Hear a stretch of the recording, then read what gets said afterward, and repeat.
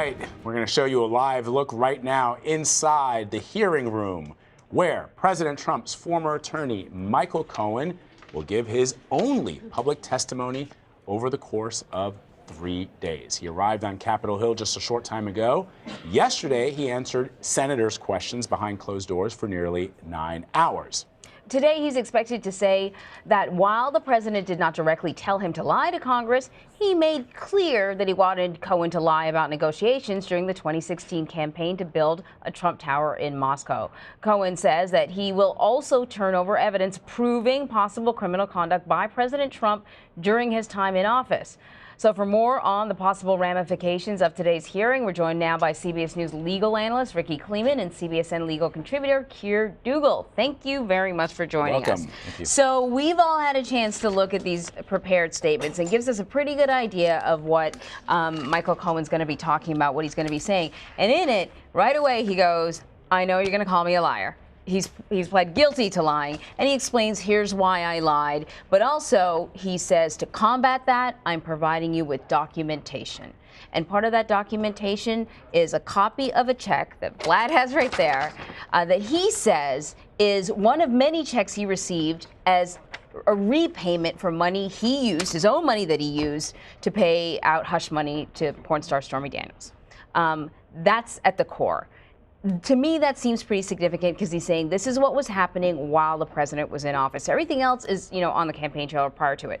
Ricky, how big of a deal is this? Well, it could be a big deal. I can also tell you what the defense to that big deal is. All right, I want to hear it.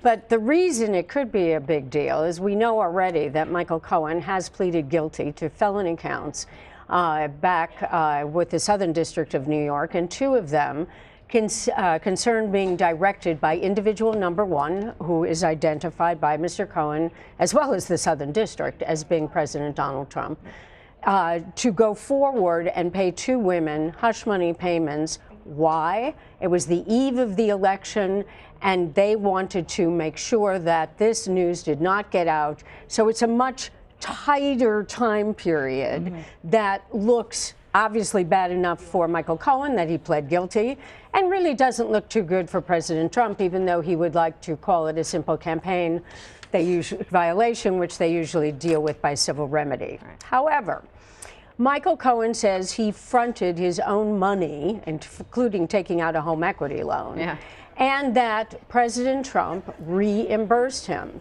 So this check, this document, says Michael Cohen is one payment of many that shows that he was in fact reimbursed while President Trump was in office. So that is to show that there was criminal action, not only while campaigning, but as part of the cover-up that continued during the presidency. Quick defense? Yeah. Why would I ever do something criminal and bring a check? These were for services rendered. This is a payment. He was on a retainer. This is just part of the payments that I made to him in the normal course of events for his work. Sounds like the Jussie Smollett defense. Right. Same Exactly question people asked about him. Yeah. Keir, I want to quote from the opening statement that Mr. Cohen is going to deliver there in the House Oversight Committee. This is a quote. He, the president, was a presidential candidate who knew that Roger Stone was talking with Julian Assange about a WikiLeaks drop of Democratic National Committee emails. Explain, these emails were hacked by WikiLeaks. The president famously, in front of camera, said, WikiLeaks, I love WikiLeaks. Why is this significant, what Michael Cohen is saying here? Well, he also said on the campaign trail, Russia, if you're listening, and you can find those 30,000 Hillary emails, I'm sure the press would be delighted, or some words to that effect. So the reason why this is significant is that it is, the prosecution theory would be that Mr. Stone potentially is an agent of the campaign, even though he didn't have a formal role. And he is coordinating with, in advance of this drop of potentially harmful emails that were stolen from Russia. So that would be the prosecution theory here. Now, the devil will be in the details, and particularly with respect to the timing, because Mr. Assange, through WikiLeaks, made a number of statements earlier, weeks earlier than what is reported here to have occurred by Mr. Cohen, about the fact that the WikiLeaks had these emails, and that they were going to be damaging to the Clinton campaign. And two sort of other interesting details. If we remember Roger Stone's affidavit, right? There was that little phrase directed by a senior member of the campaign, and everybody was thinking, well, who's a senior member? Who's more senior than a senior member? Could they be alluding to Donald Trump? But also in those same documents, Roger Stone says, I was never in contact with Julian Assange. And he basically says that, you know, he's sort of blowing a little bit of hot air, exaggerating, but he was never in. And what do you mean by contact? And, you know, it becomes sort of very vague. So I think it's important to sort of make that clear that both the president and Roger Stone say, I don't know what you're talking about. But there's other sort of interesting pieces in the opening statement. And there's a little bit about this 2016 Trump Tower meeting, for what it's worth. He describes it as something that he sort of pieced together as he thought about it later on. That he remembers Don Jr. coming to his father's office, walking behind the desk and sort of talking in low terms to Donald Trump, and them suggesting, you know, that the meeting is on. And then Cohen says, afterwards, I realized what he's talking about. Is any of that significant? I mean, it just sounds like... Can't prove it, but yeah. Well, sort of hearsay. It's interesting, but is it significant? It all may be significant when it's put together as a package. One of the things is that Donald Trump, the president, has always said that he knew nothing about this meeting, and he has steered very clear of it publicly. Remember, he first said he had drafted a statement that it was about adoption. Well, right. that was allegedly the president drafted the statement for his son on Air Force One. On Air Force One, that it was all about adoption. Which again, I always say, it's not the crime that always gets you in trouble; it's the cover-up that gets you in trouble. But what Michael Cohen is saying in his opening statement is that if he puts the pieces together as he saw them, it was that Donald Trump knew there was going to be a meeting beforehand, as well as whatever may have happened afterwards, and then it was condoned. You have to remember, what's the defense to all of this? The defense to all of this is that these people were not engaged in government affairs in the past. These were business people. And they didn't really understand that what they were doing is inappropriate, which we have certainly heard from the intelligence agencies as well as from members of Congress who would say, look, if you're going to have any contact, someone's contacting you from the Russian government or an enemy government, the first call you make is to the FBI, not to your father. The other thing that happens in Michael Cohen's opening statement, which we'll hear more about, is the fact that Michael Cohen believes that Donald Trump Jr. would have never done anything without the permission and consent of his father. Right. So we just saw, I don't know if we have it, but I have it here on my desk, a tweet from Maggie Haberman, who has covered President Trump before he was President Trump for many, many years here in New York City. She apparently just spoke to Roger Stone.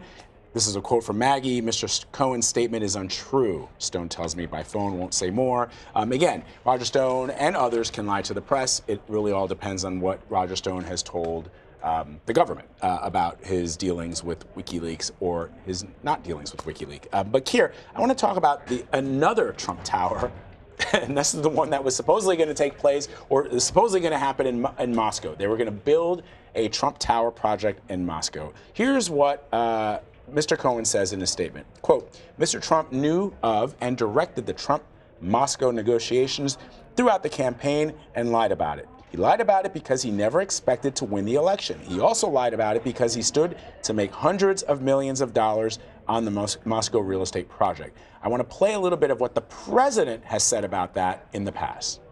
I have a great company. I built an unbelievable company. But if you look there, you'll see there's nothing in Russia. I know nothing about Russia. I know about Russia, but I know nothing about the inner workings of Russia. I don't deal there. I have no businesses there. I have no loans from Russia. No dealings with Russia. I have no deals in Russia.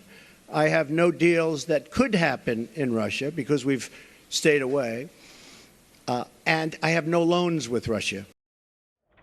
Okay, so if what Michael Cohen is saying turns out to be true, what kind of problems does that pose for the president?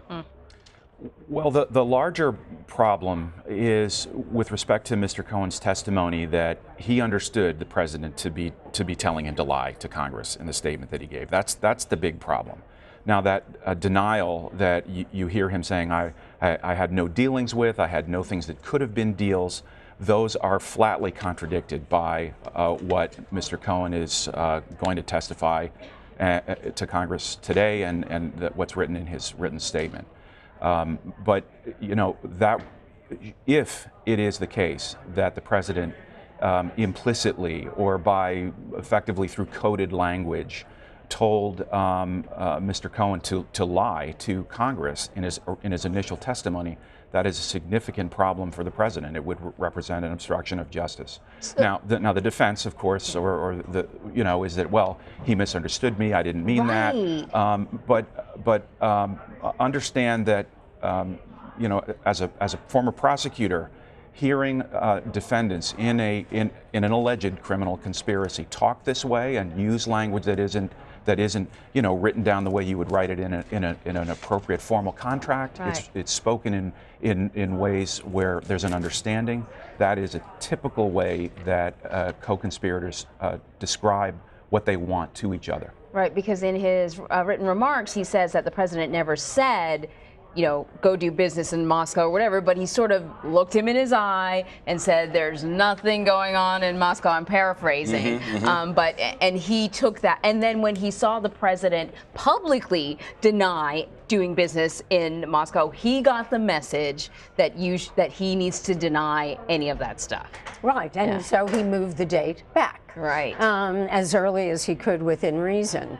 One of the things I think that comes up about all of this is that Michael Cohen knows he is going to get... Let's just point out, Ricky, that Michael Cohen is entering the hearing room there, and you could just see, look at the chaos. I mean, people taking photos with their phones, obviously the press there, snapping pictures. Our Nancy Cordes, who we just spoke to earlier, said that it was practically a zoo because there were people trying to get in there that are not going to get in there. Let me ask you, did both of you guys get a chance to read the written remarks? Yes. I was really struck by them. Have you read written remarks like this? They seemed, you could tell he's an attorney, but also they seemed really personal. They are personal. He had a very long-term personal relationship. And what I started to say feeds right into your question, because he knows he's going to get pummeled by the Republicans for being a liar. He's an admitted liar, and he has lied to Congress. So now he has to get Congress and the American public to believe he is telling the truth, which goes right back to what Keir was talking about.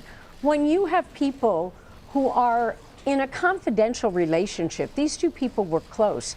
They can talk to each other in a way that, of course, you can have one person who's the liar, but the other person who goes along with the lie, which does not mean they are lying now. Ricky, it's a point that you're absolutely right.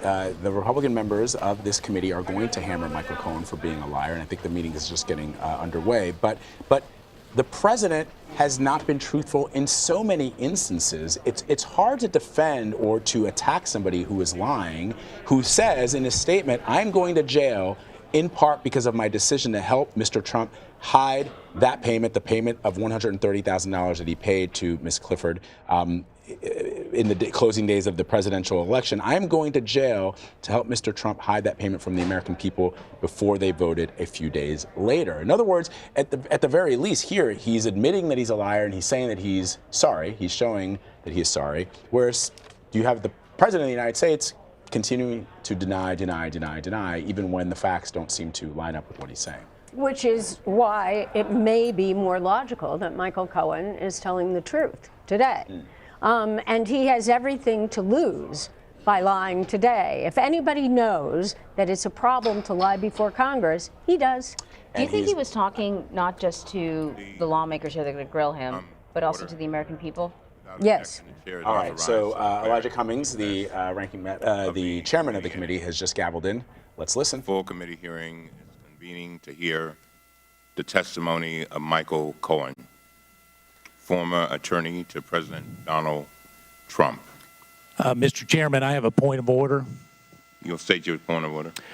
Rule 9F of the committee rules say that any testimony from your witness needs to be here 24 hours in advance. The committee, the chairman knows well that at 10:08, we received the written testimony, and then we received evidence this morning at 7:54. Now, if this was just an oversight, Mr. Chairman, I could look beyond it.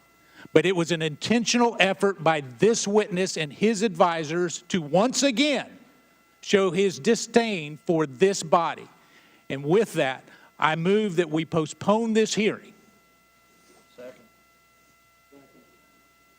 This body. I want to thank the gentleman. And with that, this hearing.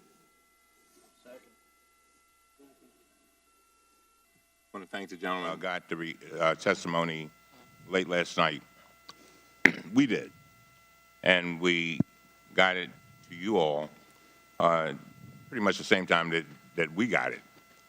I want to move forward with this hearing. Mr. Chairman, with all due respect, Mr. Chairman, this is a violation of the rule, and if it was not intentional, I would not have a problem. I'm not saying it was intentional on your part. I'm saying it's intentional on his part, because Mr. Dean, last night on a cable news network, actually made it all very evident. John Dean, and I'll quote, Mr. Chairman, he said, as a former committee counsel in the House Judiciary Committee and then a long-term witness, sitting alone at the table is important. Quote, holding your statement as long as you can so the other side can't chew it up is important as well, close quote. And so it was advice that our witness got for this particular body. And Mr. Chairman, when you were in the minority, you wouldn't have stood for it. And I can tell you that we should not stand for it as a body. Let me say this. Chairman? Let me say this. Mr. Chairman? Yes. Katie Hill, I move to table. Mr. Chairman? is there a second? Mr. Chairman? Mr. Chairman, I was asking to be recognized before the motion. The vote is so in tabling the motion. You know who had this To material postpone. before all the Excuse members me, of the committee? excuse me. CNN had it before Sir. we did. CNN had the exhibits Sir. before we did. Well, I just wanted to be recognized. Yeah, well, the vote is on tabling the motion to postpone. All in favor say aye. All opposed say no. No. The ayes have it. And I appeal the ruling of the chair. Yes, I can assure you it's in the rules. I appeal the ruling of the chair. Do the rules matter, Mr. Chairman? I Move to recognize table. the gentlelady. Move to waive the rules. There's a motion to Move table. to table. Chairman. The vote She made table. two motions. What's the motion? the vote is on tabling. I move to table the appeal to the ruling of the chair. The vote is on that. All in favor say aye. All opposed say no. No. The ayes have it. I ask for a recorded vote, Mr. Chairman. Very well. The clerk will call the roll.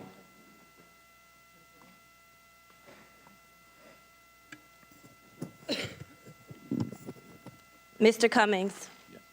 Yes. Mr. Cummings votes yes. Ms. Maloney. Yes. Ms. Maloney votes yes. Ms. Norton. Ms. Norton votes yes. Mr. Clay. Mr. Clay votes yes. Mr. Lynch. Mr. Lynch votes yes. Mr. Cooper. Mr. Cooper votes yes. Mr. Connolly. Aye. Mr. Connolly votes yes. Mr. Krishnamurthy. Aye. Mr. Krishnamurthy votes yes. Mr. Raskin. Aye. Mr. Raskin votes yes. Mr. Ruda. Mr. Ruda votes yes. Ms. Hill. Ms. Hill votes yes. Ms. Wasserman Schultz. Ms. Wasserman Schultz votes yes. Mr. Sarbanes. Mr. Sarbanes votes yes. Mr. Welch. Mr. Welch votes yes. Ms. Spear. Ms. Spear votes yes. Ms. Kelly. All right, just to Off briefly To a explain. rocking start. Yeah, a little, of course, Desaulnier fireworks at the very votes yes. beginning of this. Just to explain to the audience what's happening here. Obviously, the Republicans are seeking to delay the start of this hearing. So what they've done is they've asked the chairman of the committee, Elijah Cummings, to delay this testimony. Yeah. They have said, the chairman has said that it's not going to be delayed. They voted on that. The Republicans are now asking to count the votes. That's what's happening. And it's based on what the Republicans are considering a violation of certain rules, and you guys might be able to help us out a little bit better, but as I understand it, had something to do with evidence needing to be submitted within 24 hours of testimony, and the argument was that at least the lawmakers got some evidence early this morning. Correct. That's basically- And so they're also blaming it directly on Michael Cohen, that it was, to quote, an intentional violation, that it was then the quote of John Dean saying that the best thing you can do is, hold your opening statement close, don't let the other side get it too early, because then they'll be ready to interrogate you. And I think here, this may be much ado about nothing, but the one thing it does do is throw Michael Cohen potentially. Sure. Look, the statement isn't that difficult to understand. Sorry, guys. Let's just listen in. On this vote, we have 24 yeses, 17 noes.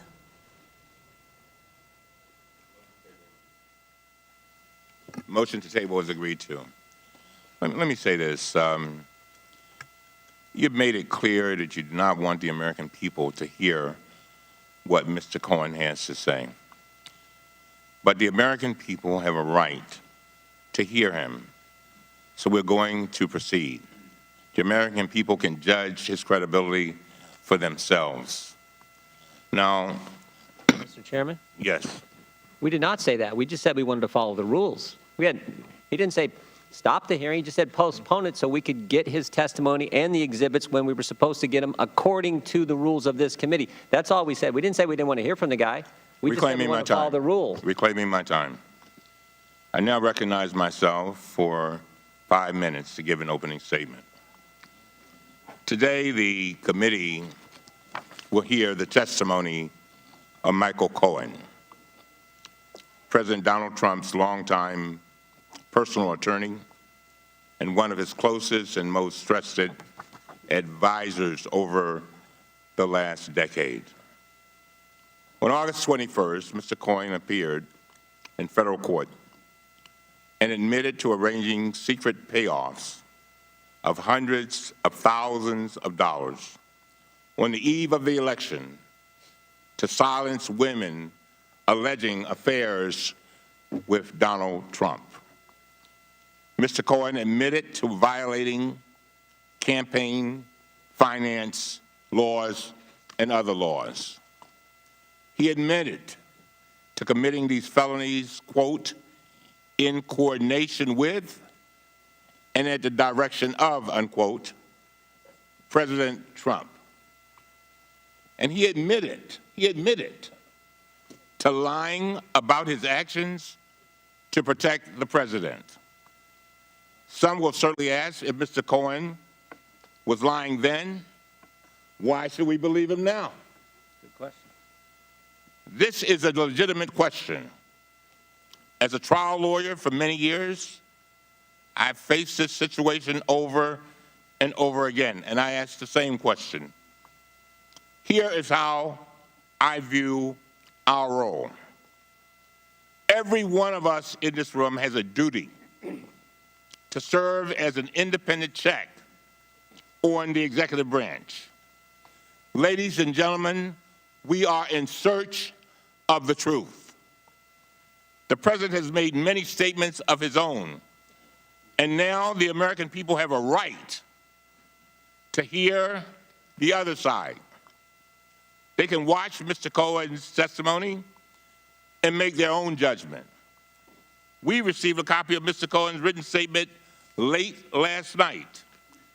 It includes not only personal eyewitness accounts of meetings with Donald Trump as president inside the Oval Office, but it also includes documents and other corroborating evidence for some of Mr. Cohen's statements.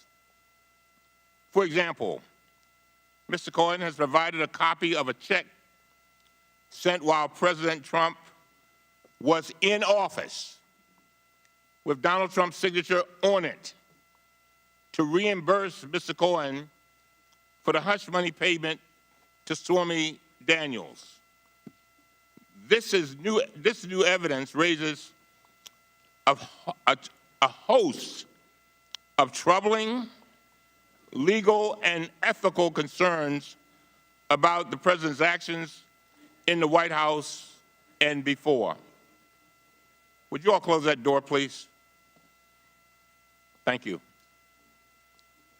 This check is dated August 1st, 2017. 6 months later, in April of 2018, the president denied anything about it. In April of 2018, President Trump was flying on Air Force One when a reporter asked him the question, did you know about a $130,000 payment to Stormy Daniels? The answer was, quote, no. A month after that, the president admitted to making payments to Mr. Cohen, but claimed they were part of a, quote, a monthly retainer, unquote, for legal services. This claim fell apart in August when federal prosecutors concluded, and I quote, in truth and in fact, there was no such retainer agreement, end of quote. Today, we will also hear Mr. Cohen's account of a meeting in 2016 in Donald Trump's office during which Roger Stone said over a speakerphone that he had just spoken with Julian Assange, who said there would be a, quote, massive dump of emails that would damage Hillary Clinton's campaign, end of quote. According to Cohen, Mr. Trump replied, quote, wouldn't that be great, end of quote. The testimony that Michael Cohen will provide today, ladies and gentlemen, is deeply disturbing, and it should be troubling to all Americans. We will all have to make our own evaluation of the evidence and Mr. Cohen's credibility. As he admits, he has repeatedly lied in the past. I agree with Ranking Member Jordan that this is an important factor we need to weigh, but we must weigh it and we must hear from him. But where I disagree fundamentally with the Ranking Member involves his efforts to prevent the American people from hearing from Mr. Cohen. Mr. Cohen's testimony raises grave questions about the legality of President Donald Trump's conduct and the truthfulness of statements while he was president. We need to assess and investigate this new evidence as we uphold our constitutional our oversight responsibilities.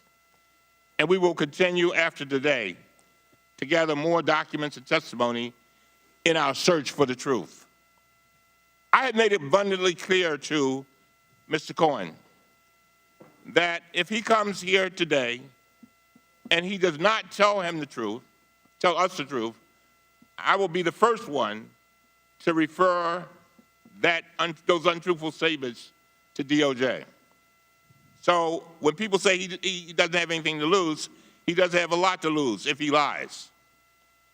And the American people, by the way, voted for accountability in November. And they have a right to hear Mr. Cohen in public so they can make their own judgments. Mr. Cohen's testimony is the beginning of the process, not the end.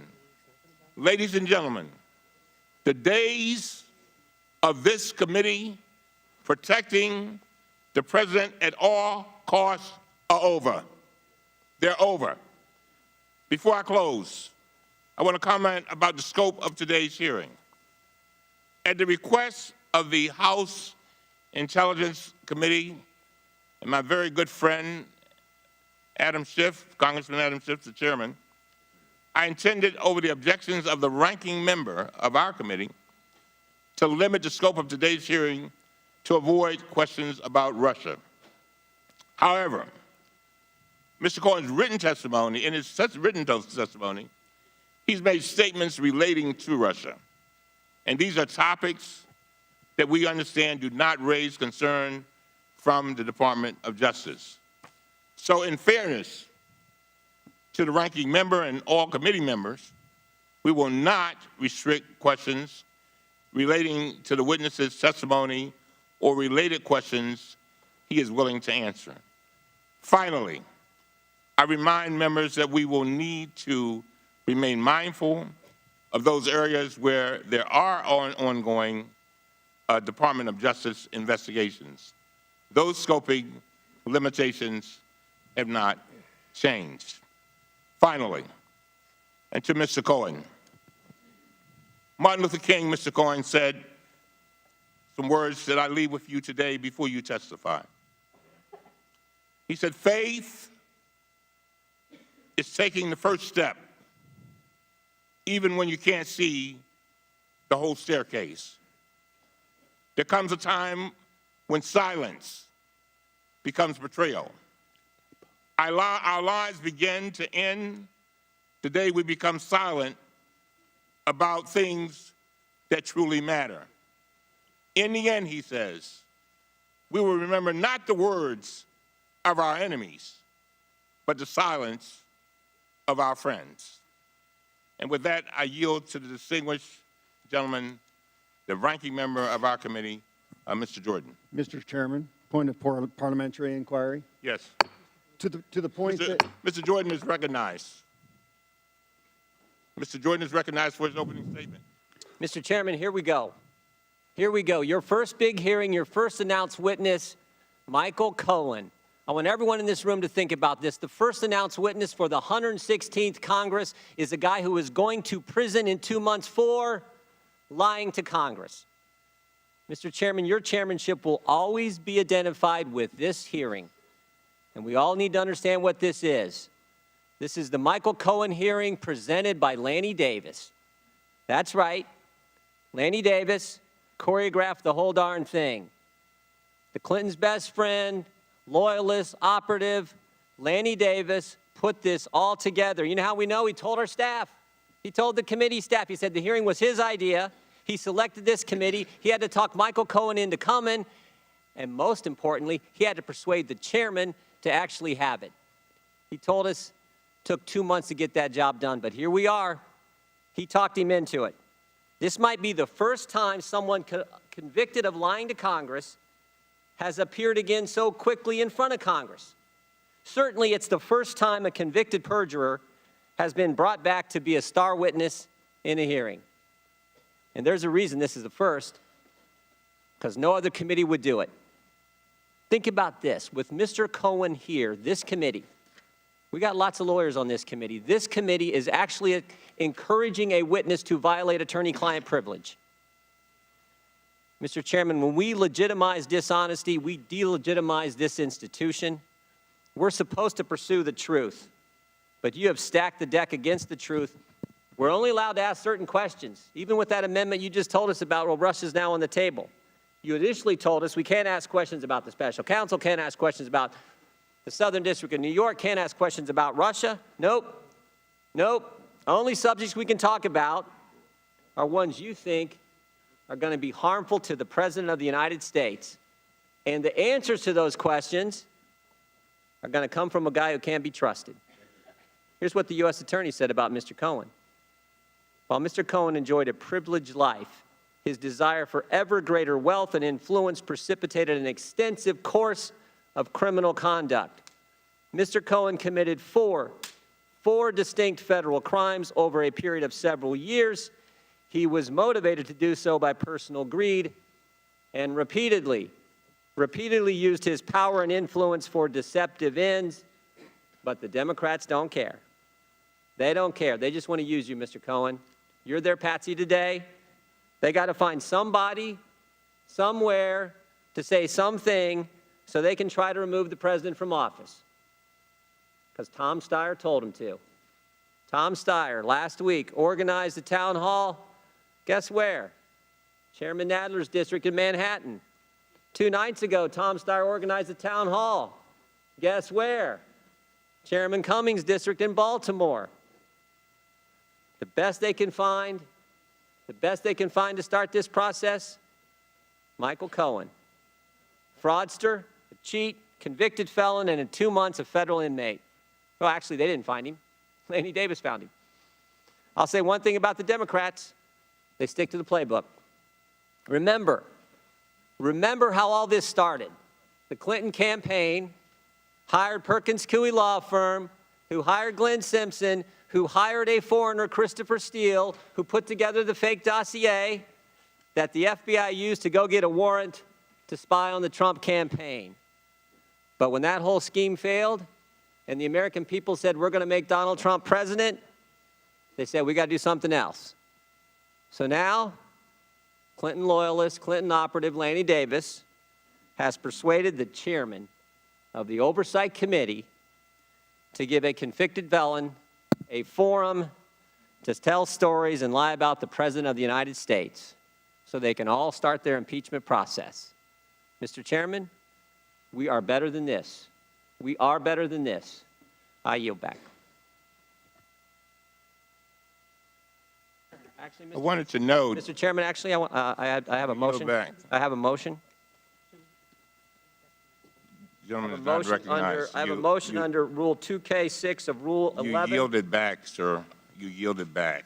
Mr. Chairman, you took 7 minutes. I took 4. Well, the gentleman yielded back. That's how you're going to operate? First, you don't follow the rules, and now you're going to say, so you don't get, you get to, point of order.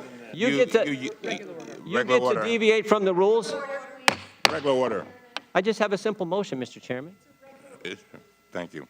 It's regular order to have the testimony 24 hours in advance. Excuse me.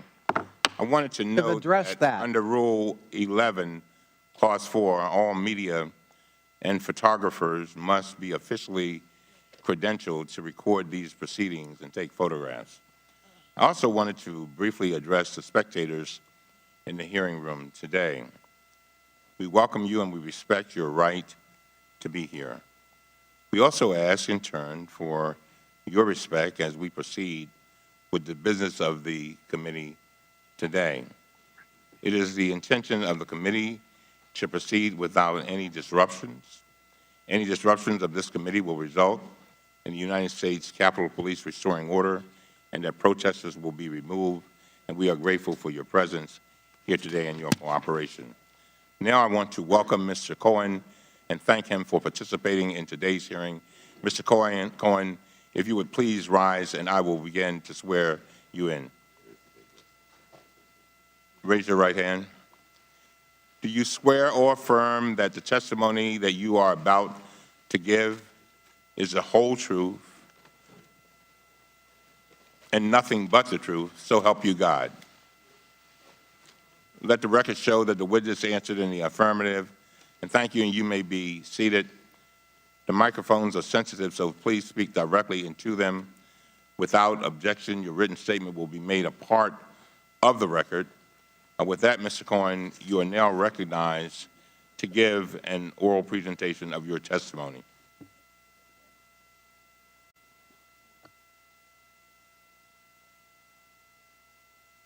Is your mic on? Yes. Chairman Cummings, Ranking Member Jordan, and members of the committee, thank you for inviting me here today. I have asked this committee to ensure that my family be protected from presidential threats and that the committee be sensitive to the questions pertaining to ongoing investigations. I thank you for your help and for your understanding. I am here under oath to correct the record, to answer the committee's questions truthfully, and to offer the American people what I know about President Trump. I recognize that some of you may doubt and attack me on my credibility.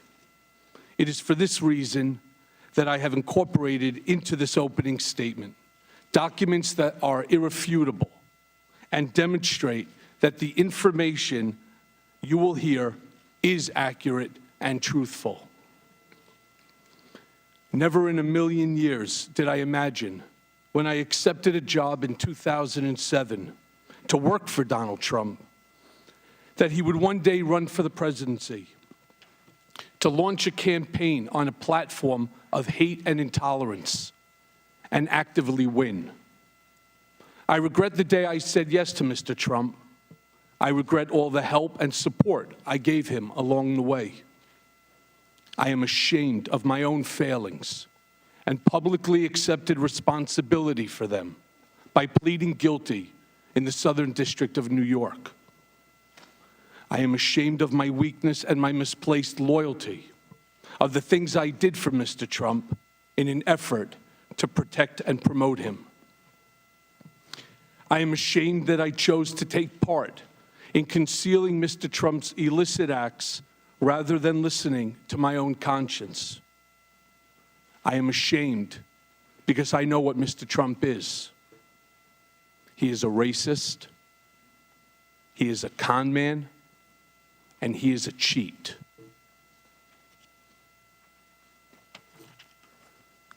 He was a presidential candidate who knew that Roger Stone was talking with Julian Assange about a WikiLeaks drop on Democratic National Committee emails. And I will explain each in a few moments. I am providing the committee today with several documents, and these include a copy of a check Mr. Trump wrote from his personal bank account after he became president to reimburse me for the hush money payments I made to cover up his affair with an adult film star and to prevent damage to his campaign. Copies of financial statements from 2011, 2012, and 2013 that he gave to such institutions such as Deutsche Bank. A copy of an article with Mr. Trump's handwriting on it that reported on the auction of a portrait of himself that he arranged for the bidder ahead of time and then reimbursed the bidder from the account of his nonprofit charitable foundation, with the picture now hanging in one of his country clubs. And copies of letters I wrote at Mr. Trump's direction that threatened his high school, colleges, and the college board not to release his grades or SAT scores. I hope my appearance here today, my guilty plea, and my work with law enforcement agencies are steps along a path of redemption that will restore faith in me and help this country understand our president better. And before going further, I want to apologize to each member, to you as Congress as a whole. The last time I appeared before Congress, I came to protect Mr. Trump. Today, I am here to tell the truth about Mr. Trump. I lied to Congress when Mr. Trump stopped negotiating the Moscow Tower project in Russia. I stated that we stopped negotiating in January of 2016. That was false. Our negotiations continued for months later during the campaign. Mr. Trump did not directly tell me to lie to Congress. That's not how he operates. In conversations we had during the campaign, at the same time I was actively negotiating in Russia for him, he would look me in the eye and tell me there's no Russian business, and then go on to lie to the American people by saying the same thing. In his way, he was telling me to lie. There were at least a half a dozen times between the Iowa caucus in January of 2016 and the end of June when he would ask me, "How's it going in Russia?" referring to the Moscow Tower project. You need to know that Mr. Trump's personal lawyers reviewed and edited my statement to Congress about the timing of the Moscow Tower negotiations before I gave it. So to be clear, Mr. Trump knew of and directed the Trump-Moscow negotiations throughout the campaign and lied about it. He lied about it because he never expected to win. He also lied about it because he stood to make hundreds of millions of dollars on the Moscow real estate project. And so I lied about it too, because Mr. Trump had made clear to me through his personal statements to me that we both knew to be false, and through his lies to the country that he wanted me to lie.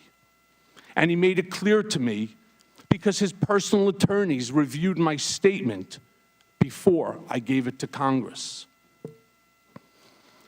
Over the past 2 years, I have been smeared as a rat by the President of the United States. The truth is much different. And let me take a brief moment to introduce myself. My name is Michael Dean Cohen, and I am a blessed husband of 24 years and a father to an incredible daughter and son. When I married my wife, I promised her that I would love her, I would cherish her, and I would protect her. As my father said countless times throughout my childhood, you, my wife, and you, my children, are the air that I breathe. So to my Laura, and to my Sammy, and to my Jake, there's nothing I wouldn't do to protect you. I have always tried to live a life of loyalty, friendship, generosity, and compassion. It's qualities my parents ingrained in my siblings and me since childhood. My father survived the Holocaust, thanks to the compassion and selfless acts of others. He was helped by many who put themselves in harm's way to do what they knew was right. And that is why my first instinct has always been to help those in need. And Mom and Dad, I am sorry I let you down. As the many people that know me best would say, I am the person that they call at 3 a.m. if they needed help.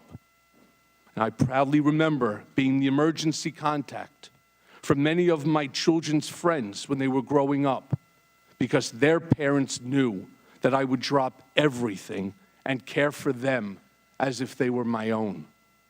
Yet last fall, I pled guilty in federal court to felonies for the benefit of, at the direction of, and in coordination with individual number one. And for the record, individual number one is President Donald J. Trump.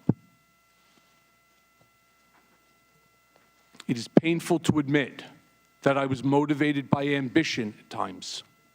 It is even more painful to admit that many times I ignored my conscience and acted loyal to a man when I should not have. Sitting here today, it seems unbelievable that I was so mesmerized by Donald Trump that I was willing to do things for him that I knew were absolutely wrong. For that reason, I have come here to apologize to my family, to my government, and to the American people. Accordingly, let me now tell you about Mr. Trump. I got to know him very well, working very closely with him for more than 10 years as his executive vice president and special counsel, and then as personal attorney when he became president. When I first met Mr. Trump, he was a successful entrepreneur, a real estate giant, and an icon. Being around Mr. Trump was intoxicating. When you were in his presence, you felt like you were involved in something greater than yourself, that you were somehow changing the world. I wound up touting the Trump narrative for over a decade. That was my job. Always stay on message. Always defend. It monopolized my life. At first, I worked mostly on real estate developments and other business transactions. Shortly thereafter, Mr. Trump brought me into his personal life and private dealings. Over time, I saw his true character revealed. Mr. Trump is an enigma. He is complicated, as am I. He is both good and bad, as do we all. but the bad far outweighs the good. And since taking office, he has become the worst version of himself. He is capable of behaving kindly, but he is not kind.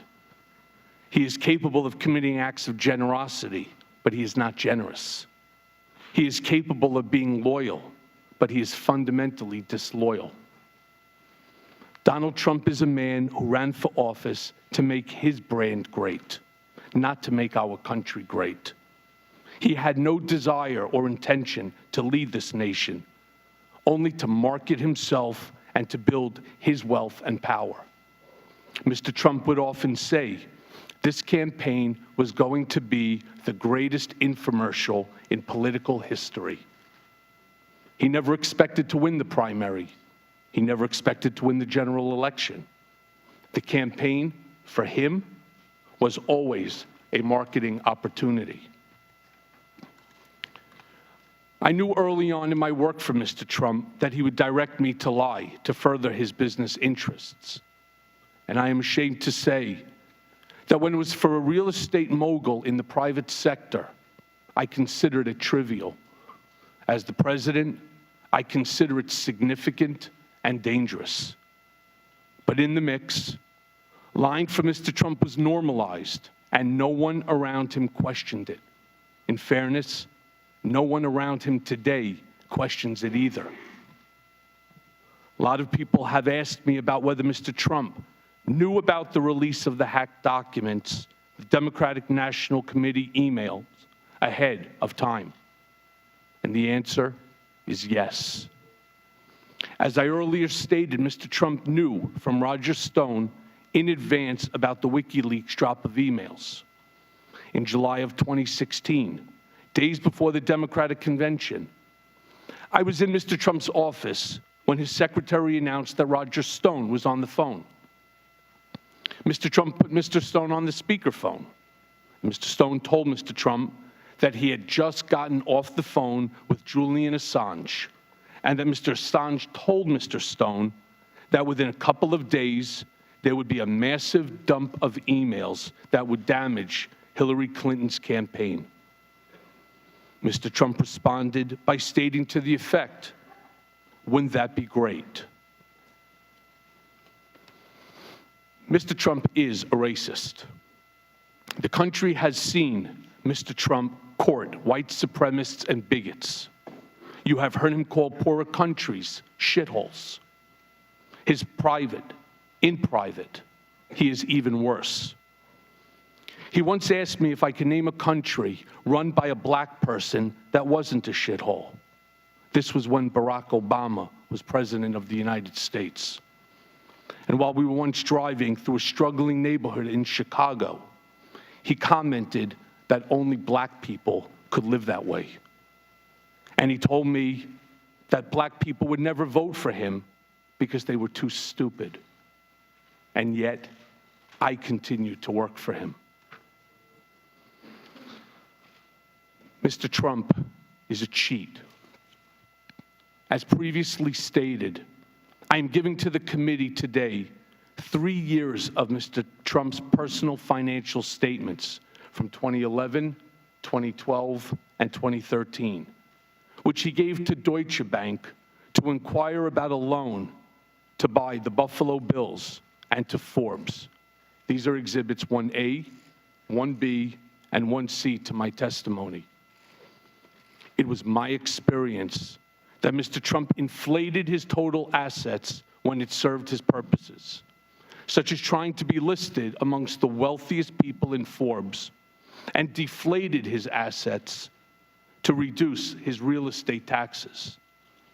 I'm sharing with you 2 newspaper articles, side by side, that are examples of Mr. Trump inflating and deflating his assets, as I said, to suit his financial interests. These are Exhibit 2 to my testimony.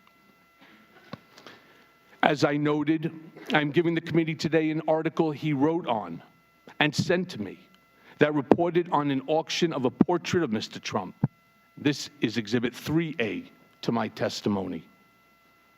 Mr. Trump directed me to find a straw bidder to purchase a portrait of him that was being auctioned off at an Art Hamptons event. The objective was to ensure that this portrait, which was going to be auctioned last, would go for the highest price of any portrait that afternoon. The portrait was purchased by the fake bidder for $60,000.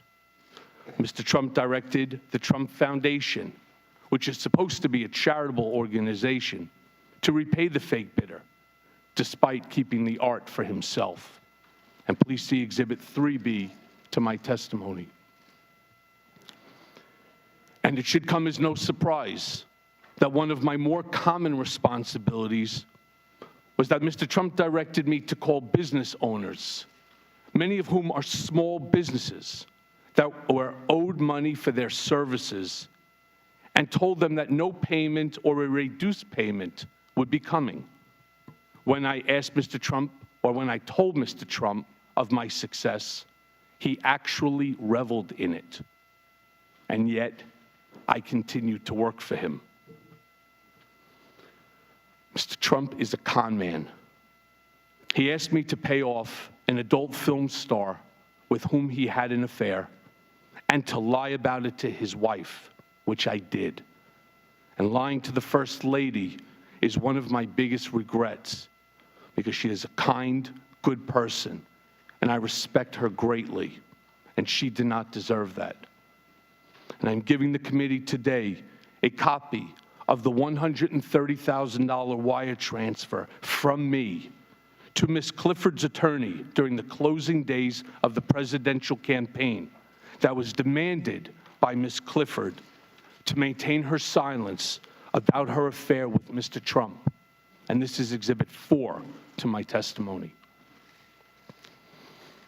Mr. Trump directed me to use my own personal funds from a home equity line of credit to avoid any money being traced back to him that could negatively impact his campaign.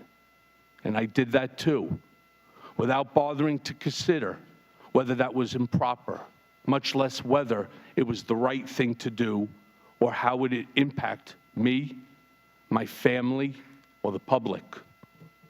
And I am going to jail in part because of my decision to help Mr. Trump hide that payment from the American people before they voted a few days later.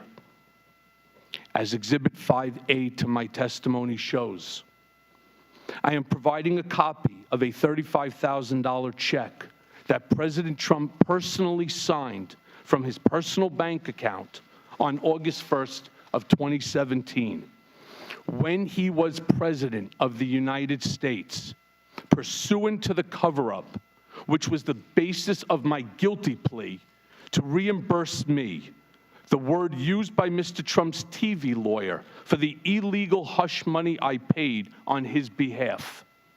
This $35,000 check was one of 11 check installments that was paid throughout the year while he was president. Other checks to reimburse me for the hush money payments were signed by Donald Trump Jr. and Allen Weisselberg. And see for example 5B. The President of the United States thus wrote a personal check for the payment of hush money as part of a criminal scheme to violate campaign finance laws. And you can find the details of that scheme directed by Mr. Trump in the pleadings in the U.S. District Court for the Southern District of New York. So picture this scene. In February of 2017, 1 month into his presidency, I'm visiting President Trump in the Oval Office for the first time, and it's truly awe-inspiring.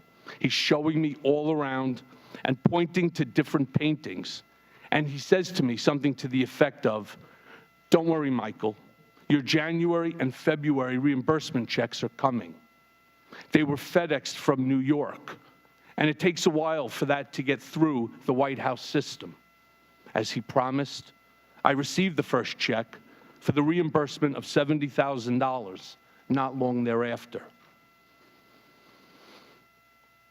When I say con man, I'm talking about a man who declares himself brilliant, but directed me to threaten his high school, his colleges, and the college board to never release his grades or SAT scores. As I mentioned, I'm giving the committee today copies of a letter I sent at Mr. Trump's direction, threatening these schools with civil and criminal actions if Mr. Trump's grades or SAT scores were ever disclosed without his permission. And these are under Exhibit 6. The irony wasn't lost on me at the time that Mr. Trump, in 2011, had strongly criticized President Obama for not releasing his grades. As you can see in Exhibit 7, Mr. Trump declared, "Let him show his records," after calling President Obama a terrible student. The sad fact is that I never heard Mr. Trump say anything in private that led me to believe he loved our nation or wanted to make it better. In fact, he did the opposite. When telling me in 2008 or 2009 that he was cutting employees' salaries in half, including mine, he showed me what he claimed was a $10 million IRS tax refund. And he said that he could not believe how stupid the government was for giving someone like him that much money back. During the campaign, Mr. Trump said that he did not consider Vietnam veteran and prisoner of war Senator John McCain to be a hero because he likes people who weren't captured. At the same time, Mr. Trump tasked me to handle the negative press surrounding his medical deferment from the Vietnam draft. Mr. Trump claimed it was because of a bone spur, but when I asked for medical records, he gave me none and said that there was no surgery. He told me not to answer the specific questions by reporters, but rather offer simply the fact that he received a medical deferment. He finished the conversation with the following comment: "You think I'm stupid? I'm not going to Vietnam." And I find it ironic, Mr. President, that you are in Vietnam right now. And yet, I continue to work for him. Questions have been raised about whether I know of direct evidence that Mr. Trump or his campaign colluded with Russia. I do not. And I want to be clear, but I have my suspicions. Sometime in the summer of 2017, I read all over the media that there had been a meeting in Trump Tower in June of 2016 involving Don Jr. and others from the campaign with Russians, including a representative of the Russian government, and an email setting up the meeting with the subject line, "Dirt on Hillary Clinton." Something clicked in my mind. I remember being in a room with Mr. Trump, probably in early June of 2016, when something peculiar happened. Don Trump Jr. came into the room and walked behind his father's desk, which in and of itself was unusual. People didn't just walk behind Mr. Trump's desk to talk to him.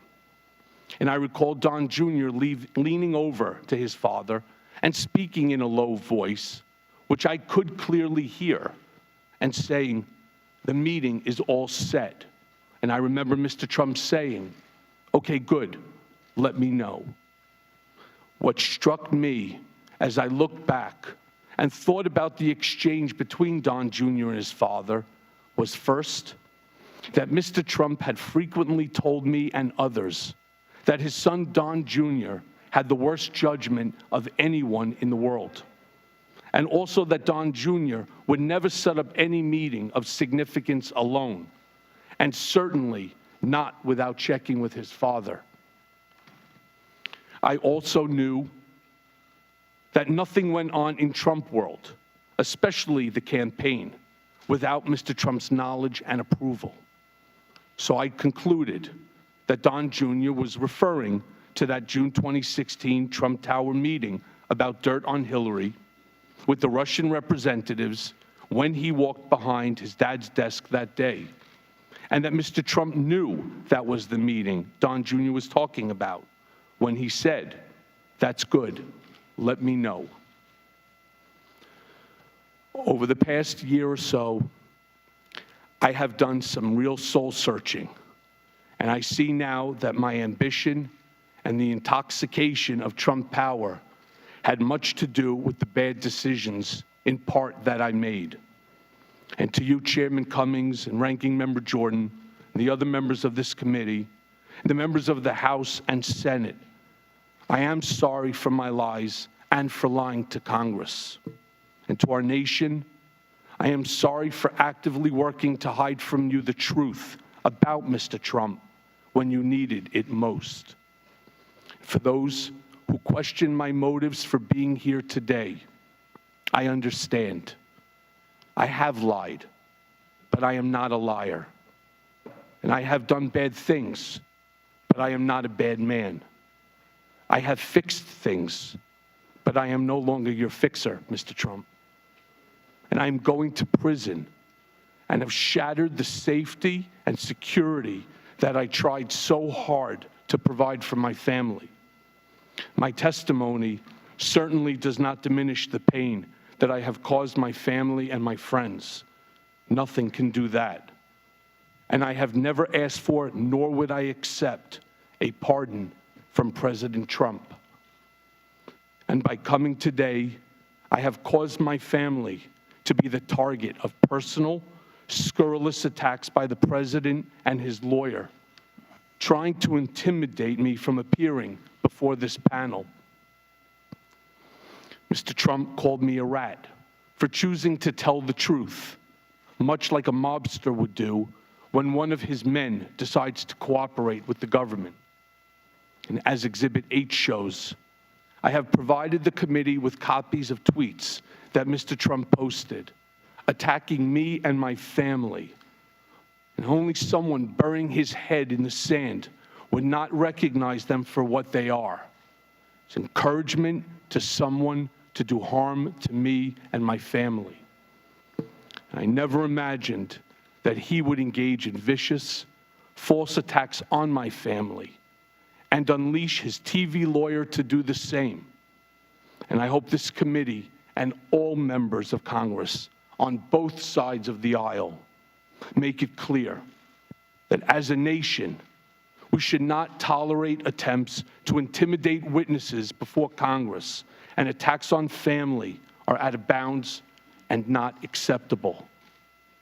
And I wish to especially thank Speaker Pelosi for her statements, and it's Exhibit 9, to protect this institution and me, and the chairman of the House Permanent Select Committee on Intelligence, Adam Schiff, and you, Chairman Cummings, for likewise defending the institution and my family against the attacks by Mr. Trump, and also the many Republicans who have admonished the president as well. I am not a perfect man. I have done things I am not proud of, and I will live with the consequences of my actions for the rest of my life. But today, I get to decide the example that I set for my children and how I attempt to change how history will remember me. I may not be able to change the past, but I can do right by the American people here today. And I thank you for your attention, and I'm happy to answer the committee's questions. Thank you very much, Mr. Cohen. I now recognize myself. Mr. Cohen, before I start, I want to make sure you really understand something. You have admitted lying to Congress, to this very body, and now you're going to prison for it.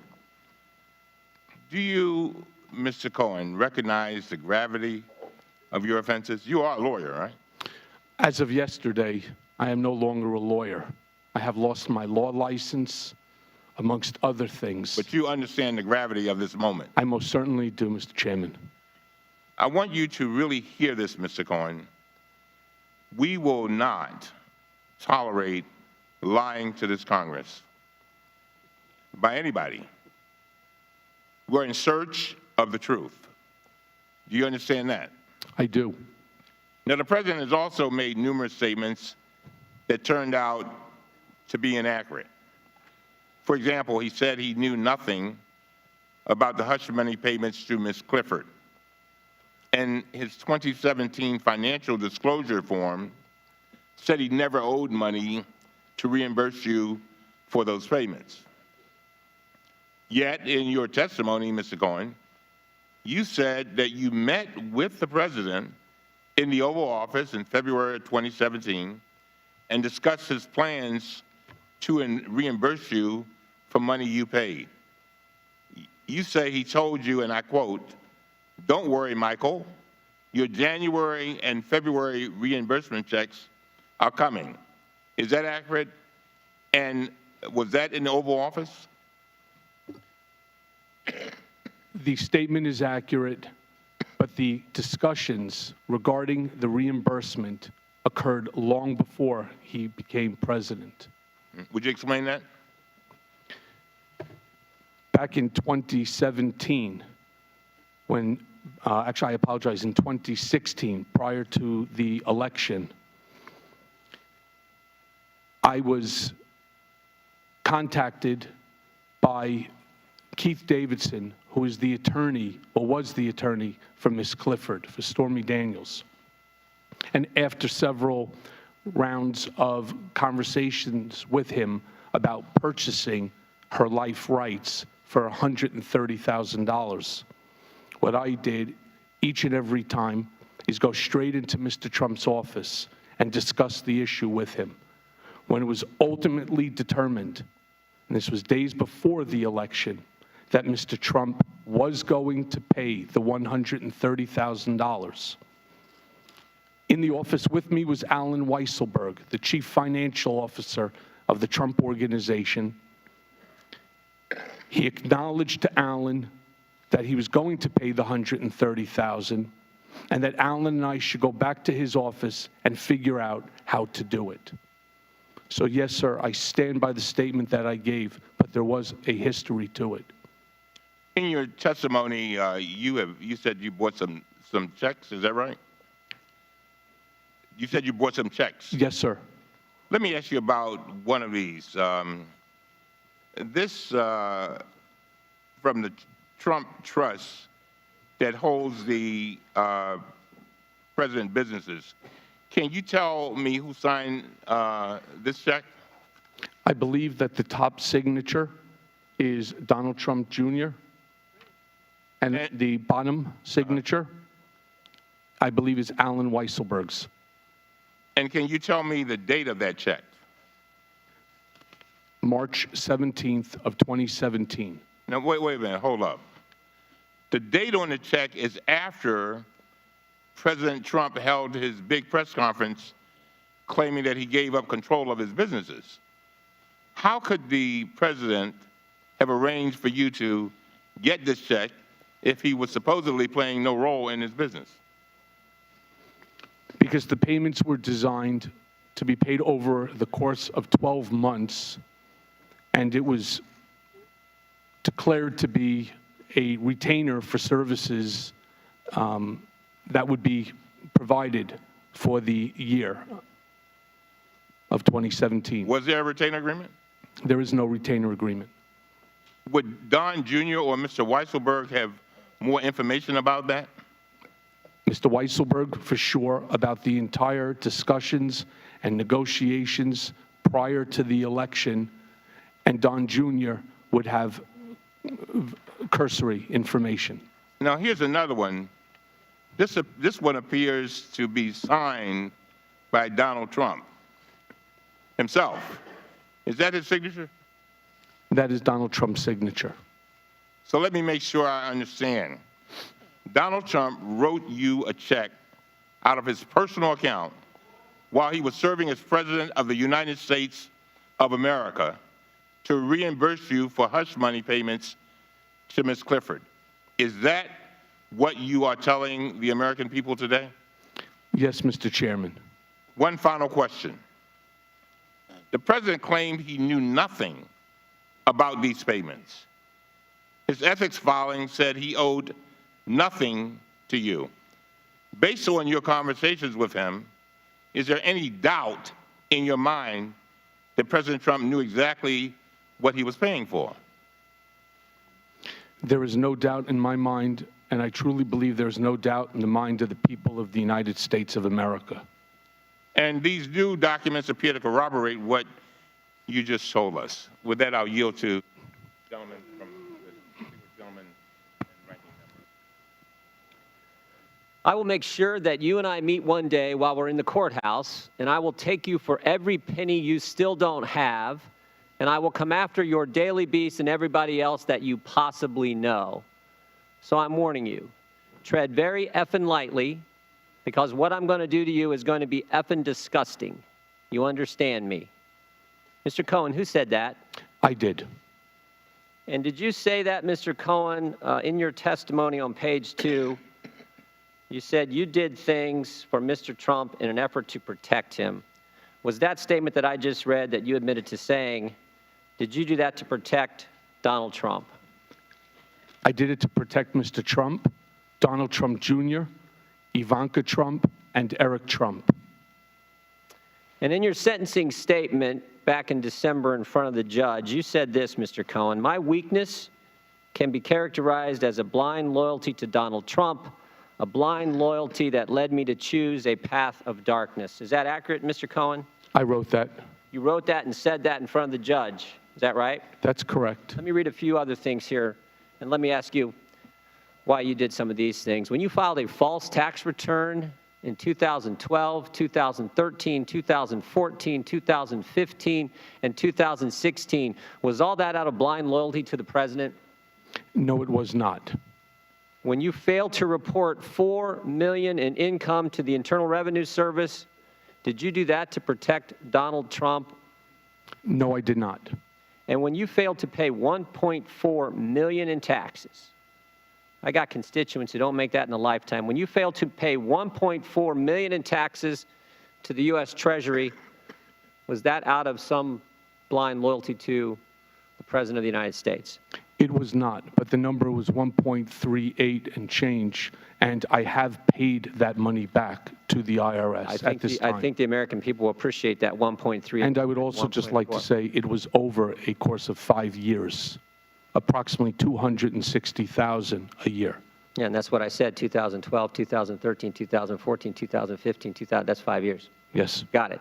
When you made false statements to financial institutions concerning a home equity line of credit, taxi medallions, and your Park Avenue apartment in 2013, 2014, and 2015, and you pled guilty to making those false statements to those banks, was that all done to protect the president? No, it was not. How about this one? When you created the fake Twitter account, Women for Cohen, and paid a firm to post tweets like this one. In a world of lies, deception, and fraud, we appreciate this honest guy at Michael Cohen, hashtag TGIF, hashtag handsome, hashtag sexy. Was that done to protect the president? Mr. Jordan, I didn't actually set that up. It was done by a young lady that worked for Red Finch, and during the course of the campaign, which you would know gets somewhat crazy and wild, we were having fun. That's what it was, sir. We were having fun. Was it done to protect the president? That was not done to protect the president. Was it a fake Twitter account? That was, no, that was a real Twitter account. It exists. You pay a firm to create this I didn't pay the firm Women to for do Cohen. that. It was done by a young lady that works for the firm. And again, sir, we were having fun during a stressful time. The point is, Mr. Cohen, did you lie to protect the president or did you lie to help yourself? I'm not sure how that helped me, sir. I'm not sure how it did either. Right. And I would point like is, to I also think- note that more than half the people And on here's that the site point. are men. Here's the point. Chairman just gave you a 30-minute opening statement, and you have a history of lying over and over and over again. And frankly, you don't have to take my word for it. Take what the court said. Take what the Southern District of New York said. Cohen did crimes that were marked by a pattern of deception and that permeated his professional life. These crimes were distinct in their harms, but bear a common set of circumstances. They each involved deception and were each motivated by personal greed and ambition. A pattern of deception for personal greed and ambition, and you just got 30 minutes of an opening statement where you trashed the President of the United States of America. Mr. Cohen, how long did you work for Donald Trump? Approximately a decade. 10 years? That's correct. And you said all these bad things about the President there in that last 30 minutes, and yet you worked for him for 10 years? All those bad things, I mean, if it's that bad, I can see you working for him for 10 days, maybe 10 weeks, maybe even 10 months. But you worked for him for 10 years. Mr. Cohen, how long did you work in the White House? I never worked in the White House. And that's the point, isn't it, Mr. Cohen? No, sir. Yes, it is. No, it's not, sir. You wanted to work in the White House. No, sir. You didn't get brought to the dance. Sir. And now? I was extremely proud to be personal attorney to the President of the United States of America. I did not want to go to the White House. I was offered jobs. I can tell you a story of Mr. Trump reaming out Reince Priebus because I had not taken a job where Mr. Trump wanted me to, which is working with Don McGahn at the White House General Counsel's Mr. Cohen, office. you work for the President. Sir, one second. All right. What I said at the time, and I brought a lawyer in who produced a memo as to why I should not go in because there would be no attorney-client privilege. And in order to handle some of the matters that I talked about in my opening, that it would be best suited for me not to go in, and that every president had a personal Cohen, attorney. Here's what I see. I see a guy who worked for 10 years and is here trashing the guy he worked for 10 years, didn't get a job in the White House, and now you're behaving just like everyone else who's got fired or didn't get the job they wanted, like Andy McCabe, like James Comey, same kind of selfish motivation after you don't get the thing you want. That's what I see here today, and I think that's what the American people. Mr. Jordan, all I wanted was what I got, to be personal attorney to the president, to enjoy the senior year of my son in high school and waiting for my daughter who was graduating from college to come back to New York. I got exactly what I want. Exactly what you want? What I wanted. That's right. Gentlemen, I received exactly what I wanted. Gentlemen's time has expired. Ms. Wasserman Schultz. Thank you, Mr. Chairman. Mr. Cohen, thank you for being here today. As you likely know, I served as the chair of the Democratic National Committee at the time of the Russian hacks and when Russia weaponized the messages that it had stolen. But I want to be clear. My questions are not about the harm done to any individual by WikiLeaks and the Russians. It's about the possible and likely harm to the United States of America and our democracy. I have a series of questions that I hope will connect more of these dots. Mr. Cohen, is it your testimony that Mr. Trump had advanced knowledge of the Russia WikiLeaks release of the DNC's emails? I cannot answer that in a yes or no. He had advanced notice that there was going to be a dump of emails, but at no time did I hear the specificity of what those emails were going to be. But you do testify today that he had advanced knowledge of their imminent release. That is what I had stated in my testimony. And that he cheered that outcome. Yes, ma'am. Did Mr. Trump likely share this information with his daughter Ivanka, son Don Jr., or Jared Kushner? I'm not aware of that. Was Ivanka, Jared, or Don Jr. still involved in the Russian tower deal at that time? The company was involved in the deal, which meant that the family was involved in the deal. If Mr. Trump and his daughter Ivanka and son Donald Jr. are involved in the Russian Trump tower deal, is it possible the whole family is conflicted or compromised with a foreign adversary in the months before the election? Yes. Based on your experience with the president and knowledge of his relationship with Mr. Stone, do you have reason to believe that the president explicitly or implicitly authorized Mr. Stone to make contact with WikiLeaks and to indicate the campaign's interest in the strategic release of these illegally hacked materials? I'm not aware of that. Was Mr. Stone a free agent reporting back to the president what he had done? Or was he an agent of the campaign acting on behalf of the president and with his apparent authority? No, he was a free agent. A free agent that was reporting back to the president what he had done? Correct. He frequently reached out to Mr. Trump, and Mr. Trump was very happy to take his calls. It was free service. Roger Stone says he never spoke with Mr. Trump about WikiLeaks. How can we corroborate what you are saying? I don't know, but I suspect that the special counsel's office and other government agencies have the information that you're seeking. Moving on to a little later in 2016, a major WikiLeaks dump happens hours after the Access Hollywood tape is released. Do you believe or are you aware of Mr. Trump coordinating or signaling for this email dump? I am unaware of that. I actually was not even in the country at the time of the Billy Bush tape. I was in London visiting my daughter. Knowing how Mr. Trump operates with his winning at all costs mentality, do you believe that he would cooperate or collude with a foreign power to win the presidency? Is he capable of that?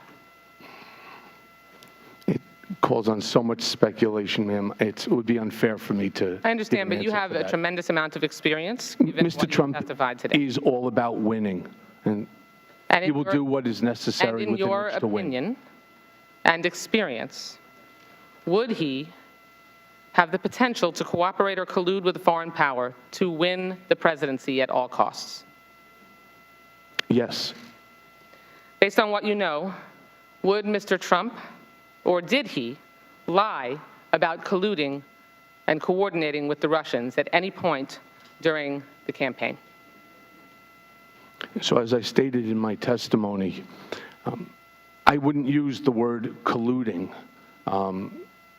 Was there something odd about the back and forth praise with President Putin?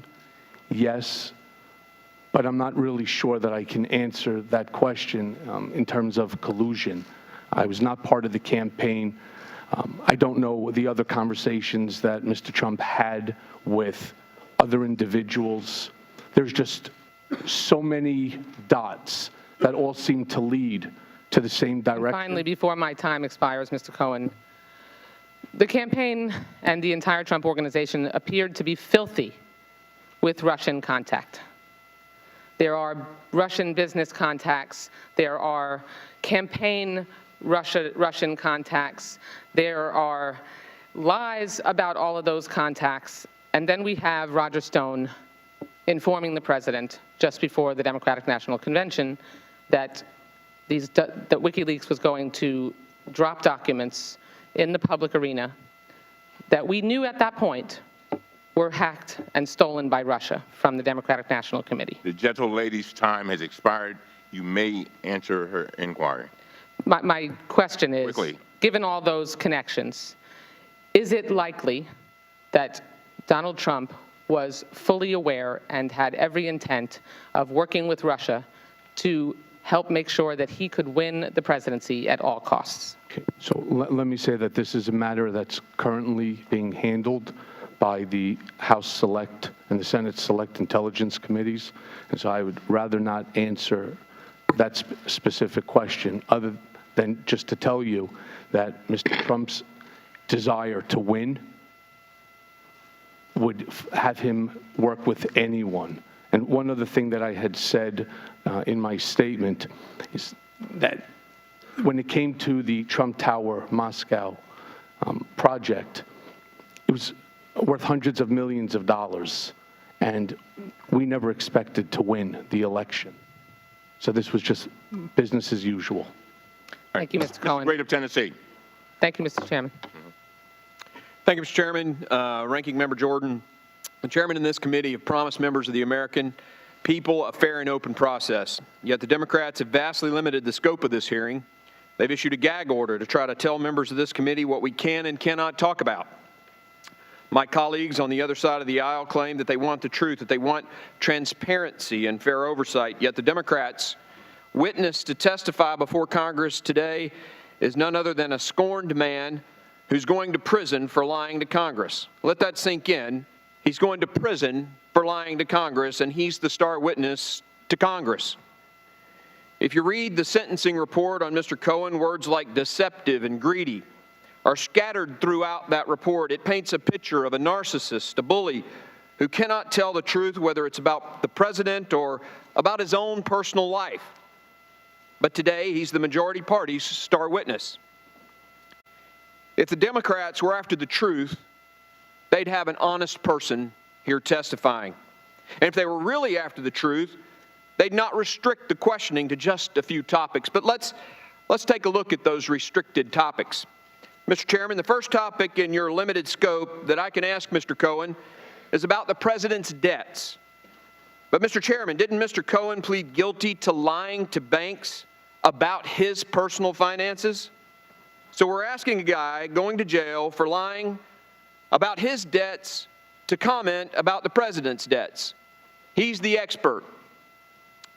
Mr. Chairman, your next couple of topics say that I can ask Mr. Cohen about the president's compliance with financial disclosures and campaign finance laws, but didn't Mr. Cohen on 2 occasions break campaign finance law with his own donations? So again, the majority party's star witness on the president's compliance is a guy who broke compliance laws himself.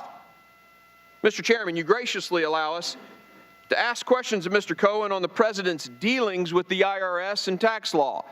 Your star witness here broke the law with regards to the IRS at least 5 times. He pled guilty on cheating on his taxes, lying to the IRS. He's the best witness you got? Next up, with the permission of the chairman, I get to ask Mr. Cohen about his perspective on the president's business dealings. Let me get this straight. The witness lied to multiple financial institutions to get loans to pay off other loans just to keep himself afloat, and he's going to be the expert on business practices. Obviously, Mr. Chairman, the witness may produce documents that he suggests incriminates the president, yet he lies to banks. All of those lies were done on fraudulent documents, documents that he forged. Nothing he says or produces has any credibility. Apparently, he even lied about delivering his own child, which his wife had to correct the record. Ladies and gentlemen, how on earth is this witness credible? With all the lies and deception, the self-serving fraud, it begs the question, what is the majority party doing here? No one can see this guy as credible.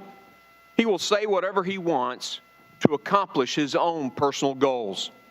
He's a fake witness, and his presence here is a travesty. I hope the American people see through this. I know the people back in Tennessee will. And with that statement, sir, I have a few questions of the witness. With your loss of your law license, I think you mentioned in your opening statement that you had been disbarred. What is your source of income in the future? I don't expect I'm going to have a source of income when I'm in federal penitentiary. What, is there a book deal coming or anything like that? I have no book deal right now in the process. I have been contacted by many, including for television, a movie. If you want to tell me who you would like to play you, I'm more than happy to write the name down. I'm sure I will also like to turn around and just to correct your statement on me. No. Well, let me ask one other question, though. I only have a limited amount of time. No individual. One quick question. Who paid your expenses to be here today? Who's paid my expenses? To be here today. I paid my expenses. Mr. Chairman, I'd like to yield the remaining of my time to the ranking member. Mr. Cohen, how many times did you talk to the special counsel's office? 7. Did they talk to you at all in preparation for today's hearing between the 7 times you talked to him prior to your sentencing? Have you had any conversations with the special counsel's office between sentencing and today? I'm sorry, I don't understand your question. You talked to him 7 times. That's in the sentencing memorandums that were in front of the court back in December. What I'm asking is how many times have you talked to the special counsel's office since then, up to today's appearance here in Congress? The gentleman's time has expired. You may answer the question now. That one question. I'm sorry, I don't have the answer to that. Mr. Maloney. Well, I'll come back to that. Thank you, Mr. Chairman. And Mr. Cohen, in your 10 years of working for Donald Trump, did he control everything that went on in the Trump organization? And did you have to get his permission in advance and report back after every meeting of any importance? Yes. There was nothing that happened at the Trump organization, from whether it was a response as the Daily Beast story that you referred to, Ranking Member, that did not go through Mr. Trump with his approval and sign off, as in the case of the payments. How many times did the President, Michael, ask you or direct you to try to reach settlements with women in 2015 and 2016? Yeah, I'm sorry, ma'am. I don't have the answer to that. I'd have to go back and try to recollect. It's certainly the two that we know about. And why do you think the President did not provide the accurate information in his 2017 financial disclosure form? What was he trying to hide? He corrected other forms, but he didn't correct this one. The payment on the reimbursement of the funds that I extended on his behalf. Can you elaborate more? Well, going back into the story, as I stated, when Alan Weisselberg and I left the office and we went to his office in order to make the determination on how the money was going to be wired to the IOLA, the interest on a lawyer's account for Keith Davidson in California, I had asked Alan to use his money, didn't want to use mine, and he said he couldn't, and we then decided how else we can do it. And he asked me whether or not I know anybody who wants to have a party at one of his clubs that could pay me instead, or somebody who may have wanted to become a member of one of the golf clubs. And I also don't have anybody that was interested in that. And it got to the point where it was down to the wire. It was either somebody wire the funds and purchase the life rights to the story from Miss Clifford, or it was going to end up being sold to television, and that would have embarrassed the president and it would have interfered with the election. But the President has never amended his 2017 form to this day, and while you're facing the consequences of going to jail, he is not. Well, I believe that they amended a financial disclosure form, and there's a footnote somewhere buried.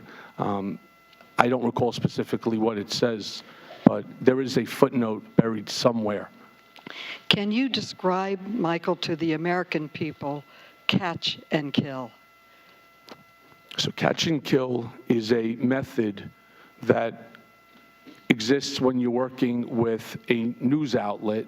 In this specific case, it was AMI, National Enquirer, David Pecker, Dylan Howard, and others, where they would contact me or Mr. Trump or someone and state that there's a story that's percolating out there that you may be interested in. And then what you do is you contact that individual and you purchase the rights to that story from them. And you practice this for the President? I was involved in several of these catch and kill episodes, but these catch and kill scenarios existed between David Pecker and Mr. Trump long before I started working for him in 2007. Michael, can you suggest who else this committee should talk to for additional information on this or anything else? Yes, I believe David Pecker, Dylan Howard, Barry Levine of the AMI as well, Alan Weisselberg, Alan Garten of the Trump Organization as well. Well, thank you very much for your testimony, and Mr. Chairman, this is a story of redemption. Thank you, ma'am. Mr. Comer. Mr. Cohen, in your testimony, you stated that you began work for the Trump Organization as a lawyer dealing with real estate transactions. Is that correct? That's correct. Prior to coming to Congress, I served as a director of 2 different banks, so I've seen hundreds of loan applications. And to try to determine your credibility here today, I just wanted to ask you a couple of real estate transaction questions just to see how, in fact, you operate. According to the Southern District of New York prosecutors, you lied to banks to secure loans by falsely stating the amount of debt you were carrying. Mr. Cohen, my question to you, was it Donald Trump's fault that you knowingly committed a crime of deception to defraud a bank?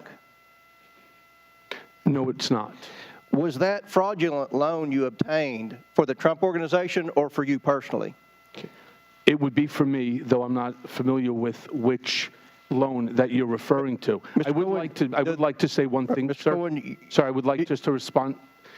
When The loan that you pled guilty- when we're talking about the home equity line of credit, which is what I believe you're referring to, We're also referring, I'm going to ask a question pertaining to your summer home that you purchased, I too. never purchased a summer home.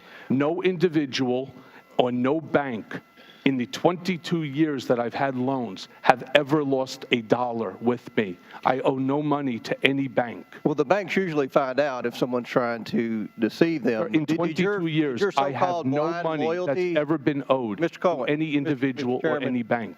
Mr. Cohen, did your so-called blind loyalty to the president cause you to defraud the bank for your own personal gain? Sir, I take exception to that because there has never been a fraud I never defrauded any bank. Well, let's dig a little deeper on that, on the bank fraud.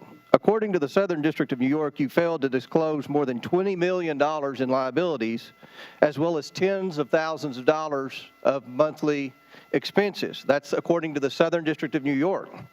Now, Mr. Cohen, you being a lawyer, surely you knew you were breaking the law. No, why would you have done that? Sir, I'm not a CPA, and I pled guilty. I'm going to prison as a result of it. Because you're a con? No, sir. Okay. Because I pled guilty, and I am going to be doing the time. I have caused tremendous pain to my family, and I take let's go back to the one last question about the bank. When the bank found out about the liabilities that you failed to disclose, you lied again to the bank, this is according to the Southern District of New York, and said it had been expunged when in fact you just shifted the debt to another bank. So apparently, according to the information that we received, your intent to defraud the bank was for the desire to purchase the summer home for $8.5 million?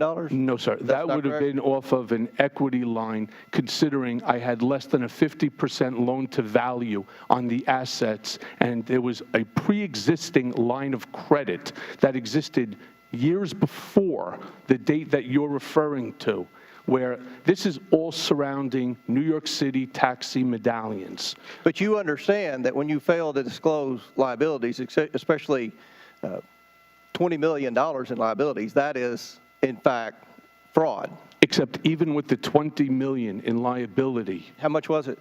The medallions were at that time worth over $45 million. Mr. Cohen, you called Donald Trump a cheat in your opening testimony. What would you call yourself? A fool. You calling, okay, well, no comment on that. I appreciate it. Mr. Chairman, we said we were in search of the truth. I don't believe that Michael Cohen is capable of telling the truth. And I would hope that as this committee moves forward, that when we have the opportunity to subpoena witnesses, we subpoena witnesses that are not recently disbarred, are not convicted felon, and witnesses that haven't committed bank fraud and tax fraud.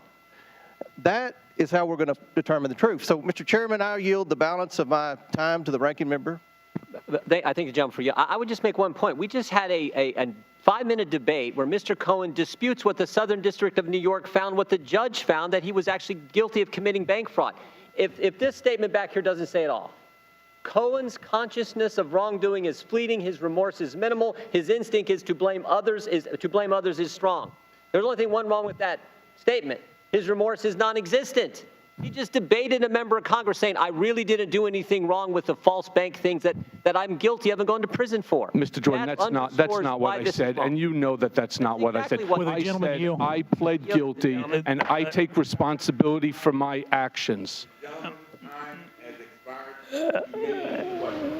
Shame on you, Mr. Jordan. Mr. Chairman, not what I said. Mr. Chairman. That's not what I said. What I said is I took responsibility, and I take responsibility. What I was doing is explaining to the gentleman that his facts are inaccurate.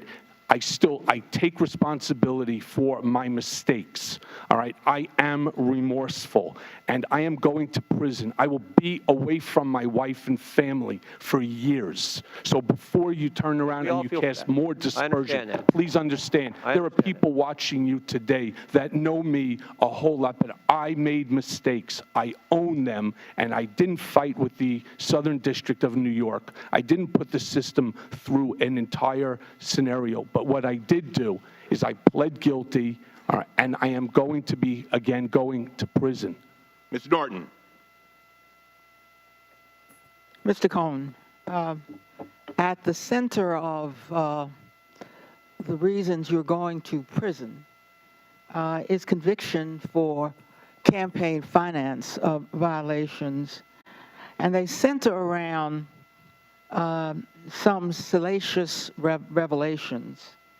The Washington Post reported or aired a Access Hollywood video. It set a record for the number of people who watched crash the newspaper's server. But this happened in early October, on the cusp of the election. What was Mr. Trump's reaction to the video becoming public at that time, and was he concerned about the impact of that video on the election? The answer is yes. As I stated before, I was in London at the time visiting my daughter who was studying there for a Washington semester abroad. And I received a phone call during the dinner from Hope Hicks stating that she had just spoken to Mr. Trump, and we need you to start making phone calls to the various different news outlets that you have relationships with. And we need to spin this. And what we want to do is just to claim that this was men locker room talk. Was the concern about the election in particular? The answer is yes. Then couple that with Karen McDougal, which then came out around the same time, and then on top of that, the Stormy Daniels matter. Yeah, and these things happen in the month before the election and almost one after the other. The Stormy Daniels revelation, where prosecutors and officials, prosecutors learned of that matter, and prosecutors stated that the officials at the magazine contacted you about the story, and the magazine, of course, is the National Enquiry. Is that correct, that they did? Yes, ma'am. Come to you. Were you concerned about this news story becoming public right after the Access Hollywood study in terms of impact on the election? I was concerned about it, but more importantly, Mr. Trump was And that concerned was about my it. next question. What was the president's concern about these matters becoming public in October as we were about to go into an election? I don't think anybody would dispute this belief that after the wildfire that encompassed the Billy Bush tape, that a second follow-up to it would have been pleasant. And he was concerned with the effect that it had had on the campaign, on how women were seeing him, and ultimately whether or not he would have a shot in the general election. And so you negotiated the $130,000 payment. The $130,000 number was not a number that was actually negotiated. It was told to me by Keith Davidson that this is a number that Ms. Clifford wanted. Well, you finally completed that deal, as it were, on October the 28th, days before the election. What happened in the interim? Contemplated whether or not to do it. Wasn't sure if she was really going to go public. There was, again, some communications back and forth between myself and Keith Davidson. And ultimately, it came to either do it or don't. At which time, again, I had gone into Mr. Trump's office, as I did after each and every conversation. And he had told me that he had spoken to a couple of friends, and it's $130,000. It's not a lot of money, and we should just do it. So go ahead and do it. And I was at the time with Alan Weisselberg, where he directed us to go back to Mr. Weisselberg's office and figure this all out. Thank you, Mr. Chairman. Mr. Beddoes. Mr. Cohen, do you know Lynn Patton? I'm right here. Oh, yes, sir. Do you know Lynn Patton? Yes, I do. I asked Lynn to come today in her personal capacity to actually shed some light. How long have you known Ms. Patton? I'm responsible for Lynn Patton joining the Trump Organization and the job that she currently holds. Well, I'm glad you acknowledge that, because you made some very demeaning comments about the president that Ms. Patton doesn't agree with.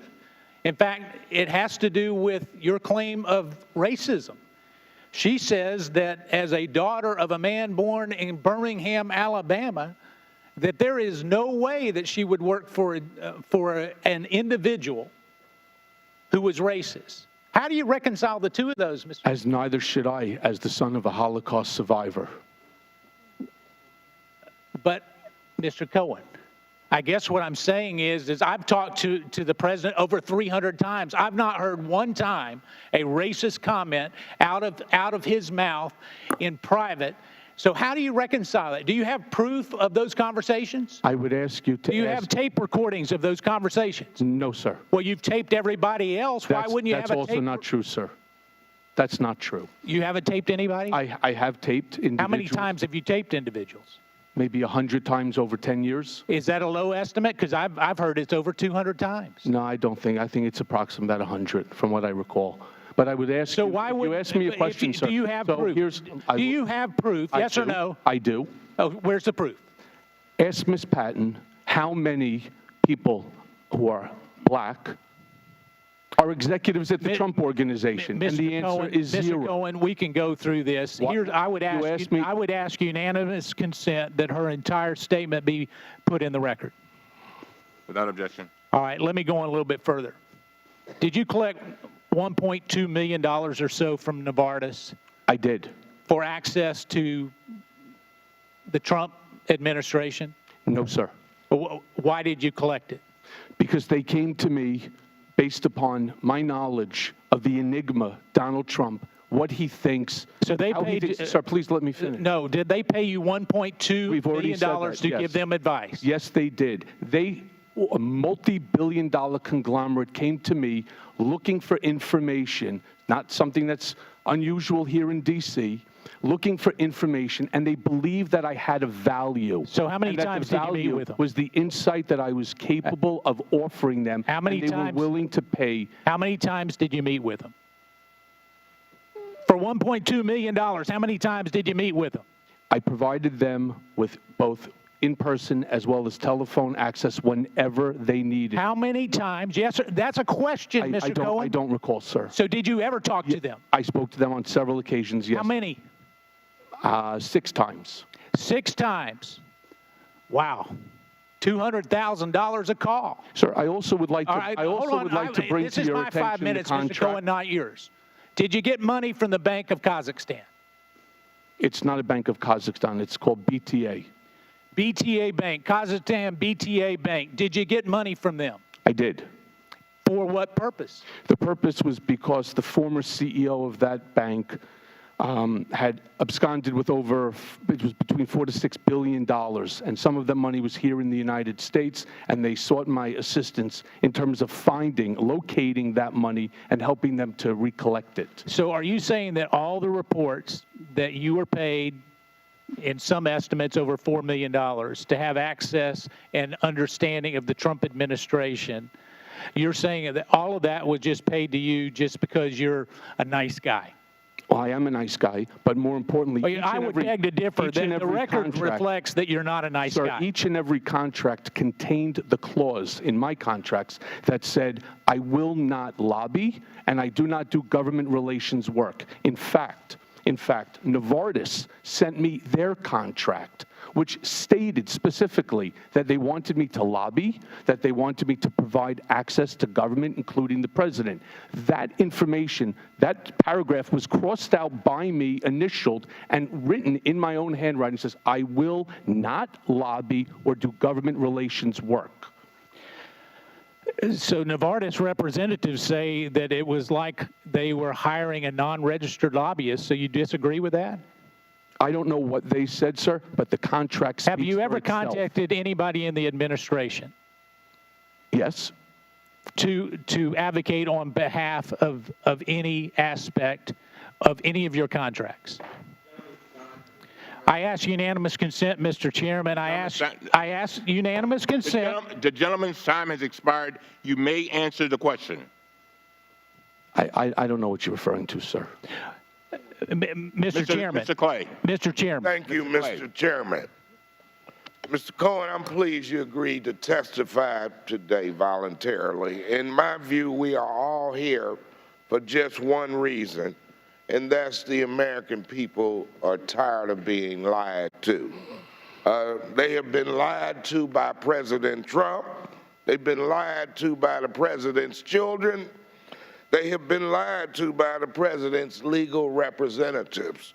And it pains me to say that they have been even lied to by his congressional enablers who are still devoted to perpetuating and protecting this giant con game on the American people. Now, Mr. Cohen, I'd like to talk to you about the president's assets. Since by law, these must be reported accurately on his federal financial disclosures and when he submits them for a bank loan. Mr. Cohen, you served for nearly a decade as then businessman Trump's personal attorney and so-called fixer. Did you also have an understanding of the president's assets and how he valued those items? Yes. In November of 2017, Crain's New York Business reported that the Trump Organization provided, quote, flagrantly untrue revenue figures going back to at least 2010 to influence Crain's ranking of the largest private companies in New York. According to the reports, while the Trump Organization reported nearly $9.5 billion in revenues in 2016, public filings suggested revenues were actually less than 1/10 of that. To your knowledge, did the president or his company ever inflate assets or revenues? Yes. And was that done with the president's knowledge or direction? Everything was done with the knowledge and at the direction of Mr. Trump. Well, tell us why he would do that and what purpose did it serve? It depends upon the situation. There were times that I was asked, again with Alan Weisselberg, the CFO, to go back and to speak with an individual from Forbes, because Mr. Trump wanted each year to have his net worth rise on the Forbes wealthiest individuals list. And so what you do is you look at the assets and you try to find an asset that has, say, for example, 40 Wall Street, which is about 1.2 million square feet. Find an asset that is comparable, find the highest price per square foot that's achieved in the area, and apply it to that building. Or if you're going off of your rent roll, you can go by the gross rent roll times a multiple, and you make up the multiple, which is something that he had talked about. It's based upon what he wanted to value the asset at. You know, you have provided this committee with copies of the president's financial statements or parts of them from 2011, 2012, and 13. And Mr. Chairman, I would like to submit those for the record. Mr. Chairman, I'd like to submit the statements to the record. Without objection to order. Thank you. Can you explain why you had these financial statements and what you used them for? So these financial statements were used by me for two purposes. One was discussing with media, whether it was Forbes or other magazines, to demonstrate Mr. Trump's significant net worth. That was one function. Another was when we were dealing later on with insurance companies, we would provide them with these copies so that they would understand that the premium, which is based sometimes upon the individual's capabilities to pay, would be reduced. And all of this was done at the president's direction and with his knowledge? Yes, because whatever the numbers would come back to be, we would immediately report it back. And did this information provided to us inflate the president's assets? I believe these numbers are inflated. And of course, inflating assets to win a newspaper poll to boost your ego is not a crime, but to your knowledge, did the president ever provide inflated assets to a bank in order to help him obtain a loan? But you may answer that question. These documents and others were provided to Deutsche Bank on one occasion where I was with them in our attempt to obtain money so that we can put a bid on the Buffalo Bills. Thank you for your answers. Mr. Heiss of Georgia. I'd like to yield a second to the gentleman from North Carolina. I thank the gentleman for yielding. I want to ask unanimous consent to put into the record an article from STAT which indicates that Mr. Cohen's promised to access not just Trump, but also the circle around him. It was almost as if we were hiring a lobbyist, close quote. I ask unanimous consent. Without objection. I ask unanimous consent that we put into the record a criminal referral for violating Section 22 U.S.C.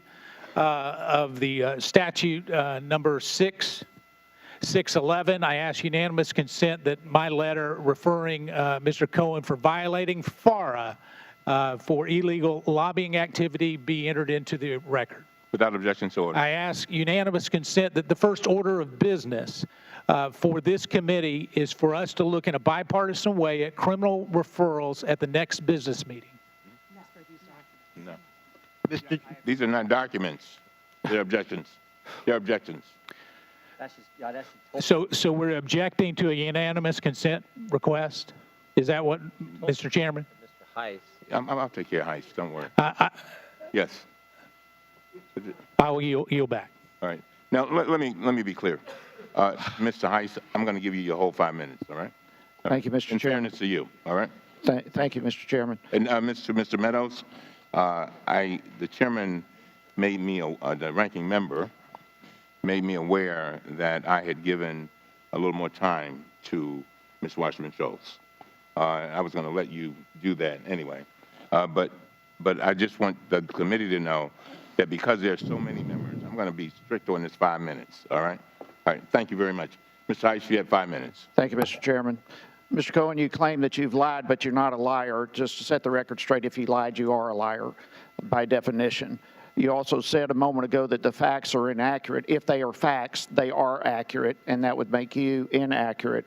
But I'd like to take a moment to, I'd like to know who you consulted with to prepare for today's hearing, Lanny Davis and who else? I consulted with my counsel, Lanny Davis, as well as Michael Monaco. All right. Did you or Michael or Lanny Davis or anyone else cooperate with the Democratic majority to prepare for this hearing? I'm sorry, say that again, please. Did you or anyone else on your team cooperate with the Democrat Party in preparing for this hearing? We've spoken to the party. Okay. Did you prepare with Chairman Cummings or anyone on your team? I'm sorry, what do you mean by prepare? Prepare for this hearing. prepare. I prepared with my counsel. Did I you spoke prepare with the Democrat majority or Chairman Cummings? We spoke with Chairman Cummings and the party. With Chairman Schiff? Spoke with Chairman Schiff and his his people as well. Were there any other individuals acting as a liaison for you with the majority party? I'm sorry, sir. What are you saying? Did you have a liaison other than these that you've mentioned who were working with the majority to prepare for this hearing? Liaison. We spoke with the various individuals that you just raised, yes. Tom Steyer, regarding him or any of his representatives, anyone associated with him, is he or any of them paying Lanny Davis to represent you? Not that I'm aware of. Who is paying Lanny Davis? At the present moment, no one. So he's doing all this work for nothing? Yes, sir. Okay. And I hope so. I kind of doubt it. But how did Lanny Davis come to represent you? Did he approach you or did you approach him? I reached out to Lanny Davis at the recommendation of my former counsel over at McDermott, Will, and Emery, who knew Mr. Davis and Mr. So you reached out to Mr. Davis? I did, yes, initially. Okay. So did you want to testify before Congress, or did he urge you to testify here? I was asked to come here, and I am here, sir, voluntarily, because it's my decision. You were asked by who? My question, did he ask you to come here? No, sir. Okay, because he says that he did ask you to come here and that he convinced you, and also that he did the same with Chairman Cummings as well.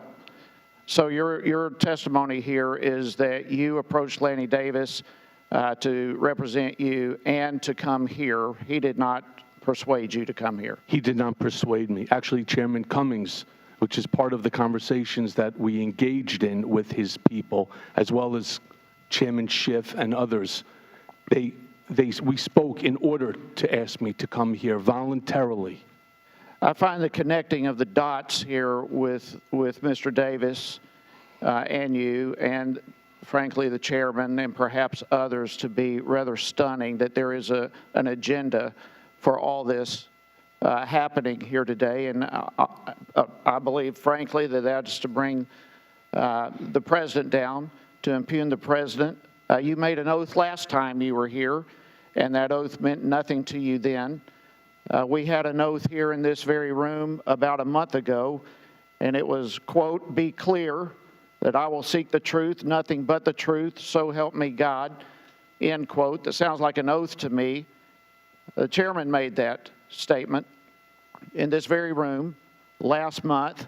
But here we are today, our first big hearing with, as you and we all know, a convicted liar, lying to Congress, a criminal.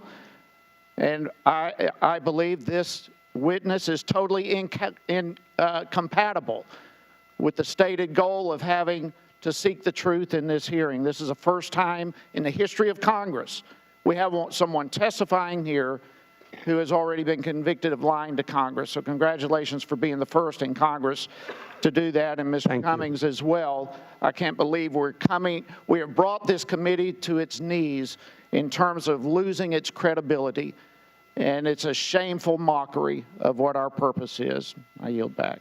Gentleman's time has expired. Mr. Lynch. Thank you, Mr. Chairman. Let me just pick up on those last comments. We want to talk about a low point. How about Mr. Papadopoulos pled guilty, Mr. Manafort convicted, pled guilty to 2 other charges, Mr. Gates pled guilty, Mr. Flynn pled guilty, Mr. Pinedo pled guilty, Mr. Van der Zwaan pled guilty, Mr. Kalimnik indicted for obstruction of justice. And for 2 years, you want to talk about an agenda, my friends on the other side of the aisle refused to bring any of these people up before the committee. So today, for the first day, we have one witness who voluntarily is coming forward to testify. Your side ran away from the truth, and we're trying to bring it to the American people. So, Mr. Cohen, First of all, thank you for voluntarily coming before the committee to testify. I want to ask you about your statements regarding Trump Tower in Moscow, and I want to drill down on some of the facts and details. Now, you may not be aware of it, but this goes back a ways. Back in 1987, Mr. Trump wrote that he had ongoing discussions with Soviet officials back then to build a large luxury hotel across from the Kremlin in partnership with the Soviet Union. So at that time, it was the Soviet Union. I want to ask you, in your filing with the special counsel Mueller's office, the prosecutors wrote, and I quote, Mr. Cohen discussed the status and progress of the Moscow project with individual one on more than the 3 occasions Mr. Cohen claimed to the committee, and he briefed family members of individual one with the company about the project. I know this is redundant, but Mr. Cohen, who are we referring to here when we refer to individual one? Donald J. Trump. Okay, and the company? The Trump Organization. Okay. Through a subsidiary. Okay. And who were the family members that you briefed on the Trump Tower Moscow project? Don Trump Jr. and Ivanka Trump. Okay. Now, were these in the regular course of business, or did the president or family request the briefings? This is the regular course of business. Do you recall, there's a question on the number of briefings. Do you recall how many there might have been? I'm sorry, sir? Do you recall how many of these briefings there might have been? Approximately 10 in total. All right. In your written remarks, you also wrote, and I quote, there were at least a half dozen times between the Iowa caucus in January 2016 and the end of June when Mr. Trump would ask me, how's it going in Russia, referring to the Russia Moscow Tower project. How did the president communicate those questions to you? Was it verbally or the phone? Verbally, most of the time, or virtually all of the time. He would say to me, Michael, come walk with me. He was heading to, let's say, a rally, to a car, and as I would walk him to the elevator, he would ask me questions quickly regarding a series of Could there be any doubt about what he was referring to in terms of the project in Russia? No, this would be it. Okay. Otherwise, there would have been no reason to ask it of me. Right, right. You also wrote, and I quote, to be clear, Mr. Trump knew of and directed the Trump-Moscow negotiations throughout the campaign and lied about it, close quote. How did the president actually direct the negotiations? What details did he direct? Well, after each communication that I had, I would report back to him, and our goal was to get this project. We were interested in building what would have been the largest building in all of Europe. You know, sir, just if I can say one last thing in regard to the gentleman's statement, since this is on topic. The lies that I told to Congress, in fairness, benefited Mr. Trump. It was in furtherance of my protection of Mr. Trump, which I stated in my testimony. And I am not protecting Mr. Trump anymore. And so, while I truly appreciate taking some of your time onto it, to attack me every single time about taxes, I have no credibility. It's for exactly that reason that I spent the last week searching boxes in order to find the information that I did, so that you don't have to take my word for it. I don't want you to. I want you to look at the documents, Mr. Cohen, and I want you to make your own decision. I need my last 10 Sorry, sir. That's okay. Let me just say, I don't think my colleagues on the other side of the aisle are afraid that you're going to lie. I think they're afraid you're going to tell the truth. Thank you, sir. I yield back the balance of my time. Thank you very much, Mr. Gosar. The gentleman from Ohio is recognized. Oh, I appreciate the gentleman for yielding. I just want to respond to Mr. Lynch. I want you to think about this. When have you ever seen a federal agency where this has happened? James Comey, director, fired. Andy McCabe, deputy director, fired. Lied 3 times under oath, under investigation, right, as we speak. Jim Baker, FBI counsel, demoted, then left, currently under investigation by the U.S. Attorney's Office in Connecticut. Lisa Page, demoted, then left. Peter Strzok, deputy head of counterintelligence, demoted, then fired. That's what happened. That's what we're concerned about. And today we actually asked for Rod Rosenstein. Oh, by the way, we now know 3 people have told us Rod Rosenstein actually was contemplating using the 25th Amendment to remove the guy from presidency who the American people put there. And we asked for him to be a witness today, and the chairman said no. And instead we get 30 minutes from a guy who's going to prison in 2 months for lying to Congress. Mr. Cohen, I got 2 quick questions before I yield back to my colleague. Mr. Heiss asked you who all you've talked to. You said you spoke to Mr. Schiff. Obviously, you spoke to Mr. Cummings. You're going in front of both committees. You're here today. You're going to be in front of Mr. Schiff's committee tomorrow. Have you spoken to Chairman Nadler or anyone on his staff, or have any of your attorneys spoken to Chairman Nadler? I don't know about my attorneys. I have not spoken to. You don't know if your attorneys have spoken? I have not spoken to Congressman Nadler, and I'm not aware, sir. I'm not aware if my attorneys. I can ask them. Can turn around and ask him. The answer, sir, is no. Okay. And you said at this present time, Mr. Davis is not getting paid. Does that are you anticipating him receiving some kind of compensation in the future? When I start to earn a living. Oh, he's going to wait 3 years? Yeah. Wow. The answer is yes. That's a first. I've never known a lawyer wait 3 years to get paid. I guess he thinks it's important. All right. With that, I yield to the gentleman from Arizona. Well, thank you. Mr. Cohen, you know, you're a disgraced lawyer. I mean, you've been disbarred. And so I'm sure you remember, well, maybe you don't remember, duty of loyalty, duty of confidentiality, attorney-client privilege. I think the gentleman over your right side actually understands that very, very well and wouldn't do what you are doing here today. So let's go back at this credibility. You want us to make sure that we think of you as a real philanthropic icon, that you're about justice, that you're the person that somebody would call at 3 o'clock in the morning. No, they wouldn't. Not at all. When you saw Mr. Comer dissect you, right in front of this committee, you conflicted your testimony, sir. You're a pathological liar. You don't know truth from falsehood. Sir, I'm sorry. Are you referring to me or the president? Hey, this is my time. Are you referring to me, sir, or the president? When I ask you a question, yes. I'll ask for an answer. Sure. Now, are you familiar with Rule 35 of the Federal Rules and Criminal Procedures? I am now. Oh. So the committee understands that you've been in contact with the Southern District of New York. Is that true? I am in constant contact with the Southern District of New York regarding ongoing investigations. And part of that application is to reduce sentencing time, is it not? Yes. There is a possibility. Yes. The answer is yes. No, it's not, sir. Yes, it is. Okay. It's not. And so testimony here could actually help you out in getting your sentence lessened. Isn't that true? I'm not really sure how my appearance here today is providing substantial information that the Southern District can use for the creation of a case. Now, if there is something that this group can do for me, I would gladly welcome it. Well, I got to tell you, you know, America's watching you. I've been getting texts right and left saying, how can anybody listen to this pathological person? He's got a problem. He doesn't know fact from fiction. And that's what's sad here, is that you didn't do this for Donald Trump, to protect Donald Trump. You did it for you.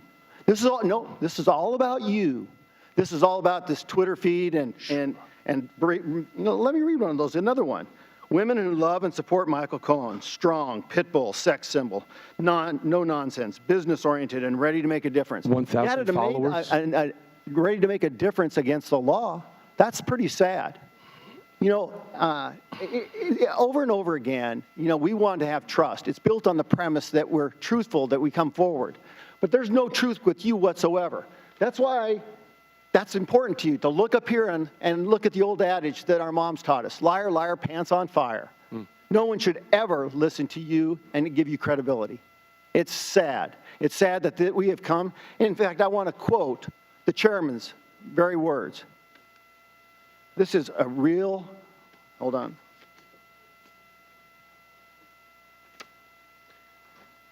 Gentleman's time is expired. Sad state.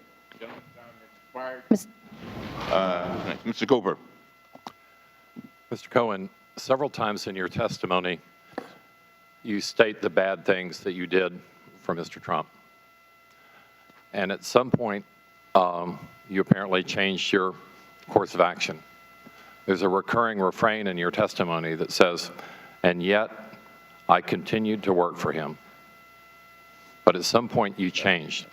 What was the breaking point at which you decided to start telling the truth?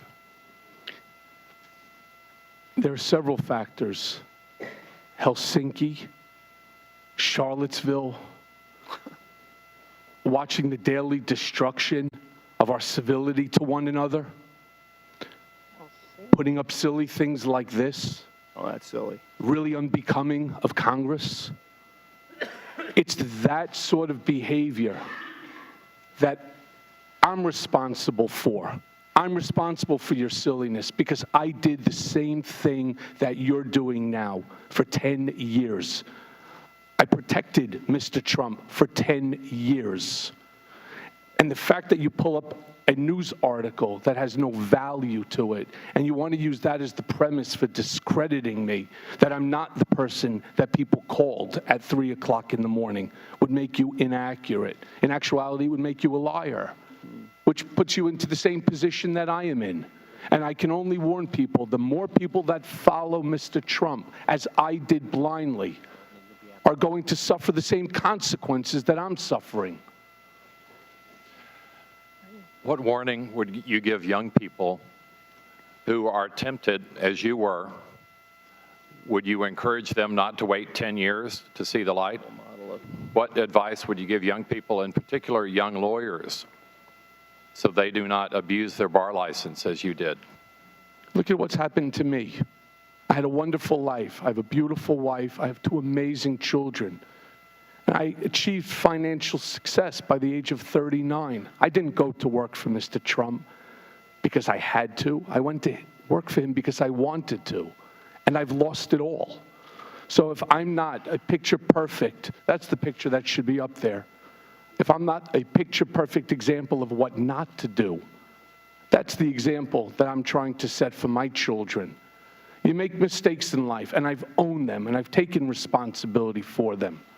And I'm paying a huge price, as is my family. So if that in and of itself isn't enough to dissuade somebody from acting in the callous manner that I did, I'm not sure that that person has any chance, very much like I'm in right now. A recurring theme in your testimony is concern for your family's safety. What specifically are you most concerned about? Well, the president, unlike my Cohen for Trump that has 1,000 followers, he's got over 60 million people. And when Mr. Trump turned around early in the campaign and said, I can shoot somebody on Fifth Avenue and get away with it, I want to be very clear. He's not joking. He's telling you the truth. You see, you don't know him. I do. I sat next to this man for 10 years, and I watched his back. I'm the one who started the campaign. And I'm the one who continued in 2015 to promote him. And so many things I thought that he can do that are just great. And he can, and he is doing things that are great. But this destruction of our civility to one another is just, it's out of control. And when he goes on Twitter and he starts bringing in my in-laws, my parents, my wife, what does he think is going to happen? He's sending out the same message that he can do whatever he wants. This is his country. He's becoming an autocrat. And hopefully something bad will happen to me and my children and my wife so that I will not be here and testify. That's what his hope was. It was to intimidate me. And again, I thanked everybody who joined and said that this is just not right. Have you ever seen Mr. Trump personally threaten people with physical harm? No. He would use others. He would hire other people to do that? I'm not so sure that he had to hire them. They were already working there. Everybody's job at the Trump Organization is to protect Mr. Trump. Every day, most of us knew we were coming in and we were going to lie for him on something. And that became the norm. And that's exactly what's happening right now in this country. And it's exactly what's happening here in government, sir. Thank you, Mr. Chairman. My time has expired. Mr. Armstrong. Thank you. Mr. Chairman, can we take a break? Not right now. Okay. All right. Oh, sorry. I did, sir. So that's okay. Thank you, sir. Thank you.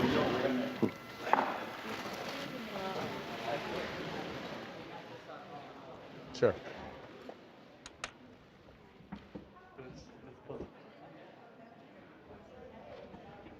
All right, you've been watching the testimony of Michael Cohen to the House Oversight Committee, an explosive start to the hearing and to the morning. Michael Cohen speaking for a little over 30 minutes, delivering the statement that was out earlier this morning and might have come out overnight. And you could hear the sort of tension between the Democrats and the Republicans as they battled about parliamentary procedure. But what the gist of the discussion that you've been seeing over the course of the last 2 hours or so, the Republicans seeking to paint Michael Cohen as a liar, which he has admitted that he is, and the Democrats seeking to dig a little deeper into the testimony that Mr. Cohen provided at the start of the hearing, where he called President Donald Trump a racist, a con man, and a cheat. Those are quotes from Michael Cohen. You saw Democrats asking questions relating to the Trump Tower meeting between Don Jr. You saw questions being asked of Michael Cohen by Democrats of the WikiLeaks hacking of the DNC emails. In fact, Debbie Wasserman Schultz is on this committee, and she questioned Mr. Cohen about that before moving on to other subjects. Jim Jordan, the ranking member from Ohio, Republican, has been very forceful, calling Michael Cohen, a liar, a fraudster, a cheat. You heard just now one member of Congress saying to Michael Cohen, liar, liar, pants on fire, in regards to a response that Mr. Cohen was giving. So, Ricky, are you wired up? I think you are. All right, Ricky Kleeman is joining me here on set to talk through some of this while we take a quick break here. And Kira Dougal is also going to talk to us about what we just saw over the course of the last 2 hours. It's really interesting. I think before you went, when we started this hearing, Ricky, you said, Michael Cohen looks a little frightened because it is a frightening experience to be in front of Congress, having lied to Congress previously. But it seems as if he's not really been thrown off his game, even though he's been attacked vociferously by the Republicans. What's your take on how he is dealing with being called a liar, which he has admitted that he is? I think he's dealing with it surprisingly well, particularly in the last 20 to 30 minutes. He probably was instructed to just take it, let them have their say every 5 minutes. It changes from Democrat to Republican. But at some point, he really was called by looking at the language from the Southern District of New York, and it was a direct hit at him for now once again lying about his bank fraud and his not taking responsibility and his not having remorse. And it was like someone shot a lightning bolt at Michael Cohen, which was, I'm not going to take this anymore, and I am going to say my piece right now. And I do believe you come into this as a viewer, as a member of the American public, whether you're sitting in this studio or you're sitting in your living room, and you have your own bias when you walk in. So you're looking for the information or the inflection that confirms your bias. And if you are looking for the inflection that confirms a bias that Michael Cohen is here to tell the truth about President Trump, then I think you think Michael Cohen did a very good job. On the other hand, if you come from the bias that Michael Cohen is a liar, nothing better than a liar, and that President Trump has not done anything wrong here, you can come out with that simply by following the Republicans' questions of Michael Cohen. Keir, I'm trying to, one of the things that there's a lot to digest here, and we have a couple of sound bites from Michael Cohen's testimony that we'll throw to, but I'm curious as to the strategy. A number of Republicans have asked Michael Cohen, Lanny Davis and if Lanny Davis going to be paid, why is that a concern, and why should it be raised? Because it's been raised several times by several members of the Republican Party. Well, I think the suggestion that Mr. Davis is in the thrall of the Clintons, that he is therefore an operative for a political agenda.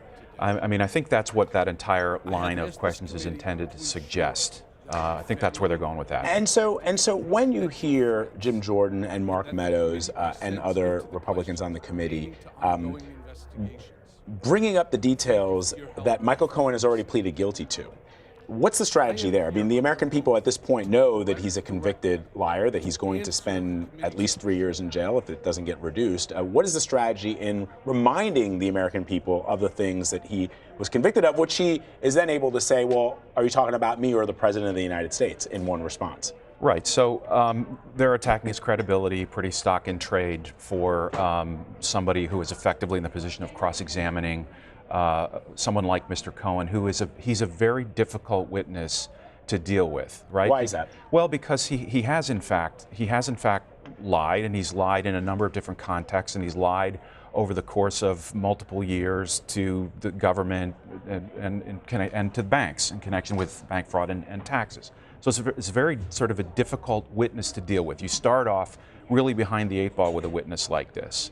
But this format, this sort of 5 minutes back and forth where there's no sort of continuity of questions, makes it very difficult to establish a couple of things. He is under oath.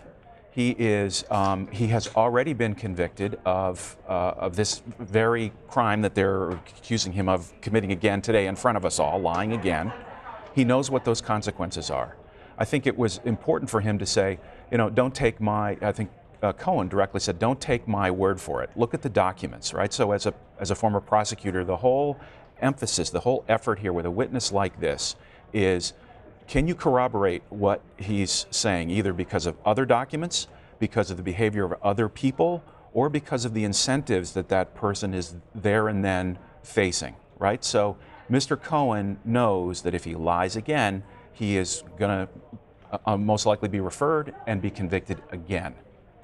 So that's another strategy they've been employing, Ricky, which is to rehash his testimony from in the Southern District, or even before the same body when he lied to them, in an effort to try to trip him up and say, look, you're lying again today under oath. That's a problem. And in fact, one of the people on the committee made or attempted to make such a referral right then and there. Yeah. And I do think a lot of this is to throw him off of his game. But if you are a witness who is really there to tell the truth, your life is really much easier because you know what the truth is. Right. The problem becomes if you're a witness who is determined to lie in order to protect yourself, your family, or someone else, then you do have problems.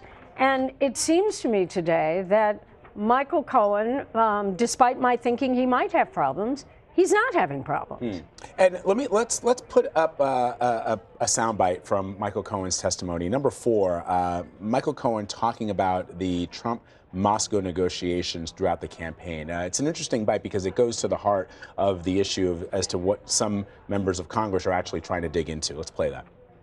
I lied to Congress when Mr. Trump stopped negotiating the Moscow Tower project in Russia. I stated that we stopped negotiating in January of 2016. That was false. Our negotiations continued for months later during the campaign. So to be clear, Mr. Trump knew of and directed the Trump-Moscow negotiations throughout the campaign and lied about it. He lied about it because he never expected to win. He also lied about it because he stood to make hundreds of millions of dollars on the Moscow real estate project. And so I lied about it too. And when the ranking member, Jim Jordan of Ohio, began to question Mr. Cohen, Jim Jordan said, you have a history of lying over and over and over and over again. So the question becomes, who do you believe? Do you believe the guy who says that he lied to protect President Trump and this is what the president actually did? Or do you say he's not credible, nothing coming out of his mouth is credible, and so nothing to see here? Corroboration, corroboration, corroboration. And both Keir and I, as we were watching this testimony in a different room from the set, but watching it glued to it, we both were taken not so much with that $35,000 check that was written, according to Michael Cohen, by the president to him during his presidency, but we were both also taken with the check that was written and signed by Donald Trump Jr. and Allen Weisselberg, because that check does lend some corroboration to the Michael Cohen story of they all had to go, that is, Allen Weisselberg and Michael Cohen had to go out to a room and talk to people and try to figure out how to get the money to Stormy Daniels' attorney really fast so that her story didn't go out into the public in the fall of 2016, and who was going to send the money or wire the money, and then how are they going to be repaid? So we're very curious about that check, and that could be highly corroborative. For our viewers to understand, because this is something that's kind of important, there was a member of Congress, a Democrat, I believe, who sort of honed in on that as well and said, well, wasn't the president supposed to have divested himself of some of his business dealings after he became president of the United States, Keir? Was that along the same lines as what you're talking about, Ricky? Yes, and I'll give it to you. Right. So all of these questions are around the issue of what Mr. Trump did and didn't want to have disclosed. Right. So the idea that it might have hurt him in front of the electorate to have had it revealed that he was negotiating a several $100 million building deal with Russia. The idea that Mr. Trump would want to conceal that in order to protect his election chances, to avoid all those questions, that lie on its face seems to have a rationale, right? It seems to make some sense. That's sort of one example, I think, of where the incentives, the circumstances, likely lend the corroboration to Mr. Cohen that you would look for. And then we were also talking about these checks, right? So the checks are important because they show, the first one that Mr. Trump apparently signed from his own personal account shows his personal involvement in the continuation of the scheme, right? And the second check that's drawn off of his foundation, that check, at least when I see it as a former prosecutor, what strikes me about that check is this is not personal money that he's using to ultimately fund this payment to the hush money payment for this adult film actress. So it seriously undercuts the argument that John Edwards' defense. You remember him as the candidate who made a similar payment to a woman who had born one of his children, and the defense there was, I was embarrassed. It was a private matter. It wasn't for the purpose of affecting the election, and it was my own personal money. Right? So having now a check that's both personally written by Donald Trump and then one that uses his foundation to also fund these payments undercuts that defense. You know, the other thing, Ricky, that struck me is as this meeting gets ready to, the hearing gets ready to resume, and we'll talk about that, is, Michael Cohen's dealt with some very unsavory characters over the course of his career. And it strikes me that he can go toe-to-toe with some of these members of Congress. We're going to talk about that after we get to the next break, but let's go back to the hearing. To secure loans, Cohen falsely understated the amount of debt he was carrying and omitted information from his personal financial statements to induce a bank to lend based on incomplete information, end quote. Is that correct? That's correct. You lied on financial documents. So you lied to financial institutions in order to secure loans. So we've established that you lie on your taxes, you lie to banks, and you have been convicted of lying to Congress. It seems to me that there's not much that you won't lie about when you stand to gain from it. In fact, the prosecutors for the Southern District of New York noted that each of your crimes, quote, bear a common sense of characteristics which each involving deception and being motivated by your personal greed and ambition. Is your appearance here today motivated by your desire to remain in the spotlight for your personal benefit? No, ma'am. You have sought out ways to rehabilitate your image, from tax evader, bank swindler, and all-around liar to an honorable, truthful man by appearing before cable news.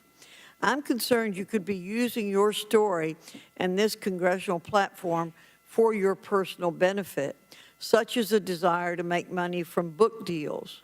So can you commit under oath that you have not and will not pursue a book or movie deal based on your experiences working for the president? No. You cannot commit to making money off of a book or movie deal based on your work?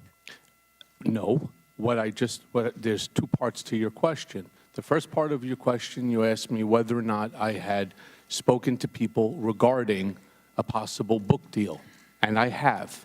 And I've spoken to people who have sought me out regarding a movie deal. No, I didn't ask you if you'd That was spoken the to first part of your anybody. question. I said, can you commit under oath that you will not, that you have not and will not pursue a book deal? And I would not do that, no.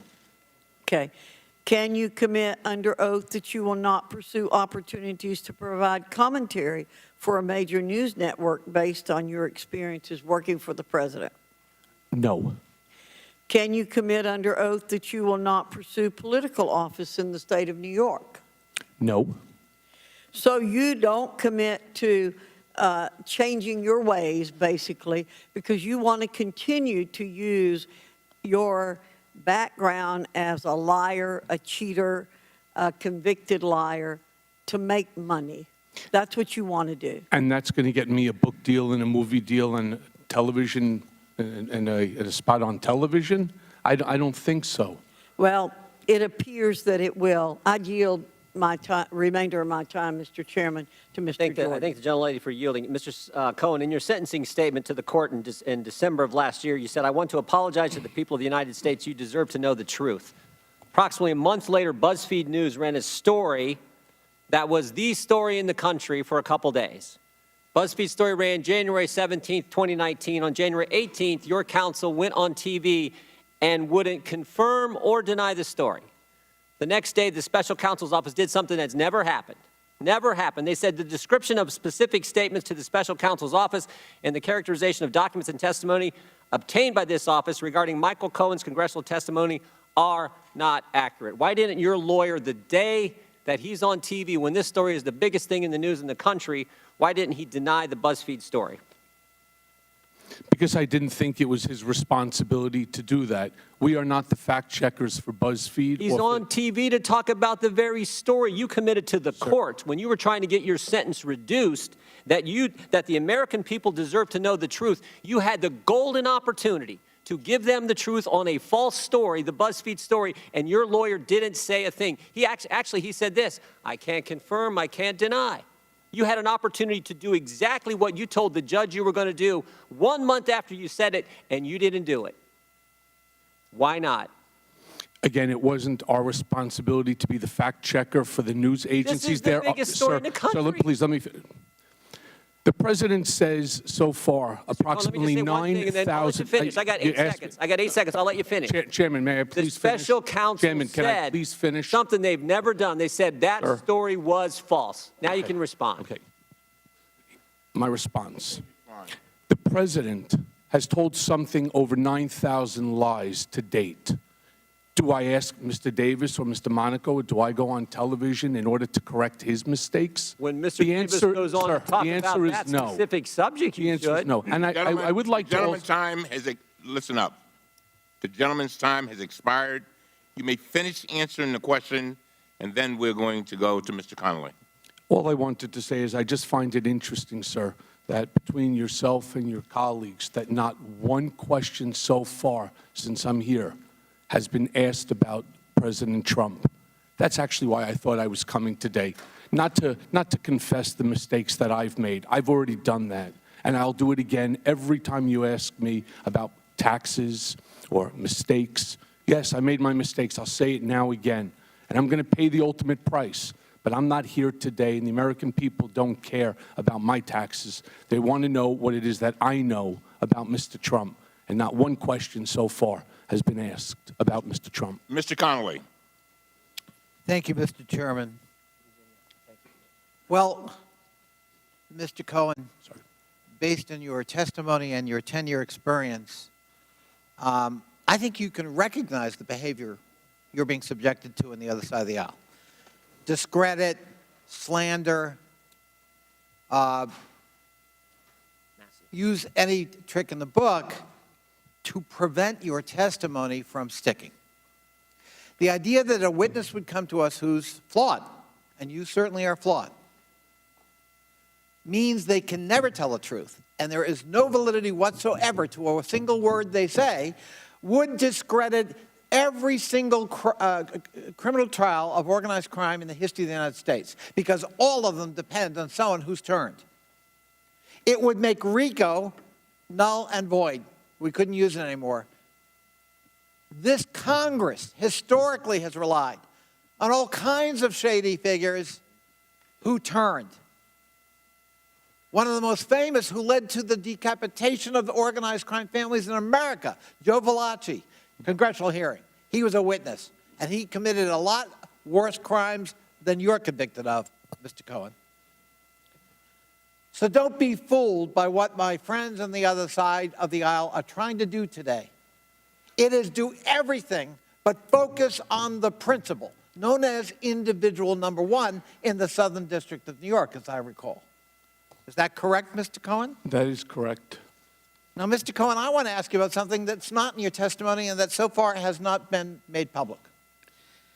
In our committee staff search of documents provided by the White House that were otherwise redacted or already in the public, and I guess the White House thought that was funny, they made one mistake, the White House. There was an email from a special assistant to the president to a deputy White House counsel, and the email is dated May 16th, 2017, and it says, and I quote, POTUS, meaning the president, requested a meeting on Thursday with Michael Cohen and Jay Sekulow.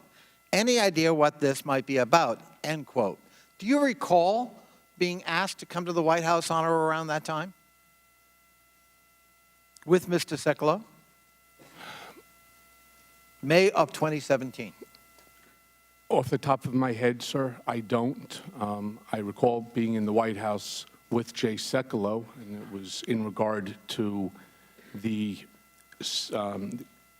documents, the document production, as well as my appearance before the House Select Intel. But I'm not sure if that's specifically different. But what I will do is I will check all my records, and I'm more than happy to provide you with any documentation or a response to this question. Well, that's you sort of touch on presumably the purpose of the discussion, at least among others. This meeting occurred just before your testimony before the Select Committee on Intelligence here in the House. Is that correct? I believe so, yes. Was that a topic of conversation with the president himself? If this is the specific instance that I was there with Mr. Sekulow, yes. So you had a conversation with the President of the United States about your impending testimony before the House Intelligence Committee. Is that correct? That's correct. What was the nature of that conversation? He wanted me to cooperate. He also wanted just to ensure, by making the statement, and I said it in my testimony, there is no Russia, there is no collusion, there is no deal. He goes, it's all a witch hunt, and he goes, this stuff has to end. Did you take those comments to be suggestive of what might flavor your testimony? Sir, he's been saying that to me for many, many months. And at the end of the day, I knew exactly what he wanted me to say. And why was Mr. Sekulow in the meeting? Because he was going to be representing Mr. Trump going forward as one of his personal attorneys in this matter. So it was sort of a handoff meeting? Correct. In any way, final question, did the president in any way, from your point of view, coach you in terms of how to respond to questions or the content of your testimony before a House committee? Again, it's a difficult answer because he doesn't tell you what he wants. What he does is, again, Michael, there's no Russia, there's no collusion, there's no involvement, there's no interference. I know what he means because I've been around him for so long. So if you're asking me whether or not that's the message, that's staying on point, that's the party line that he created, that so many others are now touting, yes, that's the message that he wanted to reinforce. Gentleman's time has expired. Thank you. Mr. Massey. Mr. Cohen, can you just clarify, did you say that at times you would do what you thought Mr. Trump wanted you to do, not specifically what he told you to do? At times, yes. So you just went on your intuition? I don't know if I would call it intuition as much as I would just say my knowledge of what he wanted, because it happened before, and I knew what he had wanted. Does a lawyer have a duty to provide his client with good legal advice? Yes. Were you a good lawyer to Mr. Trump? I believe so. When you arranged a payment to Ms. Clifford, you say in your testimony, I'm going to quote from your testimony, that you did so, quote, without bothering to consider whether that was improper, much less whether it was the right thing to do. You said that, unquote. That's your testimony today. You said you didn't even consider whether it was legal. How could you give your client legal advice when you're not even considering whether it's legal? I did what I knew Mr. Trump wanted. This conversation with Mr. Trump started. I didn't ask whether you're a good fixer. I asked whether you were a good lawyer. Well, sometimes you have to melt both together. I needed to, at that time, ensure and protect Mr. Trump.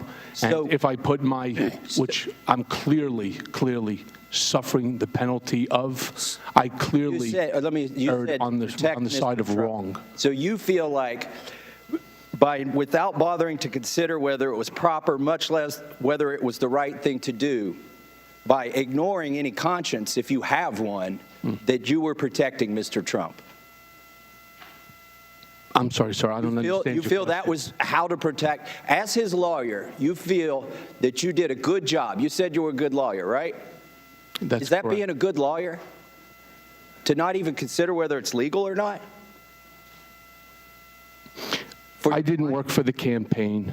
I was working and I was trying to protect Mr. Trump. About a campaign. I sat with Mr. Trump, and this goes back all the way to 2011. This wasn't the first scenario with Ms. Daniels. Let's go back then. So my point is, this was an ongoing situation. It didn't just start in October. Right. Sir, please, you have to let me finish. Well, it started in October. It didn't start in October. Let me ask you it started many years earlier. When were you disbarred? Yesterday, from what I read in the paper. Yesterday. When should you have been disbarred, based on the legal counsel you were giving your client? I don't have an answer for your question. How long were you counsel for Mr. Trump?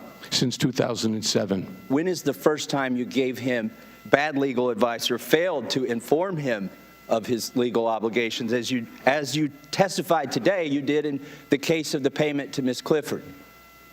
When was the first time you did that? Would that qualify for disbarment? I don't know, sir. I'm not the Bar Association. I think you should consult with them maybe occasionally on some of these things. Well, there's no point now. I lost my law license. Has anybody else promised to pay Mr. Davis for representing you? No. Nobody has? No. Are you offering? Question, quickly. July, you said, and this is also in your testimony, in the days before the Democratic Convention, you became privy to a conversation that some of Hillary Clinton's emails would be leaked. Is that correct? Correct. Okay. Was that in, you said late July? Do you know the exact day? I believe it was either the 18th or the 19th, and I would guess that it would be on the 19th. But it was definitely July? I believe so, yes. Do you know that was public knowledge in June? This was Mr. Assange, and I'd like to submit this, unanimous consent to submit this for the record. Without objection, so. Mr. Assange reported to the media on June 12th that those emails would be leaked. So I'm not saying you have fake news, I'm saying you have old news, and there's really not much to that. I would like to yield the remainder of my time to Mr. Higgins. Thank you, sir. Mr. Cohen, I'm quoting you close I can earlier, said, I spent last week looking through boxes to find documents that would support your accusations. Where are those boxes, good sir? Where are those boxes? Are they in your garage? Or? They're in the storage. And are these not boxes that should have been turned over to investigative authorities during the many criminal investigations you've been subject to? Sir, these are the boxes that were returned to me post the raid. If they include data pertinent to crimes that you've committed, should they not have been turned over and remanded to investigative authorities? Did Mr. Lanny Davis know of these boxes? No, The gentleman's time has expired. You may answer the question. I don't understand his question, sir. Very well. Mr. Christian Morsi. Mr. Cohen. Good morning. Thank you, Chairman Cummings, for convening this hearing, and thank you, Mr. Cohen, for voluntarily testifying this morning. Mr. Cohen, you were the Executive Vice President and Special Counsel for the Trump Organization, correct? I was the Executive Vice President, Special Counsel to Donald J. Trump. And Special Counsel means you were the attorney for him, is that right? Just means I was there in order to handle matters that he felt were significant and important to him individually. And those included legal matters? Yes, sir. Sir, as a former attorney, you're familiar with legal documents known as non-disclosure agreements, or NDAs, is that right? Yes.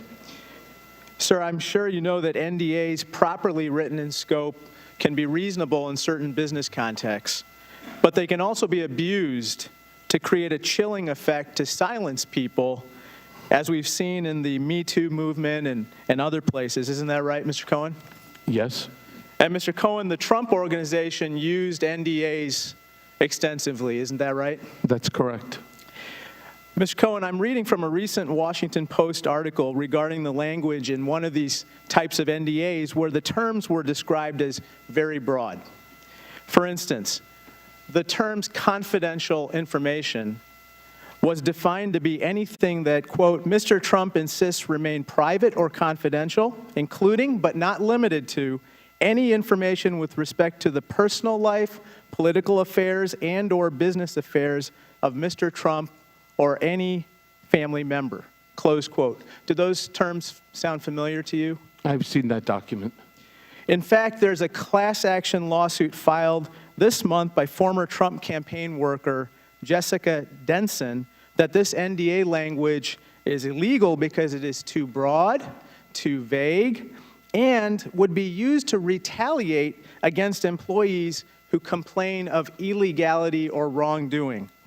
Would you agree that in the use of these types of NDAs with this type of language, and later when Donald Trump sought to enforce them, that he intended to prevent people from coming forward with claims of wrongdoing? Yes. Would you agree that the effect of the use of these NDAs and their enforcement was to have a chilling effect on people or silence them from coming forward?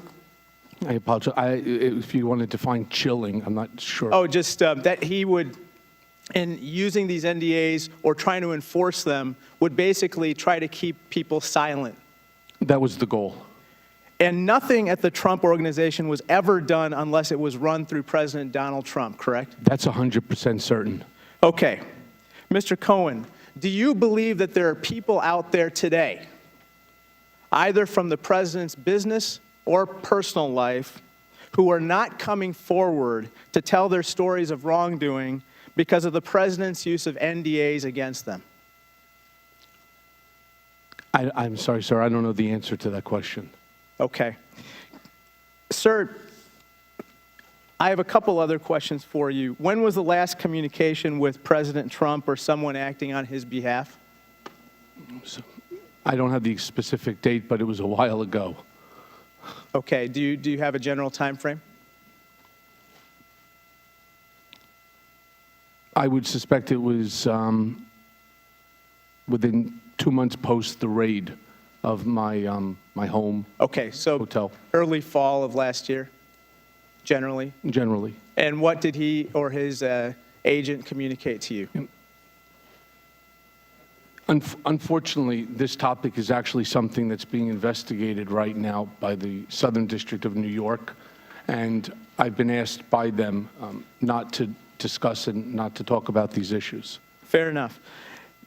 Is there any other wrongdoing or illegal act that you are aware of regarding Donald Trump that we haven't yet discussed today? Yes, and again, those are part of the investigation that's currently being looked at by the Southern District of New York. Sir, Congressman Cooper asked you about whether you were aware of any physical violence committed by President Trump. I just have a couple quick questions. Do you have any knowledge of President Trump abusing any controlled substances? I'm not aware of that, no. Do you have any knowledge of President Trump being delinquent on any alimony or child care payments? I'm not aware of any of that. Do you have any knowledge of President Trump arranging any health care procedures for any women not in his family? I'm not aware of that, no. Thank you. I yield back. Thank you. Mr. Cloud. Thank you, Chairman. Mr. Cohen, can you tell me the significance of May 6th? After May 5th. In terms of, sir? A couple months from now. That's the day that I need to surrender Yes, to sir. federal Yes. prison. Could you, for the record, state what you've been convicted of? I've been convicted on 5 counts of tax evasion. There's 1 count of misrepresentation of documents to a bank. There's 2 counts, one dealing with campaign finance for Karen McDougal, 1 count of campaign finance violation for Stormy Daniels, as well as lying to Congress. Thank you. Can you state what your official title with the campaign was? I did not have a campaign title. And your position in the Trump administration? I did not have one. Okay, in today's testimony, you said that you were not looking to work in the White House. The Southern District of New York, in their statement, their sentencing memo, says this: Cohen's criminal violations in the federal election laws were also stirred, like others' crimes, by his own ambition and greed. Cohen privately told friends, colleagues, and including seized text messages that he expected to be given a prominent role in the new administration. When that did not materialize, Cohen found a way to monetize his relationship and access with the president. So were they lying or were you lying today? I'm not saying it's a lie. I'm just saying it's not accurate.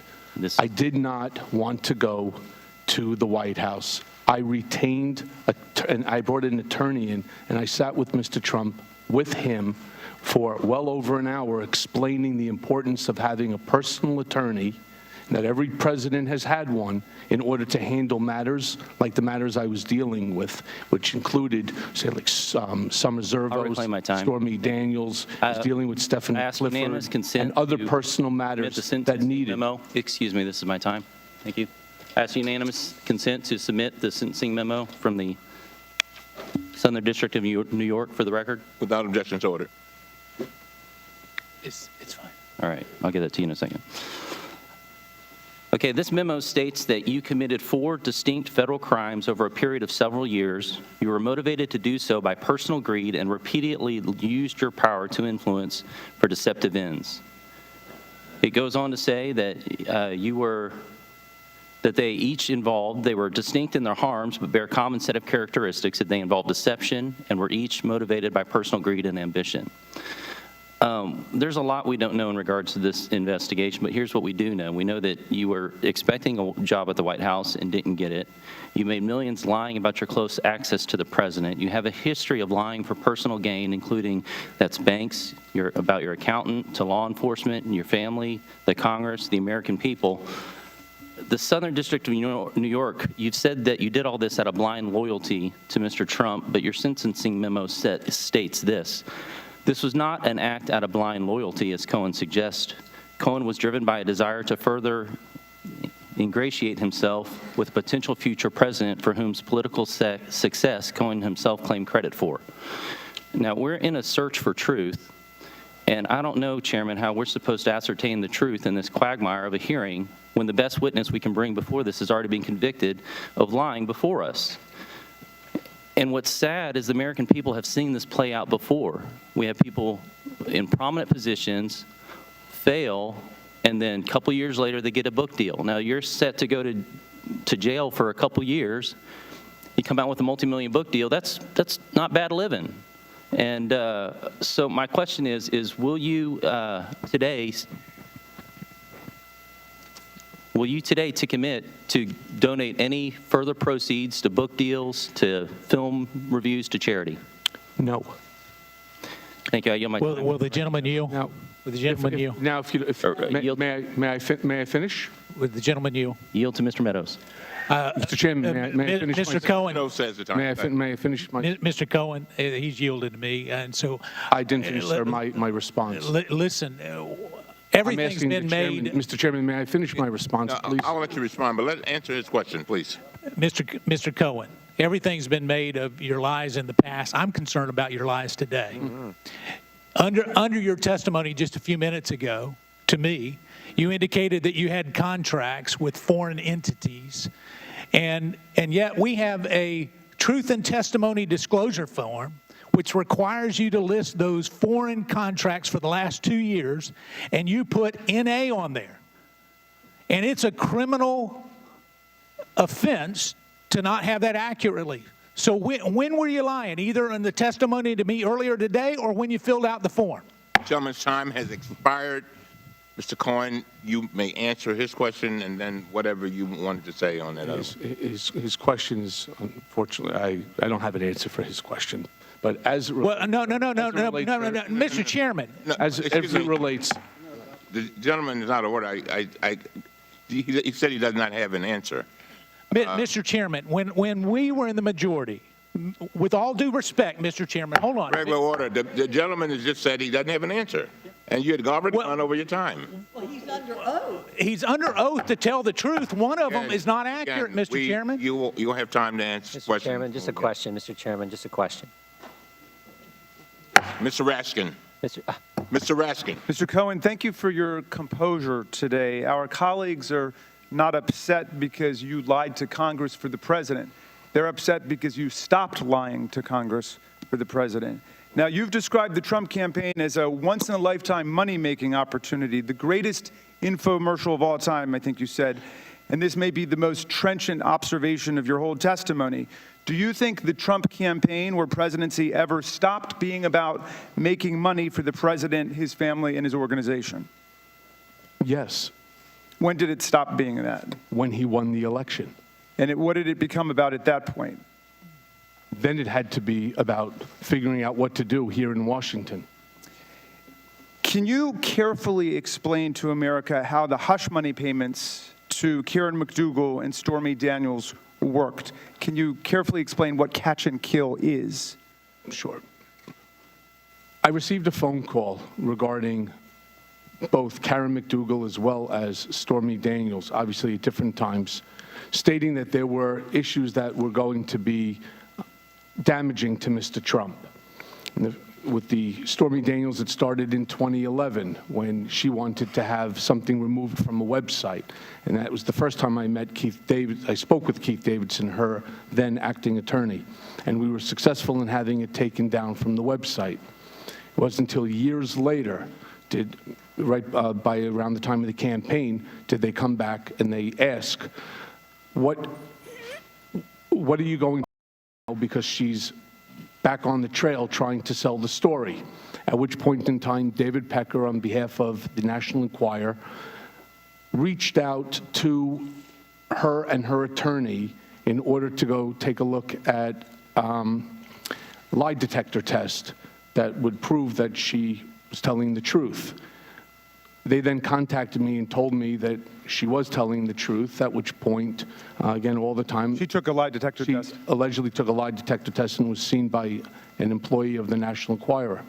At which point in time, I went straight into Mr. Trump's office and I explained why this time it's different than another time. Okay, now when you say different than another time, were there other women paid sexual hush money by Donald Trump or his organization? Was this a standard operating practice? No. So you're not aware of any other cases where it had taken place? I'm not aware of any other case that Mr. Trump paid. So which brings us to the Karen McDougal. He was supposed to pay. He was supposed to pay $125,000 for the life story of Karen McDougal.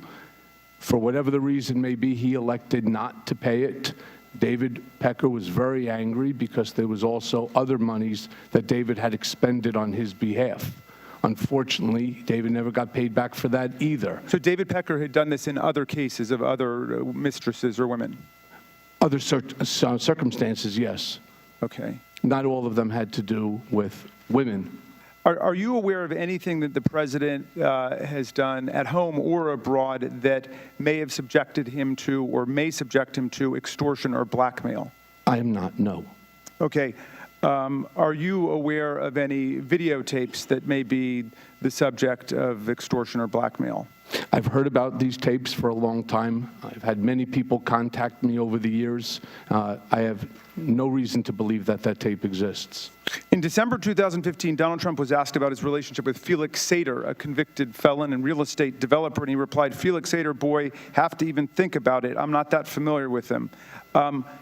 Why did Trump endeavor to hide his relationship with Felix Sater, and what was his relationship? Well, he certainly had a relationship. Felix was a partner in a company called Bayrock that was involved in the deal of the Trump Soho Hotel, as well as, I believe, the Trump Fort Lauderdale project. Why did he want to distance himself? That's what Mr. Trump does. He distances himself when things go bad for someone. And at that point in time, it was going bad for Mr. Sater. You said you lied to Congress about Trump's negotiations to build his Moscow tower because he'd made it clear to you that he wanted you to lie. One of the reasons you knew this is because, quote, Mr. Trump's personal lawyers reviewed and edited my statement to Congress about the timing of the Moscow tower negotiations before I gave it. So this is a pretty breathtaking claim, and I just want to get to the facts here. Which specific lawyers reviewed and edited your statement to Congress on the Moscow tower negotiations, and did they make any changes to your statement? There were changes made, additions. Jay Sekulow, for one. Were there changes about the timing? The question of... Gentleman's time has expired. You may answer that question. There were several changes that were made, including how we were going to handle that message. Mr. Which Gross, was... were you finished? Yes, the message, of course, being the length of time that the Trump Tower Moscow project stayed and remained alive. That was one of the changes? Yes. Mr. Grothman. Yeah, first of all, I'd like to clear up something, just a little something that bothers me. You started off your testimony, and you said, I think in response to some question, that President Trump never expected to win. I just want to clarify that I dealt with President Trump several times as he was trying to get Wisconsin. He was always confident. He was working very hard. And this idea that somehow he was just running to raise his profile for some future adventure, at least in my experience, is preposterous. And I'll find it offensive when anti-Trump people imply that he just did this on a lark and didn't expect to win. But be that as it may, my first question concerns your relationship with the court. Do you expect, I mean, right now I think you're sentenced to 3 years, correct? That's correct. Do you expect any time using this testimony, other testimony, after you get done doing whatever you're going to do this week, do you ever expect to go back and ask for any sort of reduction in sentence? Yes, there are ongoing investigations currently being conducted that have nothing to do with this committee or Congress that I am assisting in, and it is for the benefit of a Rule 35 motion, yes. So you expect, and perhaps what you testify here today will affect going back and reducing this, what we think is a relatively light 3-year sentence. You expect to go back and ask for a further reduction? Based off of my appearance here today? Well, based upon whatever you do between now and your request for... The Rule 35 motion is in the complete hands of the Southern District of New York. And the way the Rule 35 motion works is what you're supposed to do is provide them with information that leads to ongoing investigations. I am currently working with them right now on several other issues of investigation that concerns them that they're looking at. If those investigations become fruitful, then there is a possibility for a Rule 35 motion. And I don't know what the benefit in terms of time would be, but this congressional hearing today is not going to be the basis of a Rule 35 motion. I wish it was, but it's not.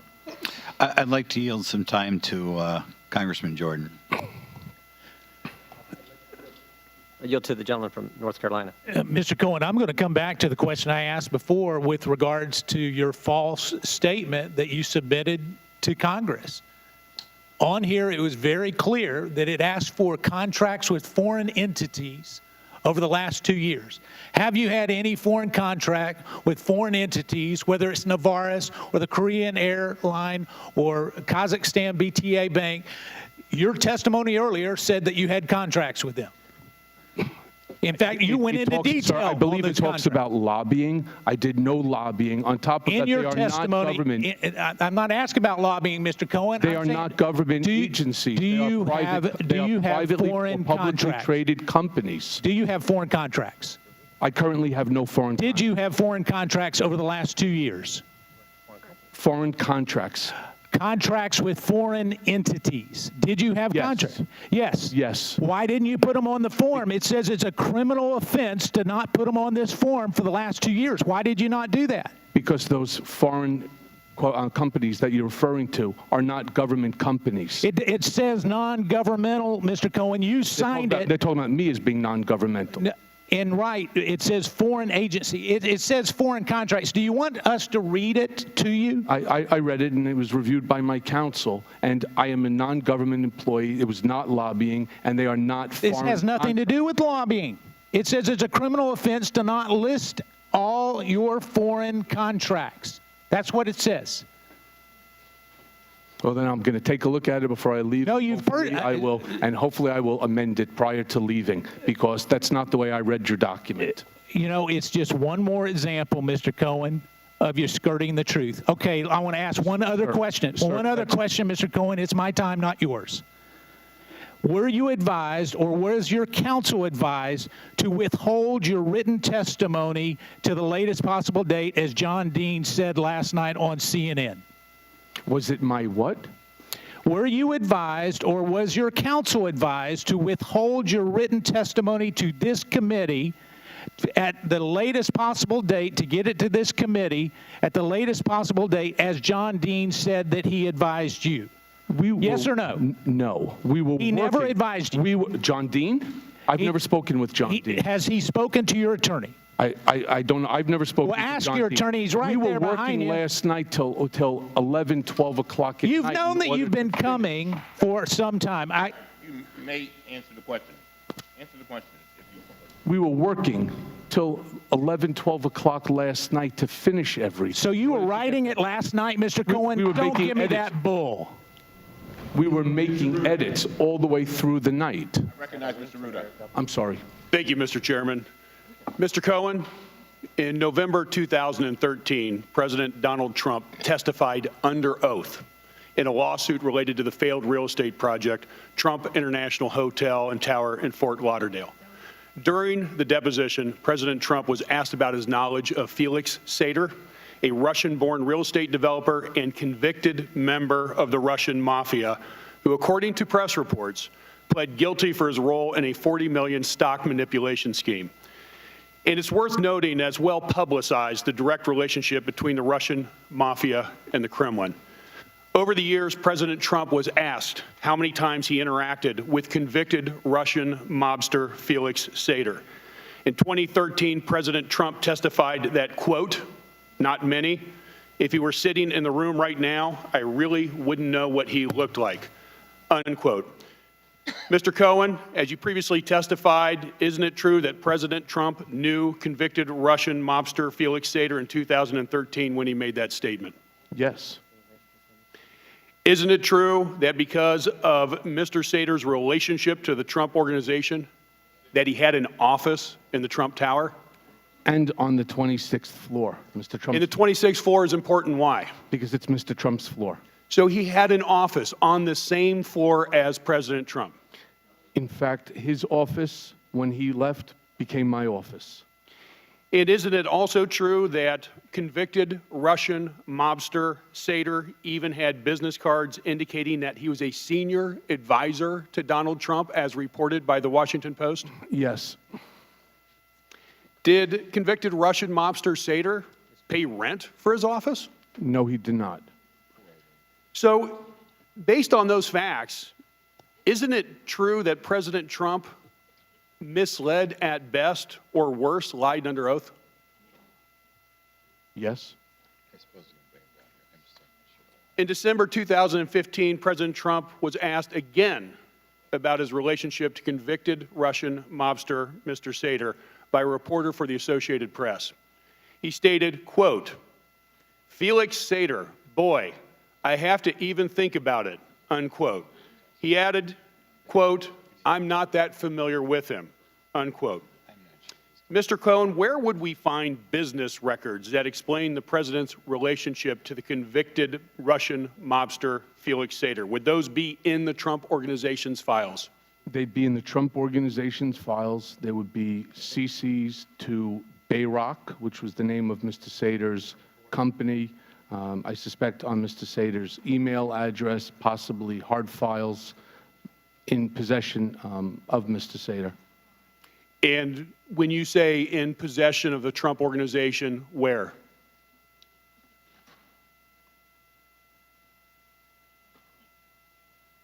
It depends upon who the attorney was that was working on it. Now it would probably be in a box, off-site. They have storage facility that they put old files. In addition to convicted Russian mobster Sater, do you know of any other ties to convicted or alleged mobsters President Trump may have? I am not aware. Is it true that many people with ties to Russia ultimately bought condos in Trump properties, usually for cash?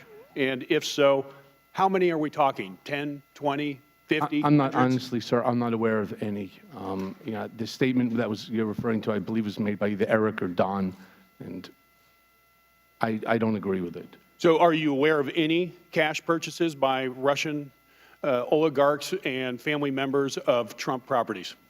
I'm not aware of that. I can tell you when you say cash, if you mean walking in with a satchel of rubles, the answer is I've never seen that happen. I've never heard of it. I will tell you when we sold Mr. Trump's property in Palm Beach, the home for $95 million, it came in by wire, and that came from Mr. Rybolovlev's bank account.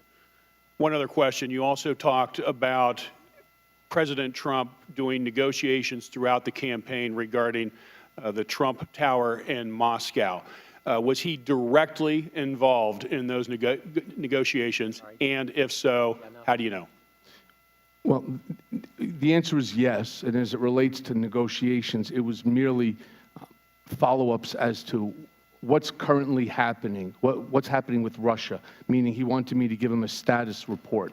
The problem with this is that the project never advanced because they were unable, Mr. Sater was unable to provide me with proof that somebody owned or controlled a piece of property that we can actually build on. The gentleman's time has expired. Mr. Marsh. Mr. Cohen, why did Mr. Trump choose to hire you, and why did he trust you with the various tasks that you perform for him? I don't know, sir. You would have to ask him that question. Well, we've heard here that you have bad character. You've admitted to that over the years. You have no idea why he chose to hire you.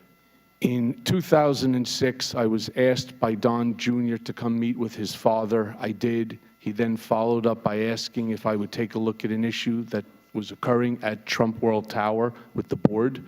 I went ahead and I looked into it, and I found that the statements that the board were making about Mr. Trump were inaccurate. And the reason Don came to me is because I had an apartment there for investment. My parents had an apartment there. My in-laws lived there. Friends of mine, we all bought as a big block from a brokerage company. We got a good price on each unit. And we ultimately turned over the board, and I became actually the treasurer of the board because the out-of-control spending was going to put the building into bankruptcy. And I was proud to say that within a year, we had plus $1 million versus minus 1.3. At the end of the day, Mr. Trump appreciated that, and he tasked me with something else. It was to handle a problem that Don Jr. had created in terms of a business, a license deal, and we resolved that. And then on top of that, the third time, Mr. Trump had asked me to take a look at the third Trump Entertainment Resort Chapter 11 reorganization, because he had a series of questions that he wanted answered. And I read these 2 stacked books, gave him the answers that he needed, and with that, the next time I was sitting in his office, and he asked me if I was happy at the sleepy old firm that I was with. I said yes. He said, would you rather work for me? And I asked if you offer me a job. And he said, yeah. And we negotiated, and I actually never went back to my office. All right. Well, you've suggested that the president sometimes communicates his wishes indirectly. For example, you said, quote, Mr. Trump did not directly tell me to lie to Congress. That's not how he operates, end quote. Can you explain how he does this? Sure. It would be no different if I said, that's the nicest looking tie I've ever seen, isn't it? What are you going to do? You're going to fight with him? The answer is no. So you say, yeah, it's the nicest looking tie I've ever seen. That's how he speaks. He doesn't give you questions. He doesn't give you orders. He speaks in a code. And I understand the code because I've been around him for a decade. And it's your impression that others who work for him understand the code as well? Most people, yes. Mr. Cohen, I don't know whether we should believe you today, but I'm going to ask you this one last question. What is the truth that you know President Trump fears most?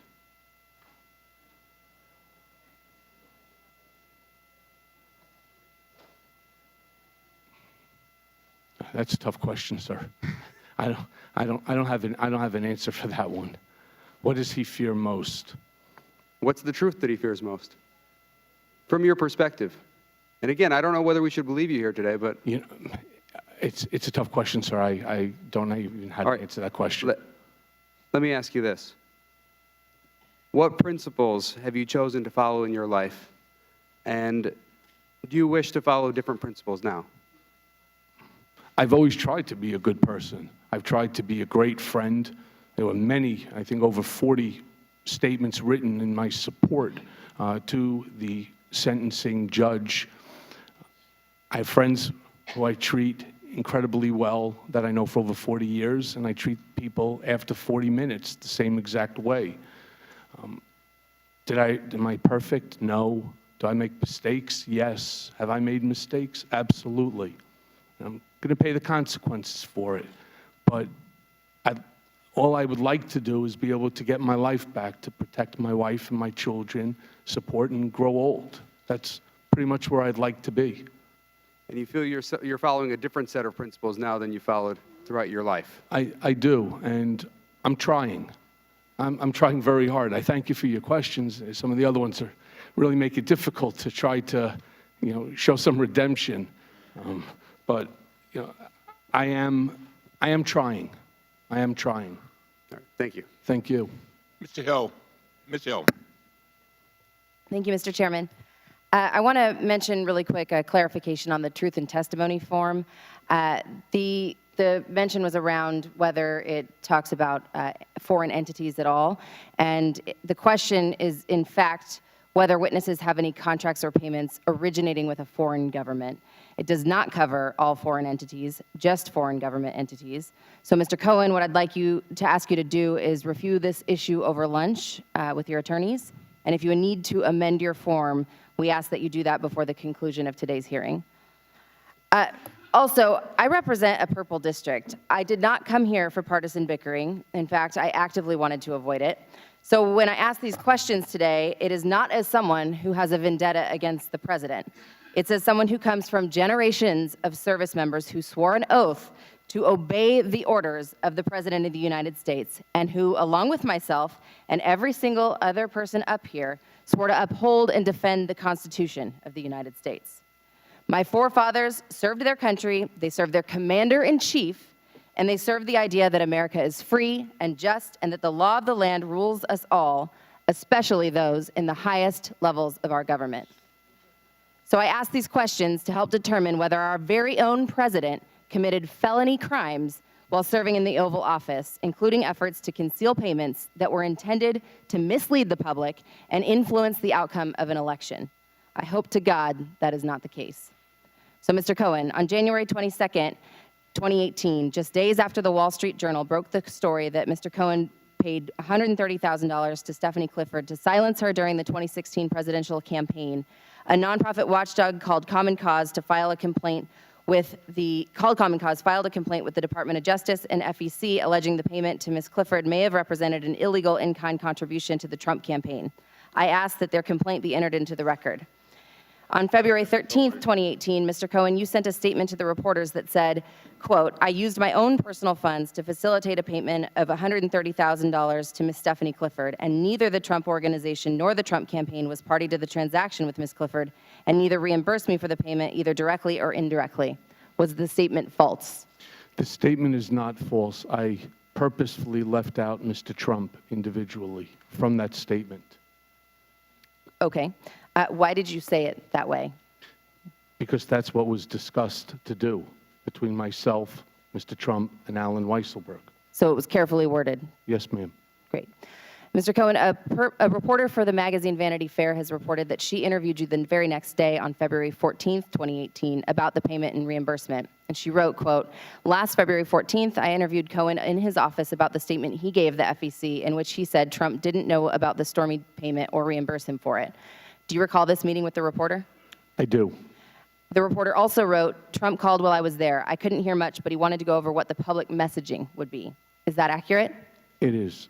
Did the president call you while you were having a meeting with the reporter? Yes.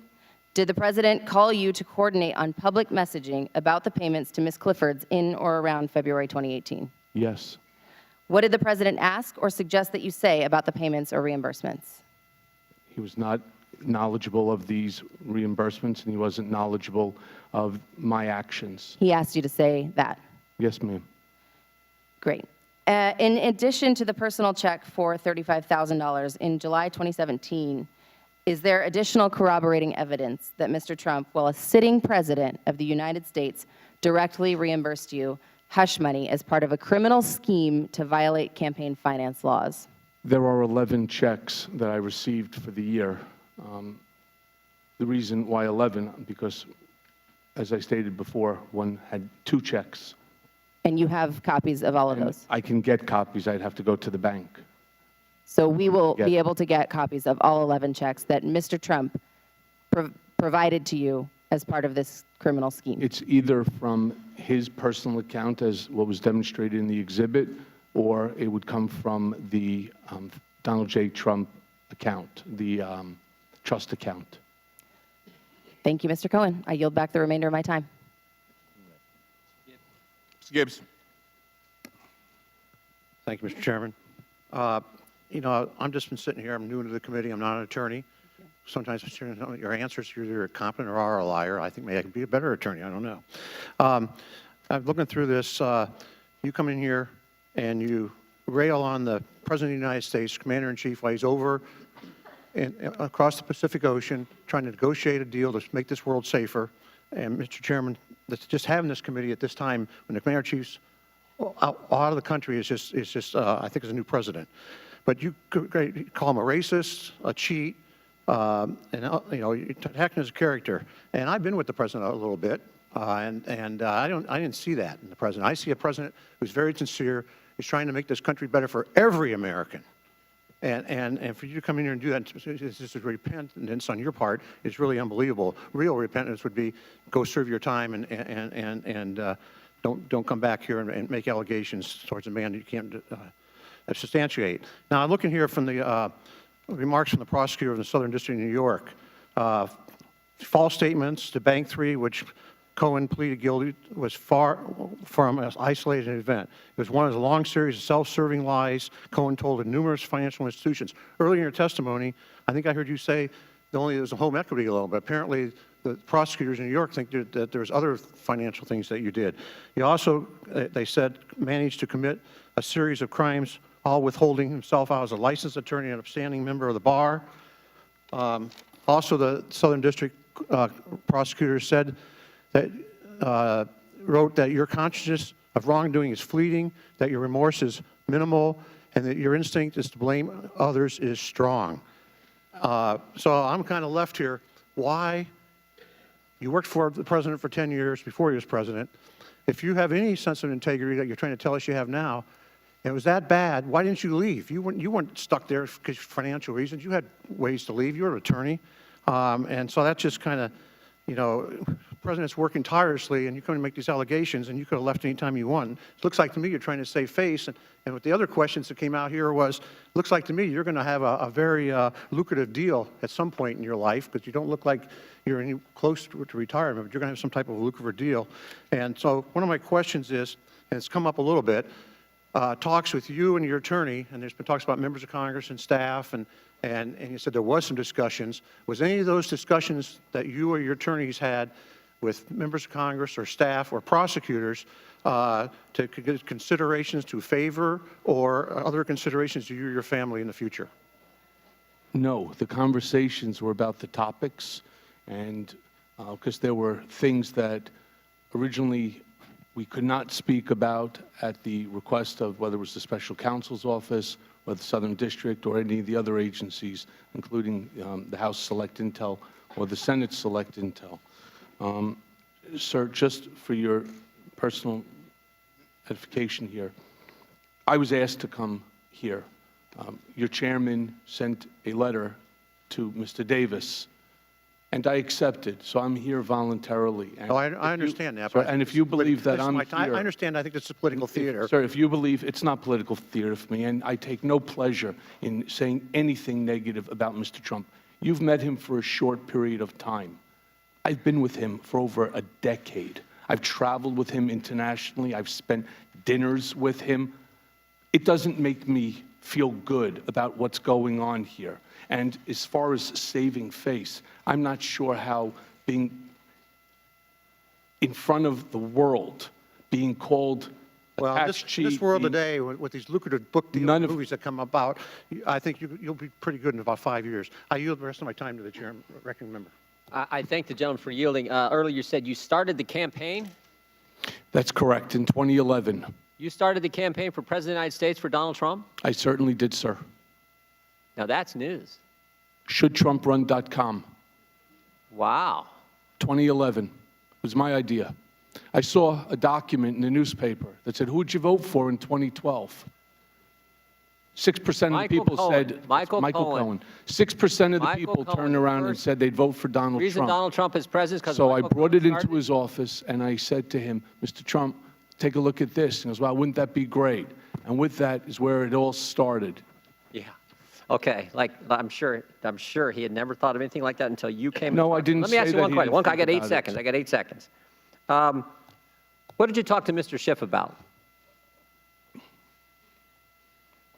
I spoke to Mr. Schiff about topics that were going to be raised at the upcoming hearing. Whoa.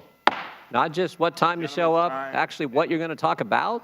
The gentleman's time has expired. Wow. Mr. Sarbanes. Mr. Sarbanes. Thank you, Mr. Chairman. Thank you, Mr. Cohen.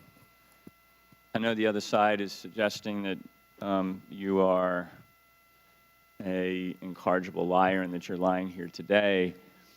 I can't think of anything you have to gain at this point from lying. I mean, they talk about book deals and other things that you want to do, but I see a lot more that you could lose by telling the truth today, given the threats and other things that have been made against you and your family. So that's how I'm interpreting it. And of course, you brought documents with you as well to bolster the credibility of your testimony. I did want to go back to an earlier line of questioning regarding the preparation of your testimony before you came before the Intelligence Committee. You've talked about a meeting at the White House where the testimony was being reviewed. I think you said that there was at least one White House attorney, Jay Sekulow, who was there, and you acknowledged that there were some edits that were made to your testimony. So on that topic, who at the White House reviewed your testimony? I don't know the answer to that. The document was originally created by myself, along with my attorney at the time from McDermott, Will and Emery, and there was a joint defense agreement, so the document circulated around. I believe it was also reviewed by Abby Lowell, who represents Ivanka and Jared Kushner. Why did you provide the testimony to the White House? It was pursuant to the joint defense agreement that we were all operating under. What were the edits that came back substantively on the testimony? I'm sorry, I don't know, sir. I'd have to take a look at the document. Did you have a reaction to why there might not have been, in a sense, a protest to what was going to be false testimony that was going to be provided? No, sir, because the goal was to stay on message. It's just limit the relationship whatsoever with Russia. It was short. There's no Russian contacts. There's no Russian collusion. There's no Russian deals. That's the message. That's the same message that existed well before my need to come and testify. So it's an example of where this idea, this mentality of you toe the line, whatever the storyline or the narrative of the day or the month or the year is going to be, you toe that line whether it results in false testimony or not. I towed the party line, and I'm now suffering, and I'm going to continue to suffer for a while along with my family as a result of it, so yes. Let me switch gears quickly before my time expires. And you may not have direct knowledge of some of these things, but you're offering us some very helpful perspective on how the Trump world operates. And frankly, another reason I find your testimony fairly compelling and credible is because a lot of the things you're describing, a lot of the behavior you're describing, is very consistent with what we all see every single day. So it's not a leap for us to arrive in the same place of perspective that you presented. I'm interested in some of the activities around the inaugural committee, the inauguration of the president. There was an article that appeared in ProPublica, it's a watchdog group, about some negotiation on pricing of things at the Trump hotel, where it looks like the rental that was being quoted was substantially, even double what you would expect to pay according to what the market should bear.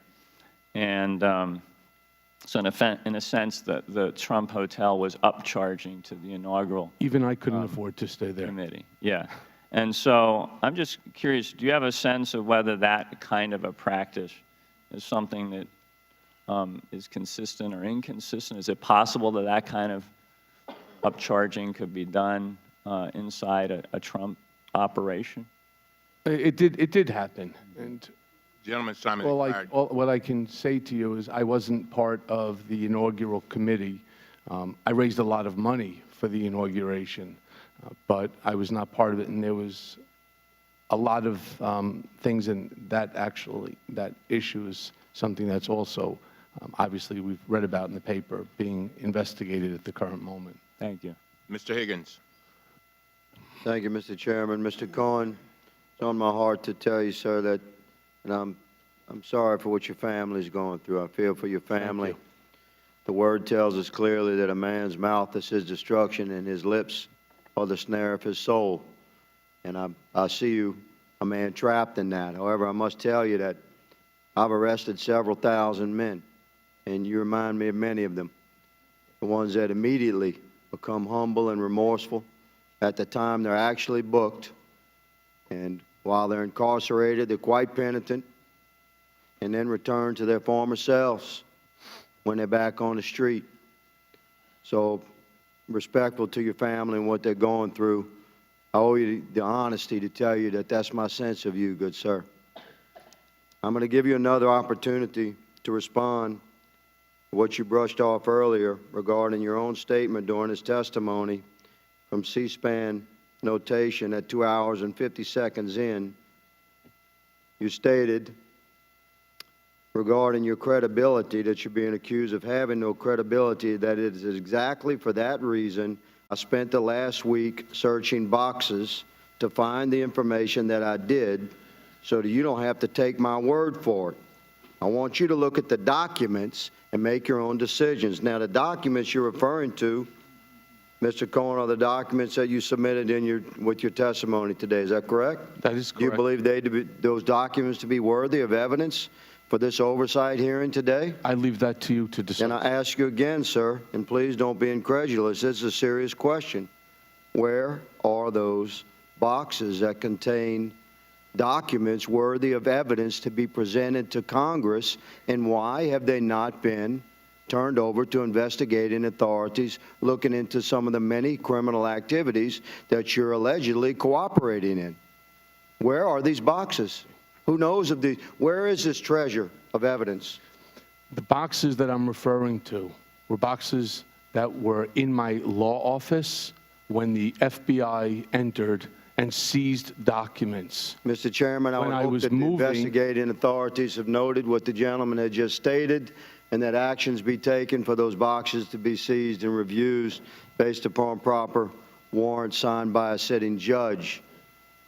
You noted earlier today, Mr. Cohen, quite incredulously, one of my colleagues asked you regarding the television deal. You expressed wonderment that your predicament could possibly get you on television. It certainly got you on television today, has it not, sir? Sir, I was on television representing Mr. Trump going back into 2011. Well, I didn't know who you were until today, really, until the FBI raided your home. Most of Americans didn't know who you were. How many attorneys do you think Mr. Trump has had through the course of his career? Quite a few, I would imagine. You're just one that's in a trap right now, and I understand you're trying to get out of it. You're in a bind. But I ask you, good sir, have you discussed film and book deals with your stated current attorney, Mr. Davis, Lanny Davis? With Mr. Davis? Yes. No. But I have been approached by many people who are looking to do book deals, movie deals, and so on. So the answer You're to right, that is as an yes. American, but it leads me back to my instinct that compares you to many of the men that I've arrested during the course of my career. Mr. Chairman, with all I'm due saddened respect, sir, that our primary hearing to introduce the Oversight Committee, the 116th Congress of the American people, has manifested in the way that it obviously is. This is an attempt to injure our president and lay some sort of soft cornerstone for future impeachment proceedings. This is the full intent of the majority. I yield my remaining 30 seconds to the ranking member. Mr. Cohen, earlier you said the United States Southern District of New York is not accurate in that statement. I'm sorry, say that again. Earlier you said that the United States Southern District of New York Attorney's Office, that statement is not accurate. You said it's not a lie, you said it's not accurate. You stand by that? Yes, I did not want a role in the new administration. So the court's wrong? Sir, can I finish, please? I got exactly the role that I wanted. There is no shame in being personal attorney to the president. I got exactly what I wanted. I asked Mr. Trump for that job, and he gave it to me. All I'm asking, if I could, and I appreciate it, Mr. Chairman, you're saying that statement from the Southern District of New York attorneys is wrong. I'm saying I didn't write it, and it's not accurate. All right, thank you. Mr. Welch. Thank you. One of the most significant events in the last presidential campaign, of course, was the dump of emails stolen from the Democratic National Committee, dumped by WikiLeaks. Mr. Cohen, during your opening statement, which was at the height of the election, you testified you were actually meeting with Donald Trump in July 2016 when Roger Stone happened to call and tell Mr. Trump that he had just spoken to Julian Assange. Is that correct? That is correct. All right. And you said that Mr. Assange told Mr. Trump about an upcoming, quoting your opening statement, quote, massive dump of emails that would damage Hillary Clinton's campaign. Ralph. So I want to ask you about Roger Stone's phone call to the president. First of all, was that on speakerphone? Is that what you indicated? Yes, so Mr. Trump has a black speakerphone that sits on his desk. He uses it quite often because with all the number of phone calls he gets. Now, in January of this year, 2019, the New York Times asked President Trump if he ever spoke to Roger Stone about these stolen emails, and President Trump answered, and I quote, "No, I didn't. I never did." Was that statement by President Trump true? No, it's not accurate. And can you please describe for us, to the best of your recollection, you were present, exactly what Mr. Stone said to Mr. Trump? It was a short conversation, and he said, Mr. Trump, I just want to let you know that I just got off the phone with Julian Assange, and in a couple of days, there's going to be a massive dump of emails that's going to severely hurt the Clinton campaign. And was Mr. Trump and Mr. Stone aware of where those emails came from? That I'm not aware of. Did Mr. Trump ever suggest then or later to call the FBI to report this breach? He never expressed that to me. Did the president at that time or ever since, in your knowledge, indicate an awareness that this conduct was wrong? No. The reason I ask is because on July 22nd, on the eve of the Democratic Convention, WikiLeaks published, as you know, the 20,000 leaked internal DNC emails. Could your meeting with Mr. Trump have been before that date? Yes. So Mr. Trump was aware of the upcoming dump before it actually happened? Yes. Right. And is there any record? Though, sir, I don't know whether he knew or not, and I don't believe he did, what the sum and substance of the dump was going to be, only that there was going to be a dump of emails. And he was aware of that before the dump occurred, correct? Yes, sir. All right. And are there any records that would corroborate the day of this meeting, calendars perhaps? I'm not in possession, but I believe, again, this is part of the special counsel, and they probably best suited to corroborate that information. Was anyone else present in the room during the call? I don't recall for this one, no, sir. Is there anyone else the committee should talk to about the president's knowledge of the WikiLeaks email dump? Well, again, when he called, Rona Graff yelled out to Mr. Trump, Roger's on line 1, which was regular practice. And that's his assistant? That's his, yes. All right. And during a news conference on July 27th, 2016, then candidate Trump publicly appealed to Russia to hack Hillary Clinton's emails and make them public. He stated, and I quote, "Russia, if you're listening, I hope you're able to find the 30,000 emails that are missing." Now, going back to Mr. Stone's phone call to the president, do you recall if Mr. Trump had knowledge of the WikiLeaks dump at the time of his direct appeal to Russia? I am not. But the call with Mr. Stone, you believe, was before Yes. this 27th? Yes, I'm sorry. If you're, I thought you were talking about a different set of documents that got dumped. So I was in Mr. Trump's office, it was either July 18th or 19th, and yes, he went ahead. I don't know if the 35,000 or 30,000 emails was what he was referring to, but he certainly had knowledge. All right, thank you. Just Yes, one sir. last question. Mr. Raskin had been asking you some questions, and one of the things in your answer was that Mr. Pecker expended other monies to protect Mr. Trump. Can you elaborate on what some of those other activities were? Sure. There was the story about Mr. Trump having a love child with an employee, and actually the husband of that employee works for the company as well. And there was a elevator operator who claims that he overheard the conversation taking place between one of Mr. Trump's other executives and somebody, and he ended up paying like $15,000 in order to buy that story to find out whether it was true or not. And that's just one example of things that David had done over the years. It was the reason why in the recording when David was looking to become the CEO of Time Magazine, we were concerned about, we'll call it the treasure trove of documents that had been created over the years, that if he left, somebody could open up the key to a drawer and find all this information. So we were going to look to buy all of those life rights and so on. Gentleman's time expired. Mr. Norman. Mr. Cohen, thank you for testifying. I join Congressman Higgins in feeling for your family. They have no part in this.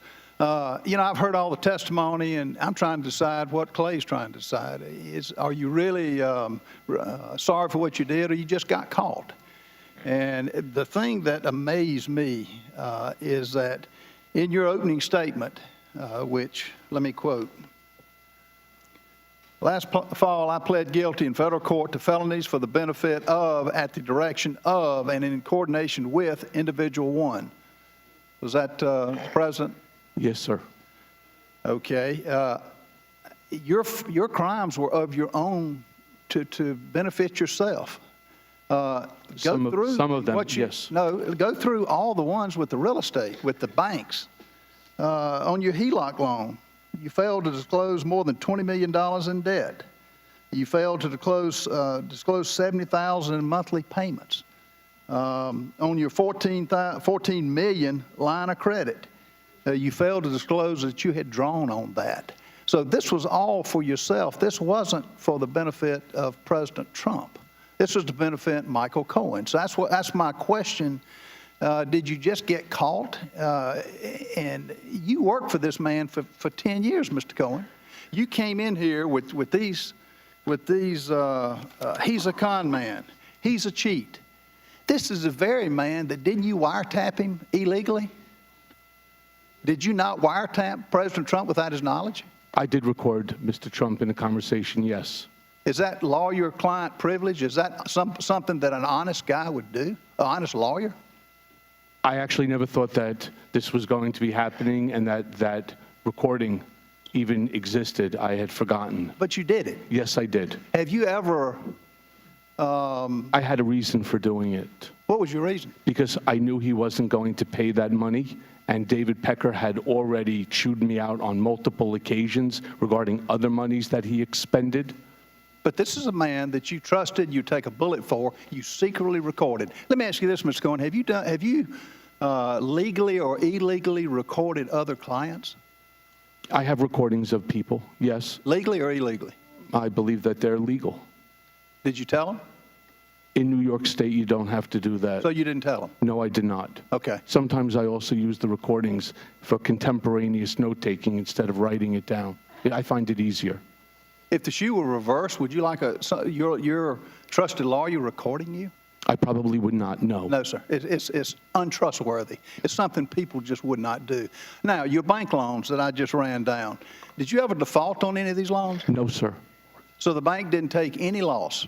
No bank has. I am not in default. I've never filed a bankruptcy.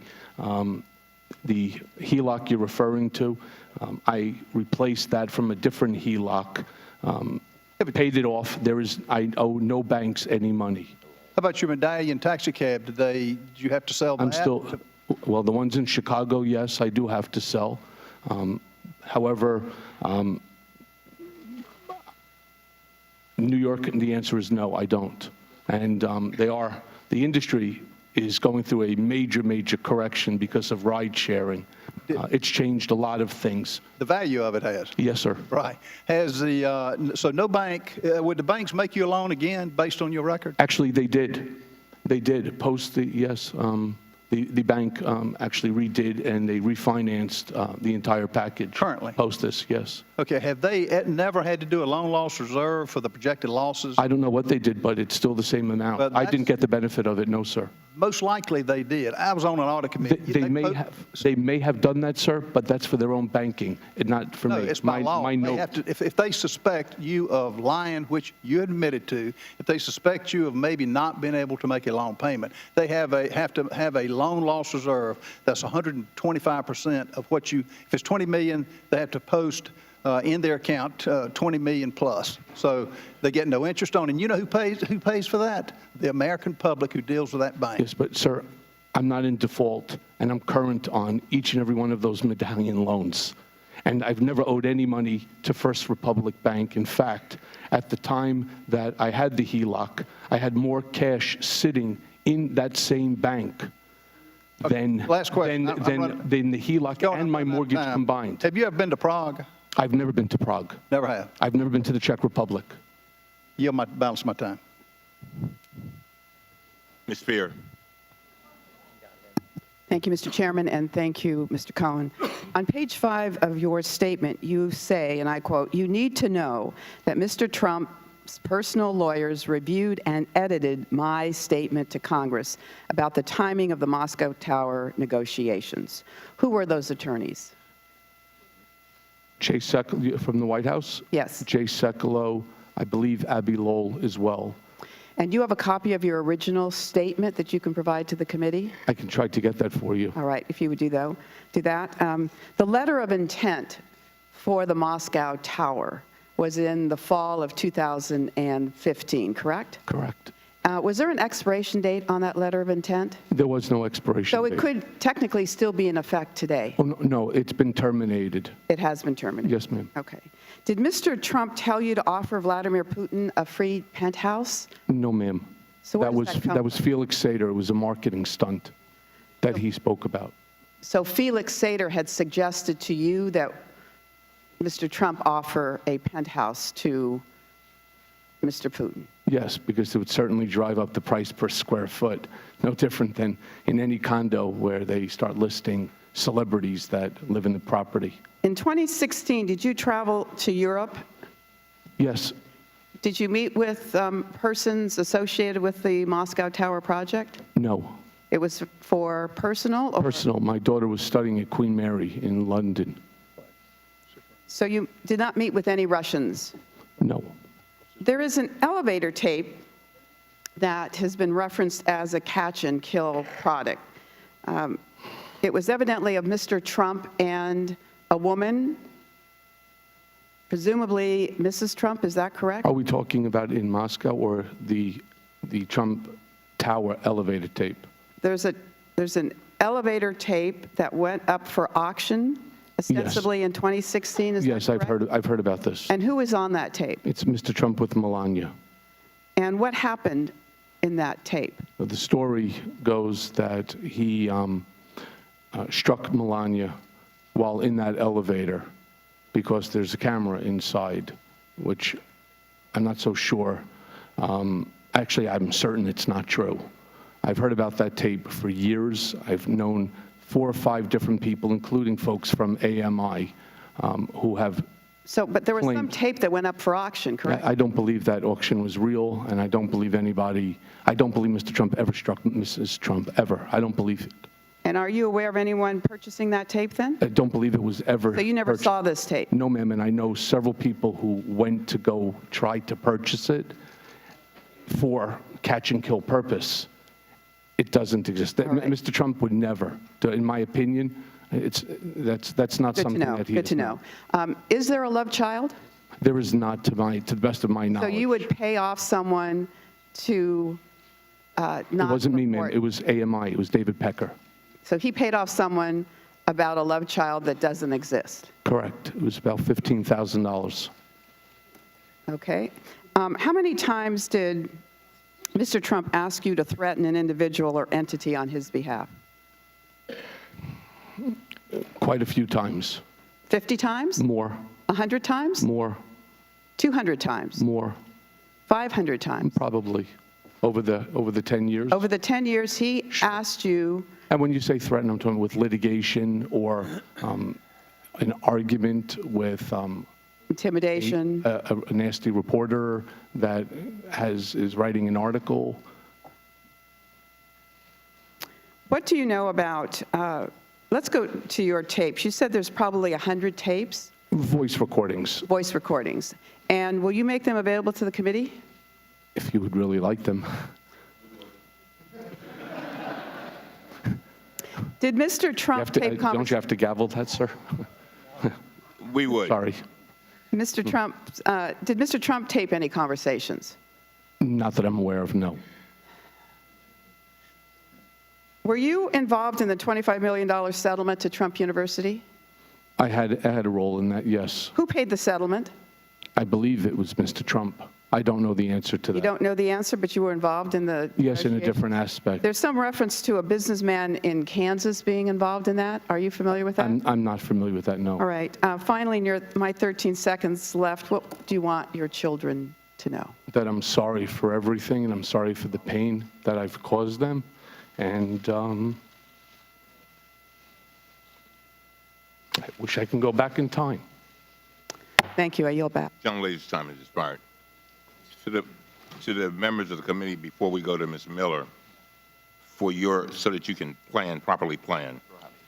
There's a vote apparently coming up in about 10 to 20 minutes. And what we will do is we will recess, and we will come back, listen up, 30 minutes after the last vote begins. Got that? Not it ends. 30 minutes after it begins, and we'll do that promptly. All right? All right, Ms. Miller.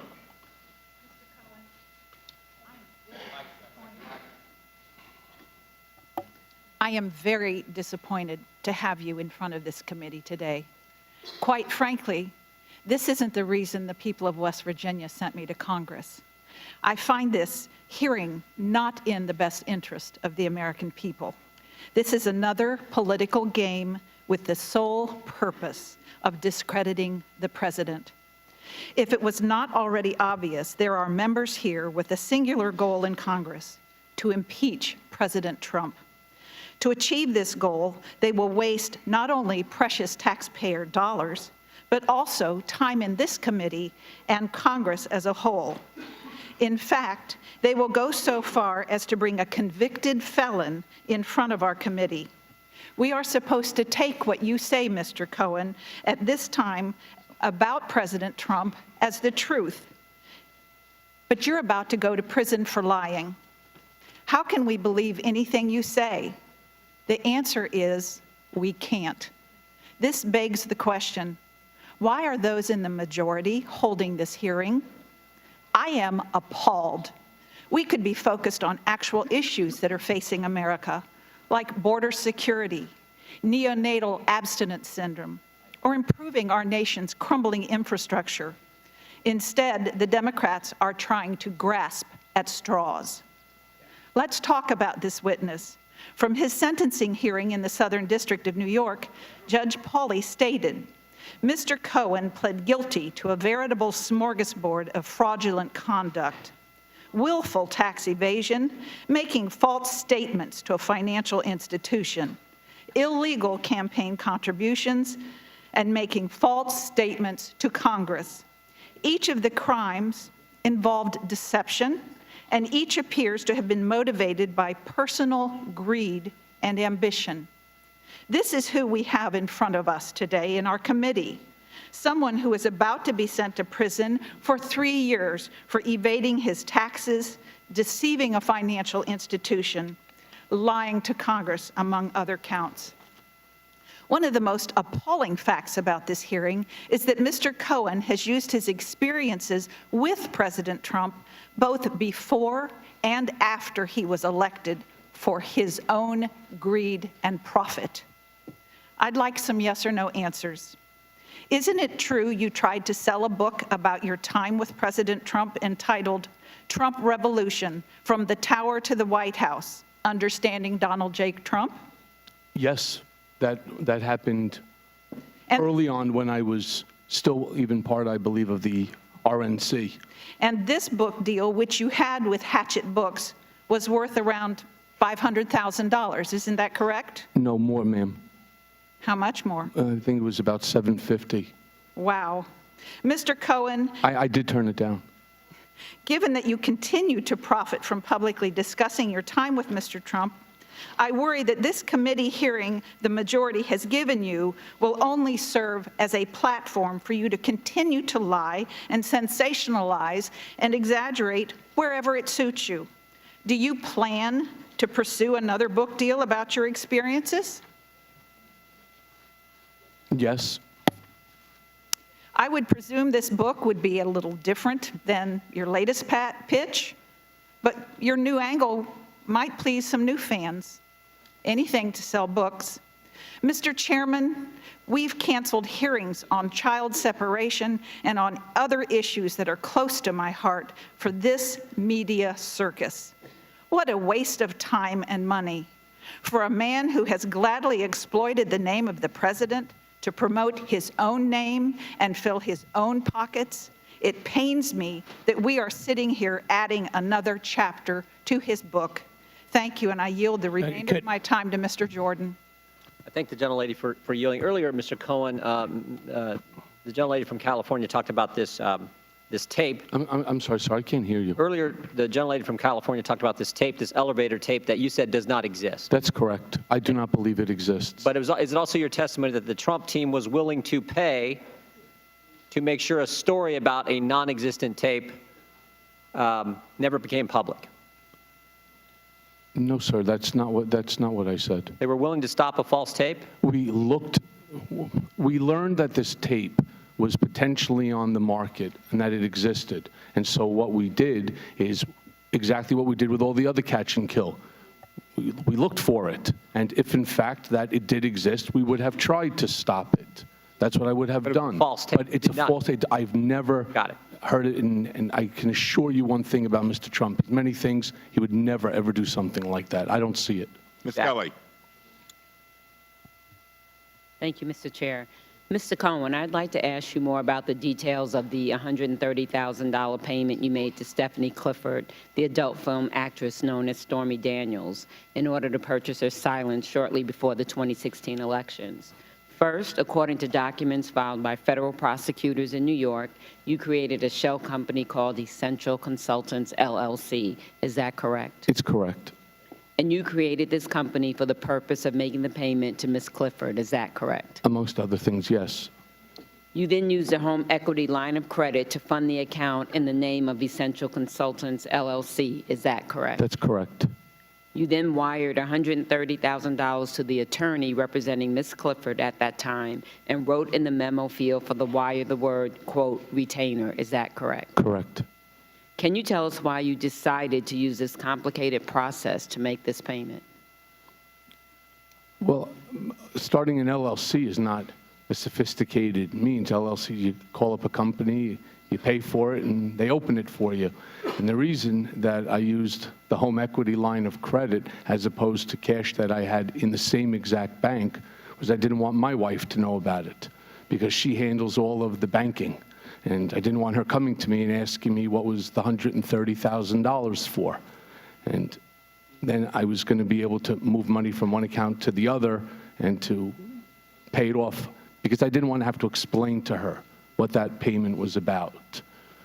I sent it to the IOLA account, the interest on a lawyer's account, to Keith Davidson, California, Ms. Daniels' attorney. He would hold it in escrow until such time as I received the executed NDA, non-disclosure agreement. Did Mr. Trump know you were going through this process to hide the payment? Yes. Why not just use Mr. Trump's personal or company bank account to make the payment? Why was the distraction so important besides you not wanting your wife to know? What his concern was that there would be a check that has his very distinct signature onto it. And even after she cashed the check, all you need to do is make a photocopy of it, and it's kind of proof positive on exactly what took place. So here the goal was to keep him far away from it as possible. Can anyone corroborate what you have shared with us? Absolutely. And that is? Keith Davidson, Alan Weisselberg, President Trump. Okay. Now let's talk about the reimbursement. According to federal prosecutors, and I quote, after the election, Cohen sought reimbursement for election-related expenses, including the $130,000 payment. Prosecutors stated that you, and I quote, presented an executive of the company with a copy of a bank statement reflecting the $130,000 wire transfer. Is that accurate? That is accurate. Do you still have a copy of that bank statement? Yes, it's actually made part of the exhibit. Okay, so you will provide it to the committee? Yes, ma'am.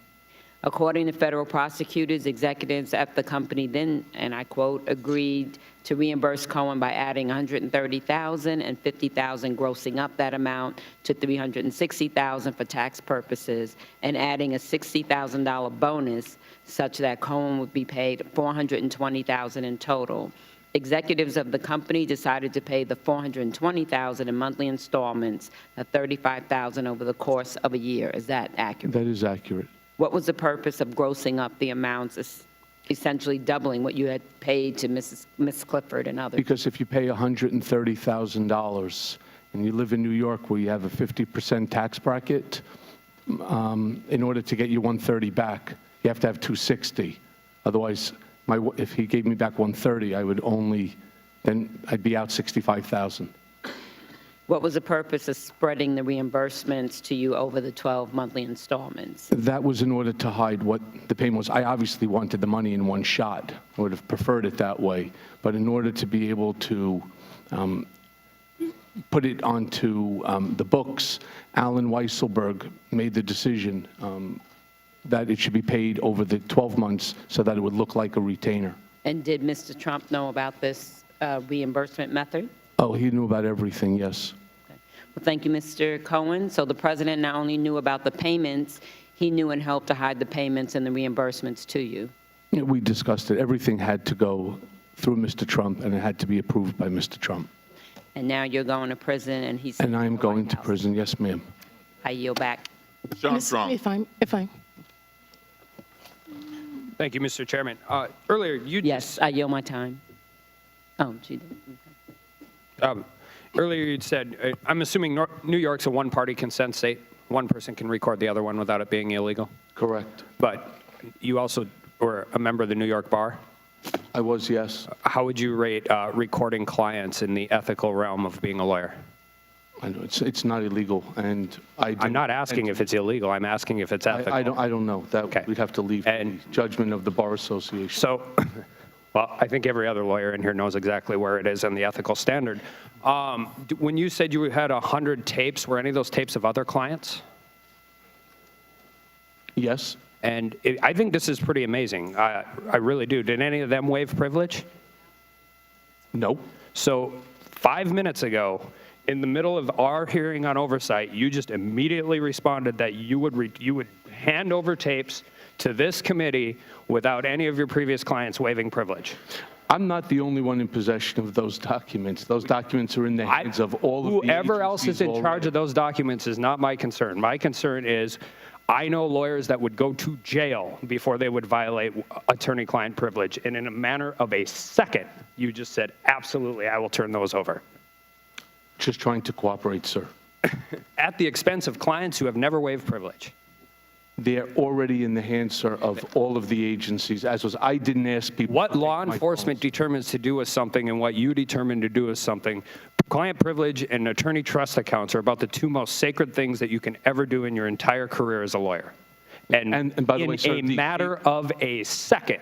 And the tape with Mr. Trump, completely, the reason that it's out there is because Rudy Giuliani waived the privilege. I'm not talking about Rudy Giuliani. I'm talking about you. And I don't know who's on those tapes. Only you know who is on those tapes. There's 100 of them. The other one is also subject to an ongoing My point is, within a matter of a second, 1 second, you took absolutely no calculation of your role as those clients' counselor, the role that plays in privacy, and in the role that plays in a solemn vow you took when you passed the bar, when you signed on to the bar, until recently were a member of the bar. And you just immediately said, if it helps me out in that today in front of TV, yes, absolutely, Mr. Chairman, you can have that. And I think, and that just goes into what we're going to talk about next briefly. We talk about these indictments on tax fraud and bank fraud as if they are isolated incidents, but they're not isolated incidents of bad judgment. These were intricate, elaborate lies that that needed to be held with constant constant deceptions of banks, businesses, associates, accountants, potentially your family. You received over $2.4 million in personal loans from Taxi Medallion Company 1. And those were loan payments for a business loan, correct? No, sir.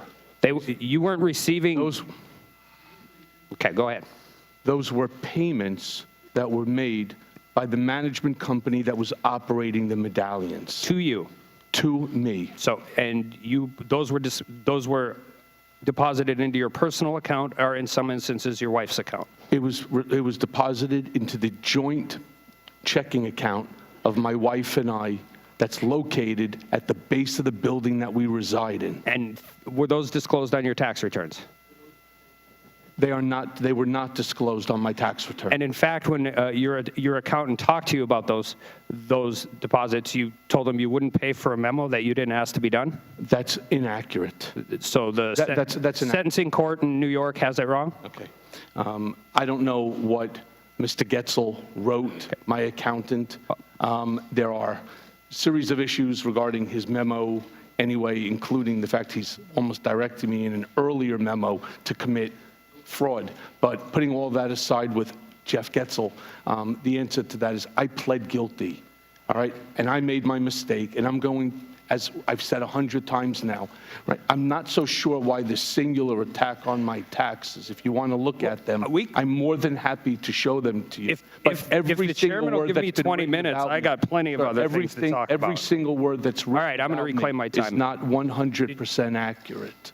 Well, I'm done. And that's exactly why, when it comes to the credibility, why I asked Mr. Davis, Mr. Monaco, to please, let's figure out how. But that's my point with the credibility. So that you understand. These aren't isolated. These are not isolated incidents of attack. These were constant deceptions. Whether it's rolling over a $20 million line of credit to a $14 million credit, you went through great lengths to conceal that from one bank, while at the same time you are reducing your net income to another bank. These aren't things that happened on January 1 of 18, January 1 of 17, January 1 of 15. These are things that were constantly involved on a. My question is, was it exhausting keeping track of all the lies you were telling all these people? The gentleman's time has expired. You may. I don't have an answer for him. I just thank you for continuing the narrative. Thank you, Mr. Chairman. Mr. Cohen, good luck on your road to redemption. Thank you. It's going to be a long way. The opposite of that is perdition, as I remember, and that's particularly hard on your children. So I wish you well, and I wish your family well. Mr. Cohen, as you sort of describe your road to here, Mr. Cooper asked you when the moment was, or moments when you decided you needed to change.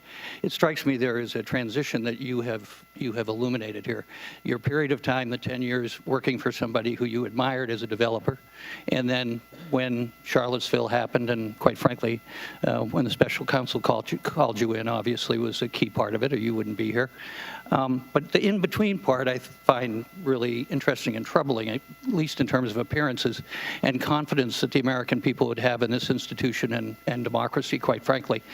So during that period of time, I want to ask you about two specific, if we have enough time. First, the Trump Tower. So you were negotiating for this. As you said, it was to be the tallest building in Europe. In your guilty plea with the special counsel, you quote, it quotes, Cohen asked individual one, is that President Trump? Yes. Okay. About the possibility of President Trump traveling to Russia in connection with the Moscow project, and asked a senior campaign official about potential business travel to Russia. When did this conversation happen? Do you recall? Early on in the campaign. And who was the campaign official? Corey Lewandowski. Okay. What did you discuss in this meeting?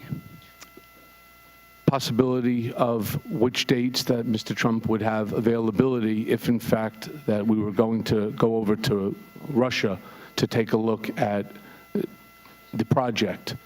I'm sorry, sir? So go ahead. Unfortunately, it never came to fruition because we were never successful in getting the first prong of what I needed, which was ownership or control over a piece of property. And until such time, there was no reason to come up with a date. But when I first received the information request to go to Russia, what I decided to do is I spoke to Mr. Trump about it. He told me to speak to Corey and see what dates might be available if I got the information I needed. So it stopped because of appearances, or did it stop because the parties decided not to pursue it? I'm so sorry, I don't understand your question. So why did the pursuit of the Trump Tower that Mr. Trump has now said, of course he pursued it because he thought he might be going back into the development business. Why was the reason that the deal stopped? Because he won the presidency. Okay. So in that interim period of time, you must admit it looks troubling that now that we know what foreign influence was attempting to do, whether there was collusion or not, it certainly appears troubling that Mr. Trump was part of this negotiation, and at the same time, what we know, perhaps separately, that the Russians were engaged in our election. Well, I don't know about them being engaged in the election. I can only talk for myself. Here I would say to Mr. Trump, in response to his question, what's going on with Russia, is I'm still waiting for documents, and then that night at a rally, he would turn around and do his battle cry of no Russia, no collusion, no involvement, witch hunt. Okay, on a separate subject, but somewhat related, on January 17 of this year, the Wall Street Journal published a story stating that you hired John Gager, the owner of a consulting company who works for Liberty University in Virginia, to rig at least 2 online polls related to Donald Trump. Did you hire him? Those were back in, I believe, 2015? 2014. 2014. So you did hire him? Yes, I spoke with Mr. Gauger about manipulating these online polls. And did he use bots to manipulate the poll? He used algorithms, and if that includes bots, then the answer is yes. Yes, that's accurate. Did the president have any involvement? Yes. In directing you to do this? Yes. What were the results of the poll? Exactly where we wanted them to be. In the CNBC poll, we came in at number 9. And the Drudge Report, he was top of the Drudge Report as well. Okay. Poll.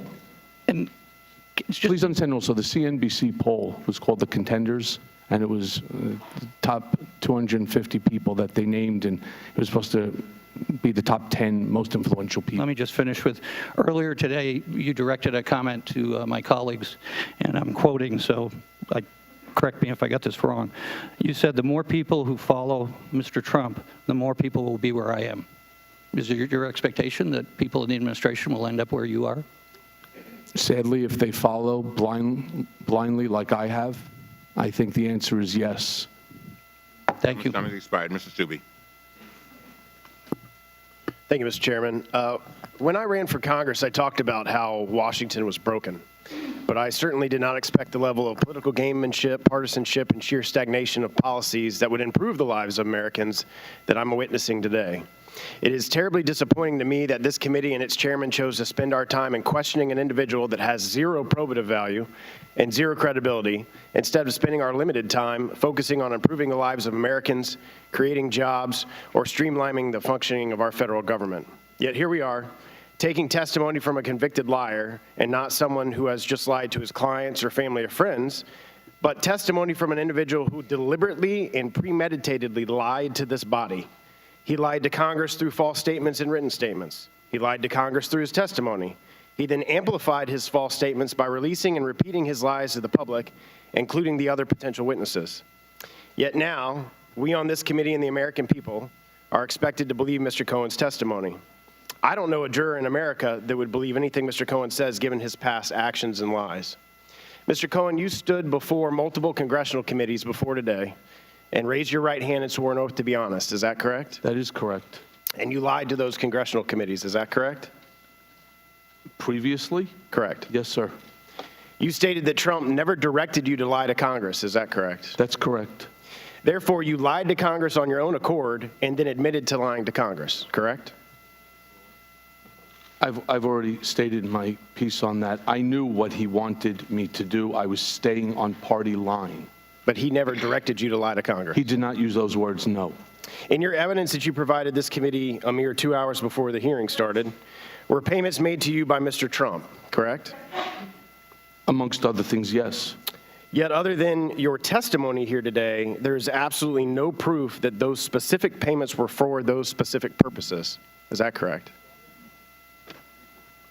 It's my testimony that the check that I produced as part of this testimony, the $35,000, and then the second check that's signed by Alan Weisselberg and Don Trump Jr., were 2 checks out of the 11 that were meant for the reimbursement of the hush money payment to Stormy Daniels. So in your testimony on page 13, you claim, and I quote, Mr. Trump directed me to use my own personal funds from a home equity line of credit to avoid any money being tracked back to him that could negatively impact his campaign.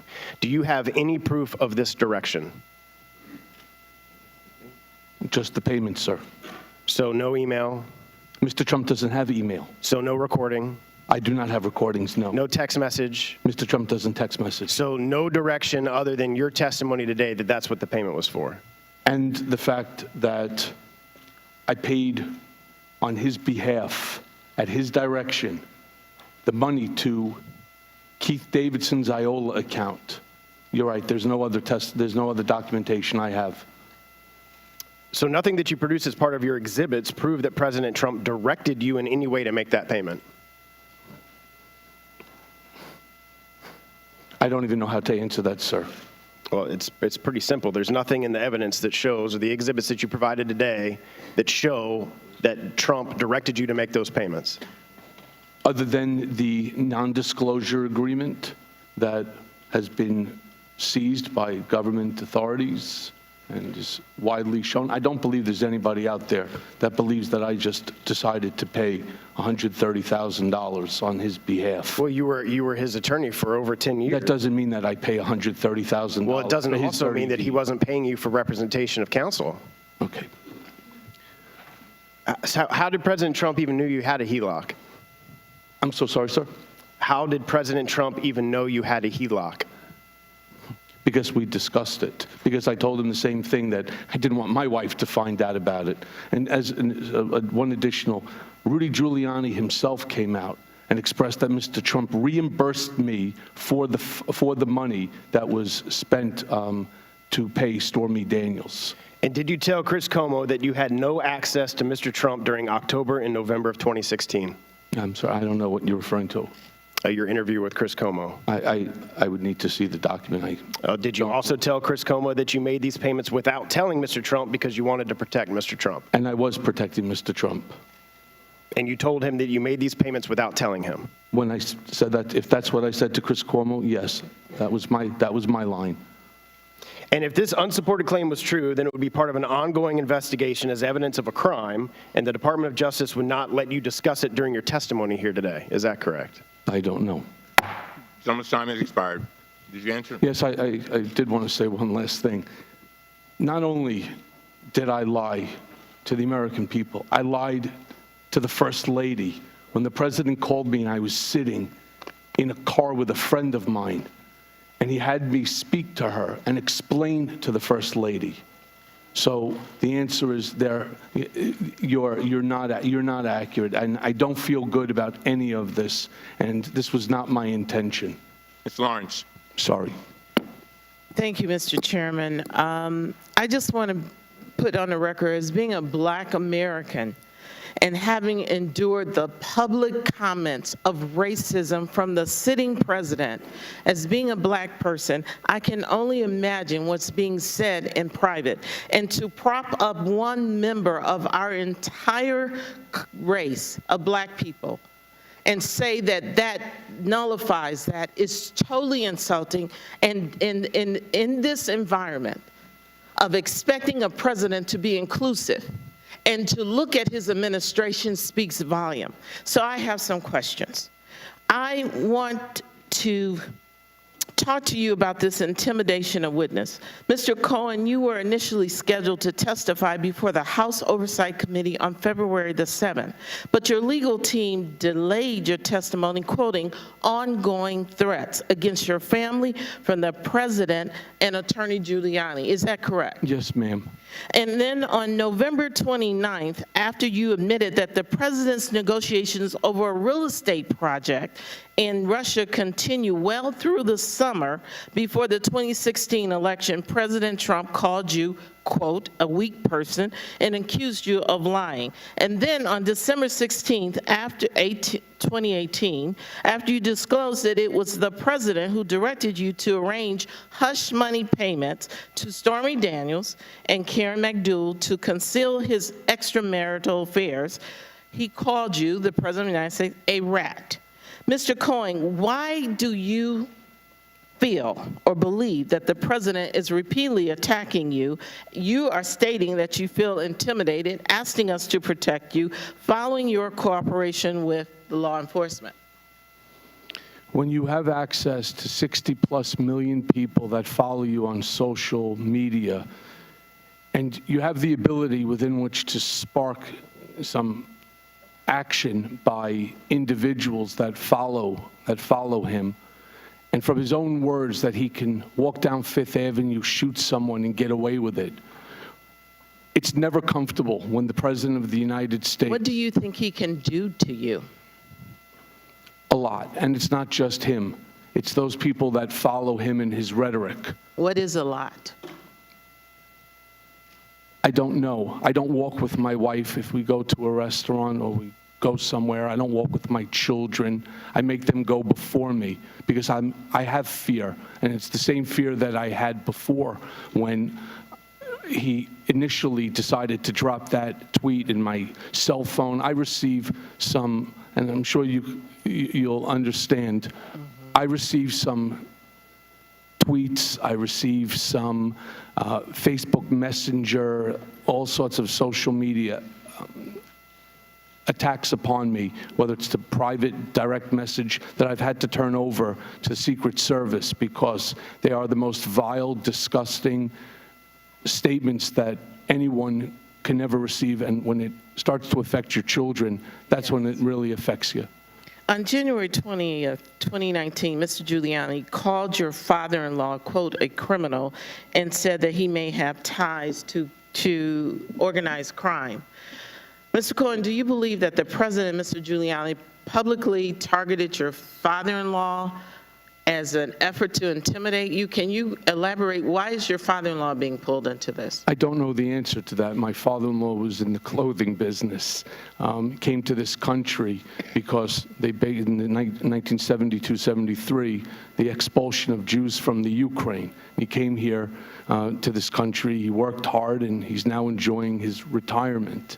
Never in my life did I think that Mr. Trump would do something so disgraceful.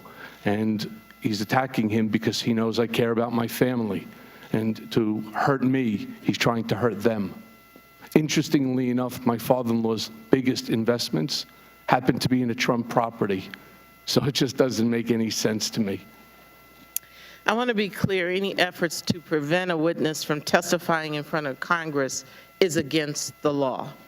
I want to be real clear about that. And as the chairman has said, retaliating against witnesses and threatening their families and members is a textbook mob tactic that does not benefit the president of the United States or this country. And I want to be on the record, this hearing is not about discrediting the president. It's about the oath of office that we take as members of Congress to have checks and balances and to meet the laws and the policies of this country to serve. Thank you, and I yield back. Mr. Roy. Mr. Cohen, I too want to offer my heartfelt thoughts for your family and what they're going through. I know it's tough, and for your time here today, I know it's tough for you to stand here in front of this committee.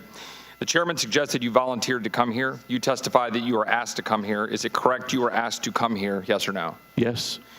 The combined total of the crimes for which you were sentenced would bring a maximum of 70 years, yes or no? Yes. Yet you are going to prison for 3 years, yes or no? Yes. The prosecutors of the Southern District of New York say to secure loans, Cohen falsely understated the amount of debt he was carrying and omitted information from his personal financial statements to induce a bank to lend on incomplete information. You told my colleague here today that you did not commit bank fraud. Not parsing different statutes, which I understand could be. I want for clarity, are you or are you not guilty of making false statements to a financial institution, yes or no? Yes, I pled guilty. You said clearly to Mr. Cloud and Mr. Jordan that the Southern District of New York lawyers were being untruthful in characterizing your desire to work in the administration. Do you say again that the lawyers of the Southern District of New York are being untruthful in making that characterization, yes or no? I'm saying that's not accurate.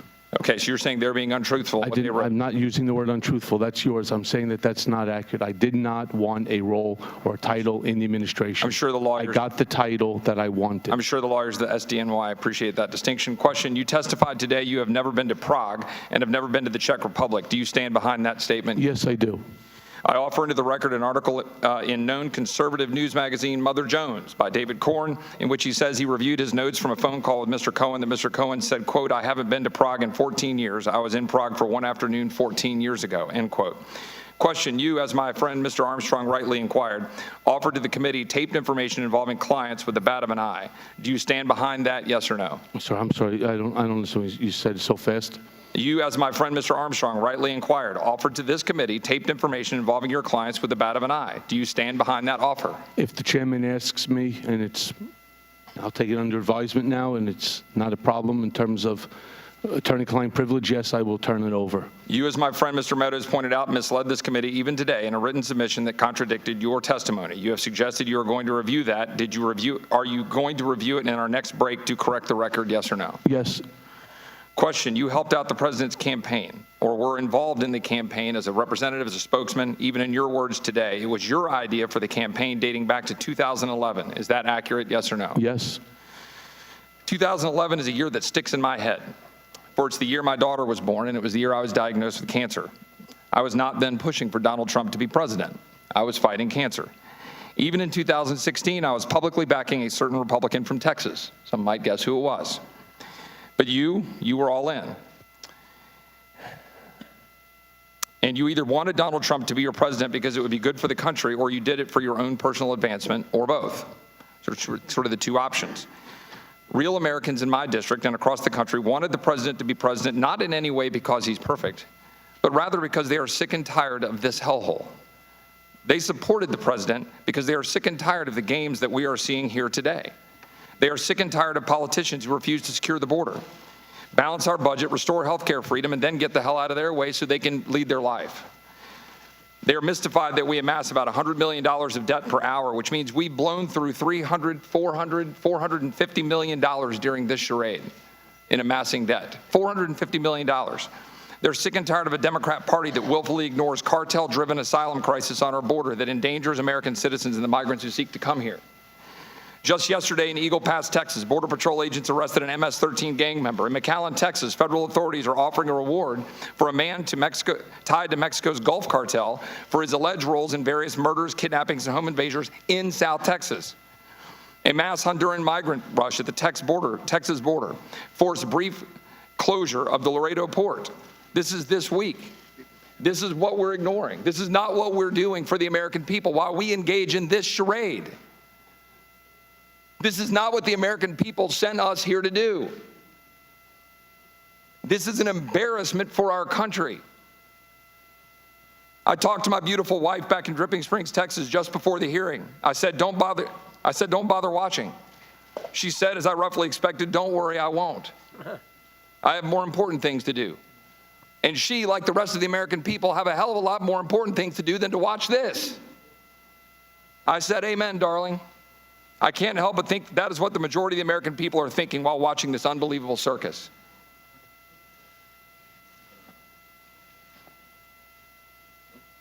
I yield back. Ms. Plaskett. Thank you, Mr. Chairman. I've got a lot to do as well. I've got houses and schools to help rebuild in the Virgin Islands, expansion of voting rights, educational opportunities, criminal justice reform. Thank God the Democratic majority can walk and chew gum at the same time. So we're here with you right now. Mr. Cohen, you learned well in the 10 years that you worked with Donald Trump. What was your position with the GOP in the up to 8 months ago? I was vice chair of the RNC Finance Committee. You were vice chair of the finance of the Republican National Committee, right? Correct. Okay. I do want to say I was a Democrat until Steve Wynn found out I was a Democrat and made me switch parties. That would be a Said it smart wasn't thing right to for do. the Democrat to be the vice chair. Good. Let's get to it. I only have a little bit of time. On behalf of the many members here who have expressed to your family, our apologies to your family. But I want to apologize for the inappropriate comments and tweets that have been made by other members of this body. And as a former prosecutor and as former counsel on House ethics, I think that at the very least there should be a referral to the Ethics Committee of witness intimidation or tampering under USC 1512 of my colleague Matt Gaetz, and it may be possibly him being referred for a criminal prosecution. So I want to put that on the record.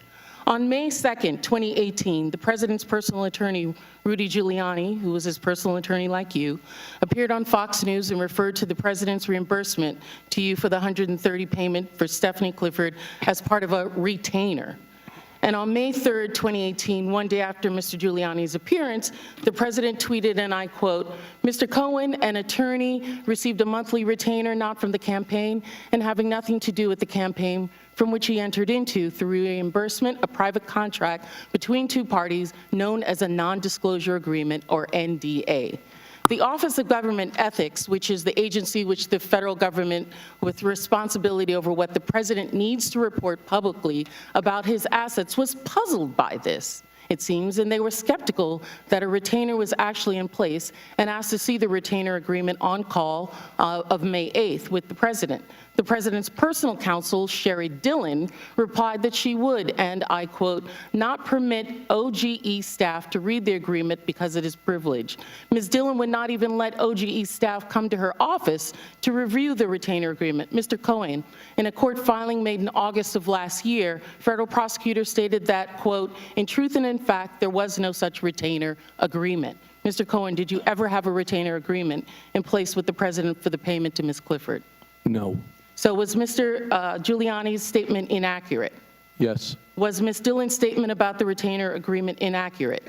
I'm sorry, Ms. Dillon's statement is? About the retainer agreement, is it inaccurate? And her statement is what? And her statement to them was, quote, "not to permit OGE staff to read the agreement because it is privileged." There was no agreement. And is the president's tweet or his statement accurate?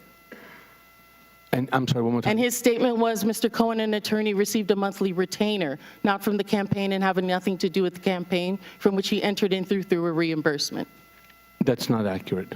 You've mentioned some individuals to my colleague from New York, Ms. Connolly, and also in your testimony about Mr. Weisenberg and other individuals, Ms. Rona. Who are those individuals? Are they with the Trump Organization? They and are. Are there other people that we should be meeting with?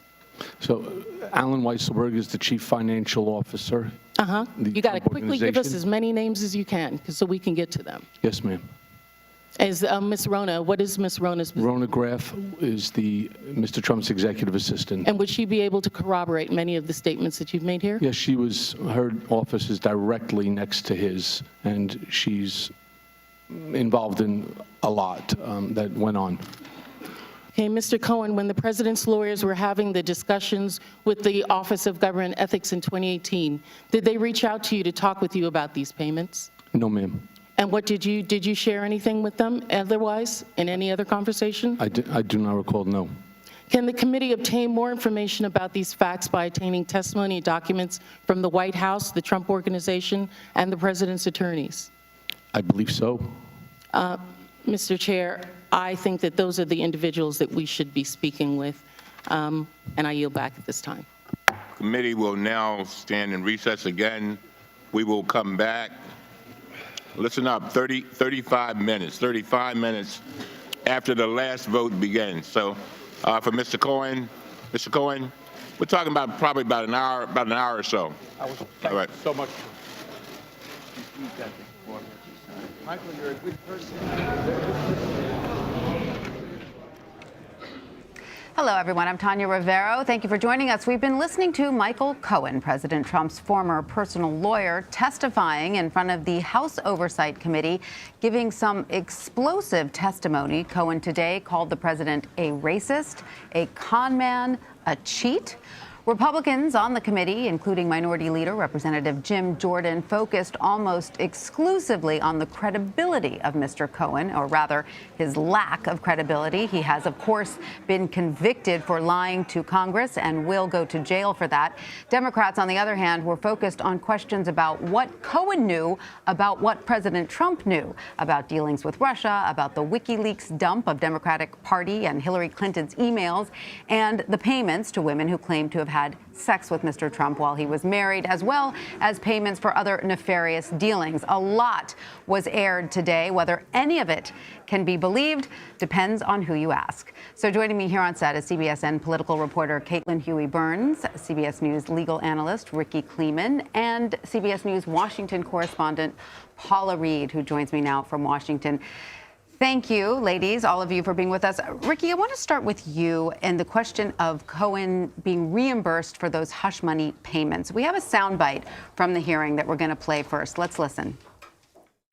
I am providing the committee today with several documents, and these include a copy of a check Mr. Trump wrote from his personal bank account after he became president to reimburse me for the hush money payments I made to cover up his affair with an adult film star and to prevent damage to his campaign.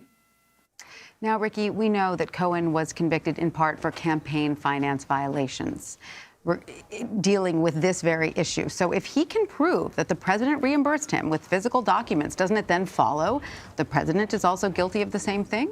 Well, what you're dealing with in Mr. Cohen's plea of guilty was the fact that it is said in the information, capital I, that was filed by the Southern District of New York, that he did all of his actions with respect to hush money at the direction of individual one, who he identifies completely in this hearing. He says, you know, let's us not forget individual one is in fact Donald Trump, and that was not hidden.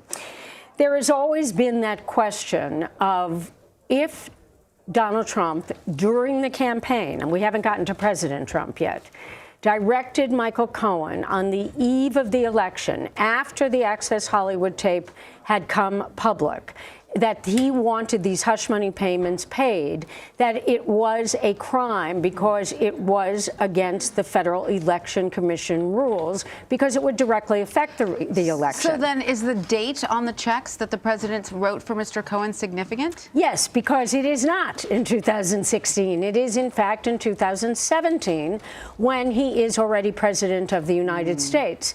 So unless Mr. Trump has some feasible reason as to why he sent a check, gave a check of $30,000 to Michael Cohen in March of 2017 while he was president, in addition to the other payments that Mr. Cohen received for the course of a year for him to be repaid plus, so he got like a bonus plus, according to Mr. Cohen, do you accept this check plus the one that was signed by Donald Trump Jr. and Allen Weisselberg, who really was the man with the checkbook, without more corroboration? Because Allen Weisselberg, let us not forget, he was given immunity by the Southern District of New York. And lawmakers say they want to hear from Weisselberg. Oh, I bet they want to hear from Weisselberg. We will probably be hearing from him as well. So you have checks that could be in repayment, or you have checks for Michael Cohen's other legal work. So Allen Weisselberg becomes rather important, not only to this committee, I would think to the American public. Absolutely. And Paula, I want to ask you about what Cohen said about the WikiLeaks dump and what President Trump may or may not have known about it vis-a-vis Roger Stone. We do have a soundbite to play on WikiLeaks and Assange. Let's listen.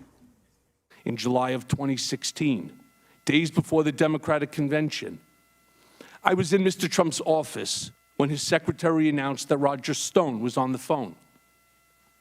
Mr. Trump put Mr. Stone on the speakerphone. Mr. Stone told Mr. Trump that he had just gotten off the phone with Julian Assange, and that Mr. Assange told Mr. Stone that within a couple of days, there would be a massive dump of emails that would damage Hillary Clinton's campaign. Mr. Trump responded by stating to the effect, "Wouldn't that be great?"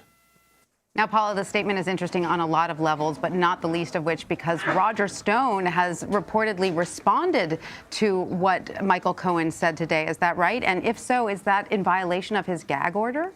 It certainly appeared to be. He was hit with a pretty restrictive gag order last week by a judge who said you cannot discuss your case. Part of his case is not being fully honest with Congress about WikiLeaks. I'll leave it up to the judge whether or not he just violated his gag order. But these claims raise a lot of questions because Cohen's testimony does not match what the president has said publicly. And while it is not a crime to lie to the public about your knowledge of WikiLeaks dumping emails, it is a crime to lie to federal investigators. And sources have told me that in his written answers to the special counsel's questions, President Trump's answers to questions about WikiLeaks matches public statements. So what we have here is the possibility, this is why Cohen is raising this, the possibility that the president may have lied to the special counsel. But just because Cohen said something happened one way, that doesn't establish anything at all. What Cohen is doing is he is giving House Democrats a roadmap to follow and now seek out corroboration for his story. All right. Now, in another exchange, Cohen explained how President Trump indirectly instructs him to tell lies on his behalf. Let's listen to that.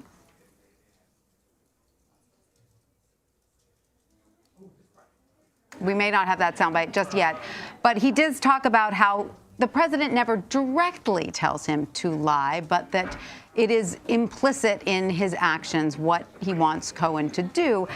So, Ricky, I'm curious, in a legal aspect, you know, that doesn't seem to hold water. You can't imply something, can you, legally? Well, you can. It doesn't necessarily mean that it comes up to a crime. We have a lot of inference here. Michael Cohen is saying, look, if you've been around Mr. Trump as long as I've been around Mr. Trump, you know when he is directing you to do something. That may give us echoes, you may remember, of James Comey's testimony back when it was in Congress.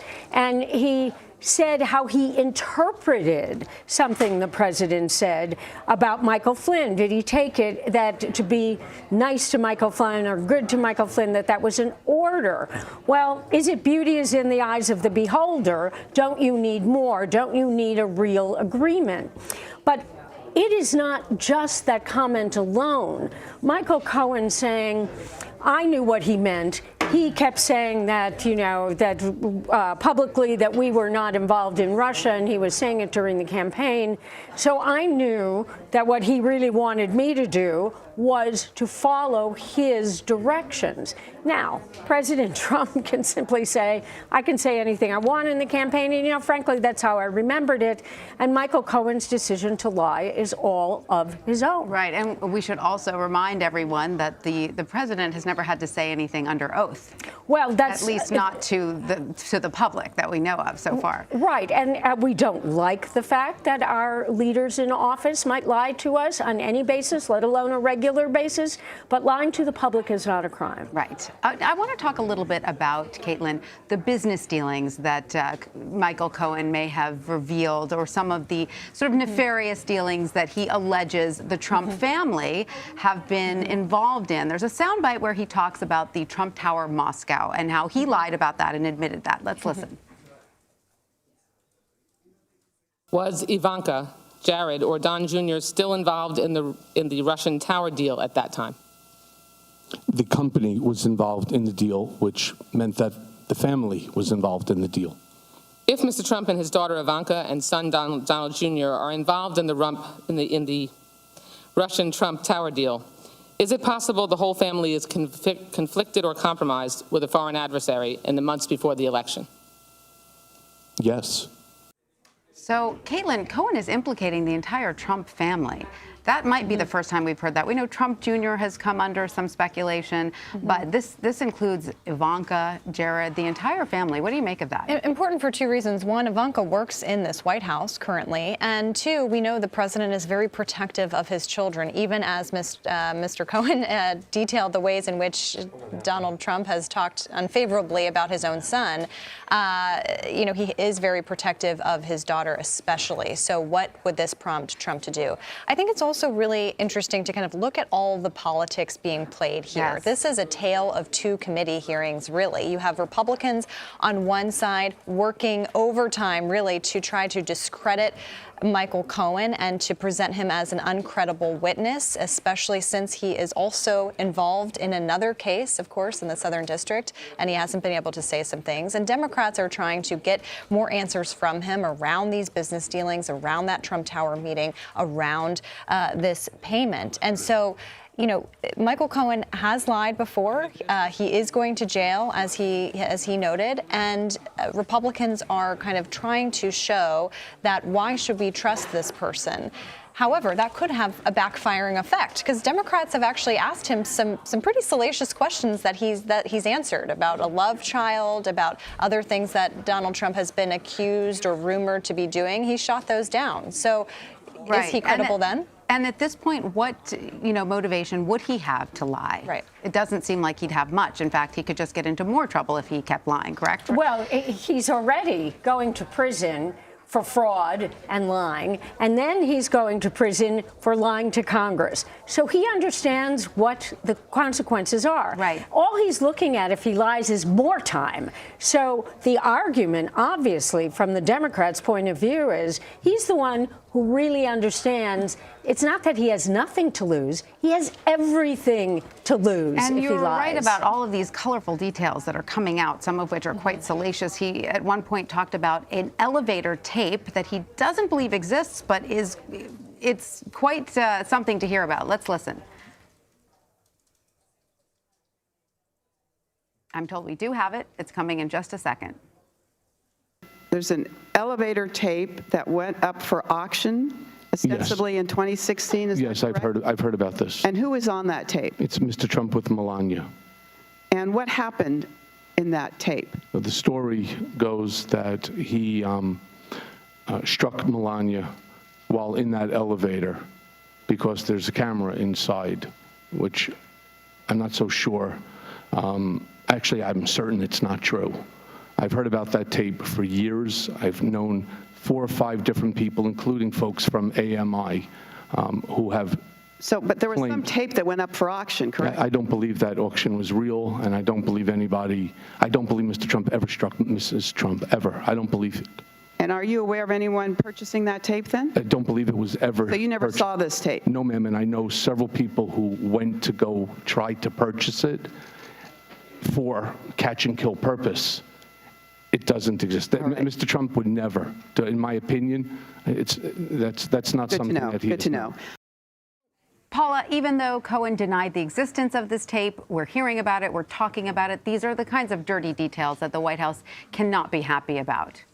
Well, certainly, although at least Cohen did vouch for the president's character, that even though he called him racist and a fraud and alleged that he is engaged in criminal conspiracies, they say, well, he doesn't believe that he would beat his wife. But one of the most significant things that has come out of this hearing, Republicans were successful in attacking Cohen's credibility. We knew he was a liar before this hearing because he's been convicted of lying to Congress, the government, and banks. But they were not successful in attacking the substance of what he said. And House Democrats are walking away from this hearing at the end of the day with all of these new leads and ways to investigate the president. And one of the most shocking things that has come out of this hearing is the fact that Cohen says there are more allegations of criminal wrongdoing that he can't discuss. In fact, specifically, he was asked about his last conversation with the president. He said the last time he talked to the president was shortly after his home and offices were raided. But he said he could not reveal what was discussed in that conversation because it is currently under investigation by federal prosecutors in Manhattan. And Tanya, I have consistently said in my reporting, I believe it's that investigation in Manhattan, looking at campaign finance violations, looking at all the non-Russia related criminal questions, that poses the biggest legal threat to the president. Ricky, would you agree? I see you My head nodding is your head nodding. here. Yes. Well, I think I would say 100% of the time agree with Paula Reed. Anyway, we both look at things the same way. When you look at what's happening in New York, you not only have the Southern District of New York, which we lawyers have often called the most powerful law firm in the world because of the level of their investigation and prosecution is at the highest level. And their independence as well, correct? Well, they're pretty independent, but you still have to remember they're in the Department of Justice. But we can't forget about what else is out there. The state AG in 2018 went forward with referrals from a civil case, referrals to the IRS, referrals to other bodies for criminal prosecution, having to do with the Trump Foundation, which does, by the way, involve not only Donald Trump, but involves the Trump children because they are on the board of directors. And the idea was, and it does come out again today in testimony, that when you're dealing with a particular painting that was purchased by either the foundation or the organization, you have both the foundation and the organization under investigation in the state, but also, I would bet, in the federal government. The Southern District of New York, the U.S. Attorney, Jeffrey Berman, of whom I have a great deal of respect for, he has recused himself from any of the Trump investigations. So you have a well-oiled machine that is going forward theoretically without politics, but just looking at criminal activity. And that may be, as they say, where the pedal meets the metal. Absolutely. All right. Now, I want to play a soundbite of Cohen talking about that Trump Tower meeting involving Don Jr., because that is also pretty significant. Let's listen. Sometime in the summer of 2017, I read all over the media that there had been a meeting in Trump Tower in June of 2016 involving Don Jr. and others from the campaign with Russians, including a representative of the Russian government, and an email setting up the meeting with the subject line, "Dirt on Hillary Clinton." And something clicked in my mind. I remembered being in a room with Mr. Trump, probably in early June of 2016, when something peculiar happened. Don Trump Jr. came into the room and walked behind his father's desk, which in and of itself was unusual. People didn't just walk behind Mr. Trump's desk to talk to him. And I recall Don Jr. leaning over to his father and speaking in a low voice, which I could clearly hear, and saying, "The meeting is all set." And I remember Mr. Trump saying, "Okay, good, let me know." So, Ricky, I know that you have to leave soon, so I want you to respond to that. I mean, it sounds as if he is saying that President Trump knew about that meeting, which is something that the president has denied. It's something that Donald Jr. has denied, and it could place the president in hot water. Well, it could, but it appears that the only person who knows about this call on the speakerphone, or the only people, if it occurred, are Roger Stone, Donald Trump, and the person who is listening on the speaker, who is Michael Cohen. Well, you can guarantee that Roger Stone and Donald Trump are going to say that that call did not occur the way Michael Cohen described it. And so Michael Cohen is left on his own. And there is no doubt that if all you have is Michael Cohen without any other corroboration, that is a weak situation. You need more. Right. But you could get phone records. You could get phone records. Ricky, thank you so much. I know you have to run to go to network. Thank you so much for staying with us. Paul, I'm going to get your take on that. I mean, obviously, Cohen's a convicted liar. And if he's the only one in the room that can state that, it probably is not going to hold much water. No, Michael Cohen is not enough. But this theme came up many times throughout the hearing, people sort of trying to bolster him and remind us all that many historic congressional hearings relied on the testimony of people who had been convicted of much worse crimes than Michael Cohen, especially when it came to taking down significant mob families. But the problem is anything Cohen says, any good defense attorney is going to be able to undermine him pretty quickly. The fact that, again, he's headed to prison for lying not just to Congress, but also to the government on his tax forms, to various banks. He'd be pretty easy to impeach as a witness. That's why it's all about corroboration. And today he showed up with some receipts. He came with exhibits. He came with documents. And that's what's so important in this hearing is he's coming with items to corroborate his claims. Then now House Democrats, newly emboldened with subpoena power, they can use those documents and try to get additional documents, the most significant of which would be the president's tax returns. Because today, of course, Cohen, he alleged the president would undervalue his net worth so as not to have to pay his fair share. Just because Michael Cohen said that doesn't mean it's true. But by presenting these documents, he is now potentially given House Democrats a license to go pursue the president's tax returns. And Tanya, that's so significant because the president has always said that is a red line and that his personal finances should be off limits to investigators. So I don't know what time it is right now in Vietnam, but I'm surprised we haven't heard from the president on that issue. I'm sure we will soon. But it was interesting how Cohen painted a picture of a president who wanted to inflate his assets when it came to being included on the Forbes list of wealthiest Americans, but then deflate his assets when it came to the IRS. I want to move on to something else that Michael Cohen talked about, which was this question of intimidation. I mean, Michael Cohen explained the president never physically threatened others himself, but instead would use his employees. Here's that clip. Have you ever seen Mr. Trump personally threaten people with physical harm? No. He would use others. He would hire other people to do that? I'm not so sure that he had to hire them. They were already working there. Everybody's job at the Trump Organization is to protect Mr. Trump. Every day, most of us knew we were coming in and we were going to lie for him on something. And that became the norm. And that's exactly what's happening right now in this country. And it's exactly what's happening here in government, sir. So, Paula, does that shield the president, legally speaking, that he never had to verbally direct his workers to shield him in that way?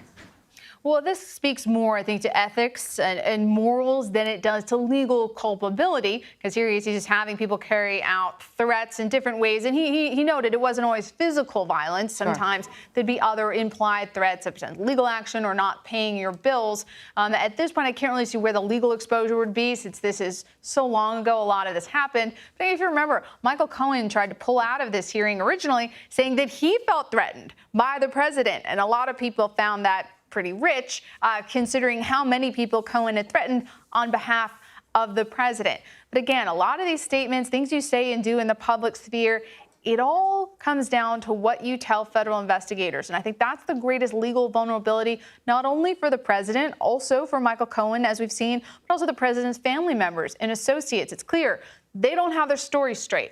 Somebody somewhere is lying. The big question is who? Who, indeed. All right. Paula Reed in Washington and Caitlin Huey Burns here on set. Thanks to both of you for being with us. We're going to take a quick break. We'll be right back with much more CBSN. Don't go away.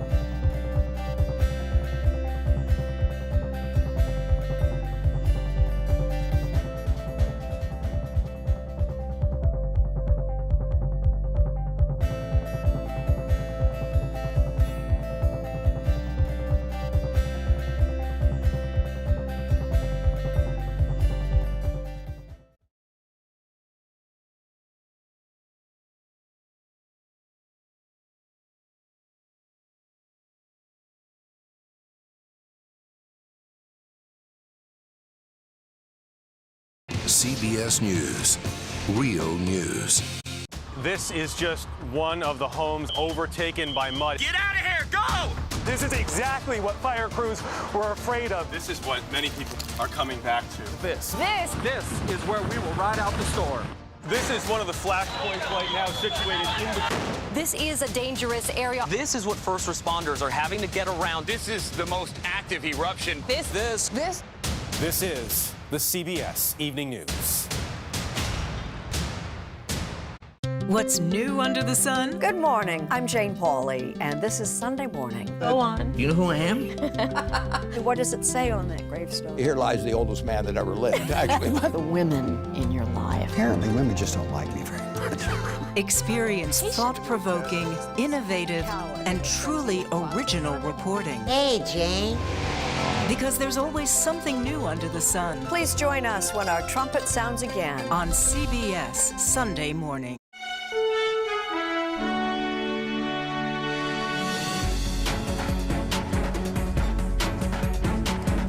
Hello, everyone. I'm Tanya Rivero. Thank you for joining us. An explosive day on Capitol Hill. President Trump's former fixer appeared before lawmakers, giving what many are calling bombshell testimony against his former boss.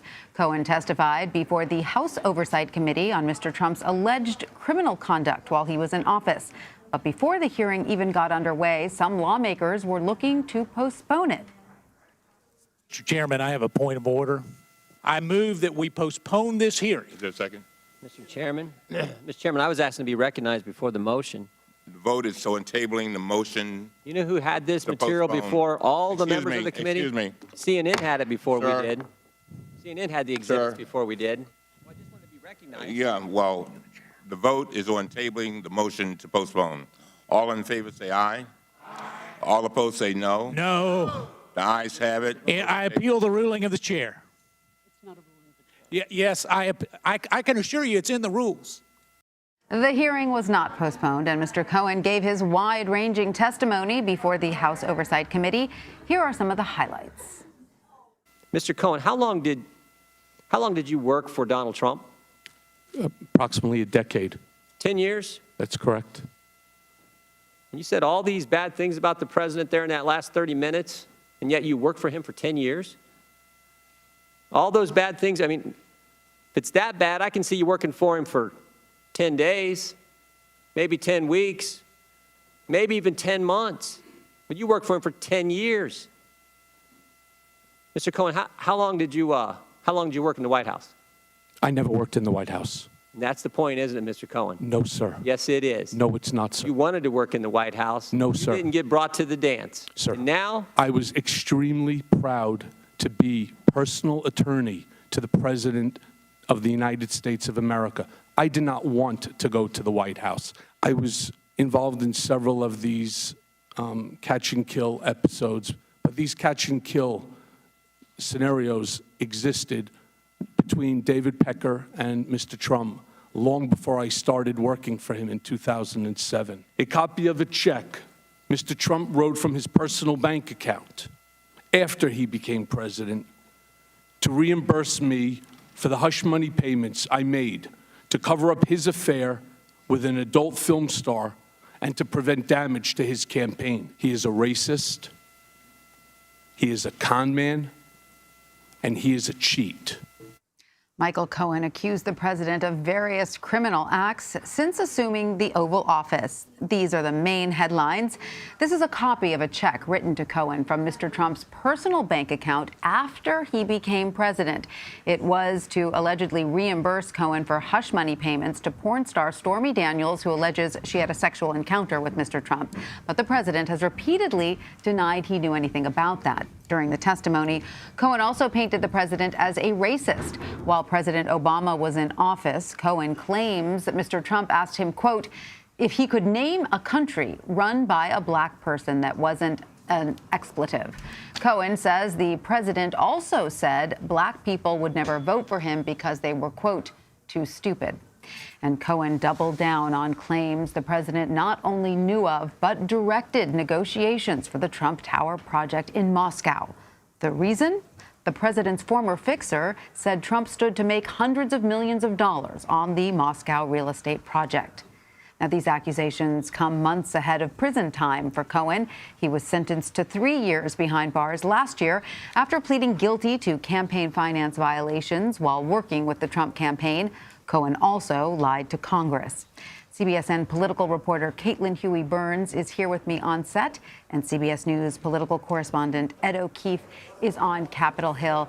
Ed, let me start with you. How is Capitol Hill responding to some of these bombshell allegations in Cohen's testimony today? Well, let's remember a few things. First off, most people up here began to hear about this last night, so hearing him now say what was provided overnight in written form perhaps isn't as surprising, but it is certainly something that is dominating attention up here today. And there's an understanding, as the chairman said earlier today, that the administration will no longer be protected when it comes to the issues of Russia and these other matters now, at least on the House side. This is essentially really the first major public hearing with a Trump administration official describing, or Trump orbit official, if you will, describing these allegations in the public sphere. And it's designed to put this all out now in the public in a political setting, as opposed to the ongoing legal investigations, which may or may not be nearing their end. And I think this, everyone up here has sort of seen this as the opening salvo and a way of sort of laying out the potential roadmap for where investigations, not only held by the Oversight Committee, but the Judiciary Committee, the Intelligence Committee, the Ways and Means Committee, and others will go in the coming months as Democrats try to pick apart various elements of the Trump orbit, of work he did as a candidate and as a businessman, and issues that have come up since he became president. Clearly, there's a lot more digging that Democrats are going to want to do after today's testimony. Now, Michael Cohen denied an accusation from Republican Congressman Jim Jordan today that he turned on President Trump because he didn't get a job in the White House. That was something that was sort of referred to in a BuzzFeed article. Let's listen. Mr. Cohen, how long did you work in the White House? I never worked in the White House. And that's the point, isn't it, Mr. Cohen? No, sir. Yes, it is. No, it's not, sir. You wanted to work in the White House. No, sir. You didn't get brought to the dance. Sir. And now? I was extremely proud to be personal attorney to the President of the United States of America. I did not want to go to the White House. I was offered jobs. I can tell you a story of Mr. Trump reaming out Reince Priebus because I had not taken a job where Mr. Trump wanted me to, which is working with Don McGahn at the White House General Counsel's office. Mr. Cohen, you work for the president. Sir, one second. All right. What I said at the time, and I brought a lawyer in who produced a memo as to why I should not go in, because there would be no attorney-client privilege. And in order to handle some of the matters that I talked about in my opening, that it would be best suited for me not to go in, and that every president had a personal Cohen, here's attorney. what I see. Here's what I see. I see a guy who worked for 10 years and is here trashing the guy he worked for 10 years, didn't get a job in the White House, and now you're behaving just like everyone else who's got fired or didn't get the job they wanted, like Andy McCabe, like James Comey, same kind of selfish motivation after you don't get the thing you want. That's what I see here today, and I think that's what the American people. Mr. Jordan, all I wanted was what I got, to be personal attorney to the president. So, Caitlin, this is a new narrative sort of swirling around Michael Cohen as a result of a recent BuzzFeed profile that sort of painted a picture of Michael Cohen as embittered because he did not get a position in the Trump White House, and that led to him sort of turning against the president. He refutes that today. What do you make of all this? Well, Republicans, with all of these questions, are trying to get at Cohen's credibility and his motives. Now, we have talked about how he is, about to go to prison for at least 3 years, that he doesn't really have anywhere to go at this point or any lower to go. But Republicans are trying to paint him as a figure who is disgruntled, who has a bone to pick with the president, and who has, given that he has lied to Congress before, what's to say he is being truthful now. So that's what you heard in Jordan's questioning and through most members of the Republicans trying to paint this picture of Cohen, to discredit him, because, as Ed mentioned, it's not only that Cohen is talking about some of the things involving his relationship with Trump, some things we've already known about, but it does, we are now in divided government. Democrats have power in these various committees to probe various parts of the Trump world, and there is this concern about what kind of exposure Cohen is giving to that. Right, and Republicans definitely spent a lot of time also trying to paint a picture of him as an opportunist, claiming he wants to write a book and that all of this is just giving him more attention to sell his wares. Exactly, and that he took money from Trump all these years, that he worked for him very loyally. Now, to Cohen's point, he was saying that I admit to all these things. Yes, I did that. Right. All right, Ed, Cohen also explained why President Trump lied about his business dealings in Moscow. Here's what he said about that, and I want to get your take after we hear. I lied to Congress when Mr. Trump stopped negotiating the Moscow Tower project in Russia.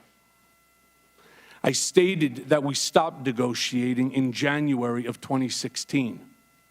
That was false. Our negotiations continued for months later during the campaign.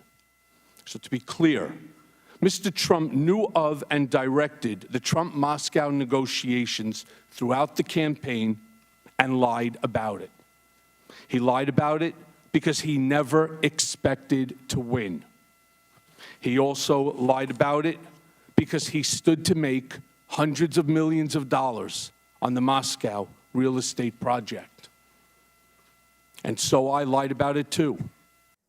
So, Ed, where does that fit into what we already knew? The president has changed his story a little bit about his business dealings in Moscow and what he was hoping to do there. Right. This puts on the record now and in public things that we've heard about, things that have been alleged and reported on background from anonymous sources or through legal sources over the last several years. And it confirms, again, in a public setting, what many have long believed about Trump and why he was continuing to do business deals during the campaign, that he ultimately saw this as a potentially lucrative business opportunity running for president and didn't ultimately anticipate actually winning the job. And you can sit there and say, yeah, but this is an uncredible witness because he was saying one thing just a few months ago and has been lying about it and now is changing his story, and that's totally valid and fair. But it is, in a sense, confirming and buttressing a lot of reporting that we've seen over the last 3 years that suggests that all of this business work essentially was going on in Russia, here in the United States, in other countries, because they thought that by running for president, he would bolster the brand. So, again, a reminder, this is a political exercise. This is a political arena and a politically led or politically motivated, to some extent, investigation, not a legal one. And so to rehash all of this, to put it in the public record, starts to establish that public record of political investigation or congressional investigation, which has a different level of evidence, different level or different standards, essentially, that would apply in this case. And one of the aspects of it is doing this all in public so that the American people get to hear this stuff, even if it's from a witness like Cohen. And the fact that we sit here today talking about things that he may or may not have done, reasons he may have done this, rehashing whether or not he really wanted a White House job or not, is all designed by Republicans to discredit Cohen as much as possible, while we also cover the fact that he is now confirming publicly a lot of the things that have been reported over the last several years. The stuff about him being a racist, a con man, a liar to his wife, that's one thing. That's a character issue. But these other issues of potential criminal activity are the far more serious ones, and the ones that Democrats ultimately are more expected to focus on. Right. Well, it's interesting because some sort of, they reach a gray area. For instance, Cohen alleges that President Trump got a straw bidder to pay, I believe, $60,000 for a portrait of Mr. Trump, that just because he wanted it to go for the highest price, and then he reimbursed that bidder, according to Mr. Cohen, again, with money from the Trump Foundation charity. So that gets into some gray area that between character and sort of, some sort of, if not criminal activity, but something that certainly is not what the charity was meant to do. In one exchange, Cohen explained But that's also, Tanya, Yeah. importantly, Tanya, that is part of an ongoing investigation led by New York State, because remember, they were looking at one point into the Trump Foundation and the charity work. Remember, he held that event during the campaign in Des Moines where he said he was going to donate a lot of money to veterans. He never did it.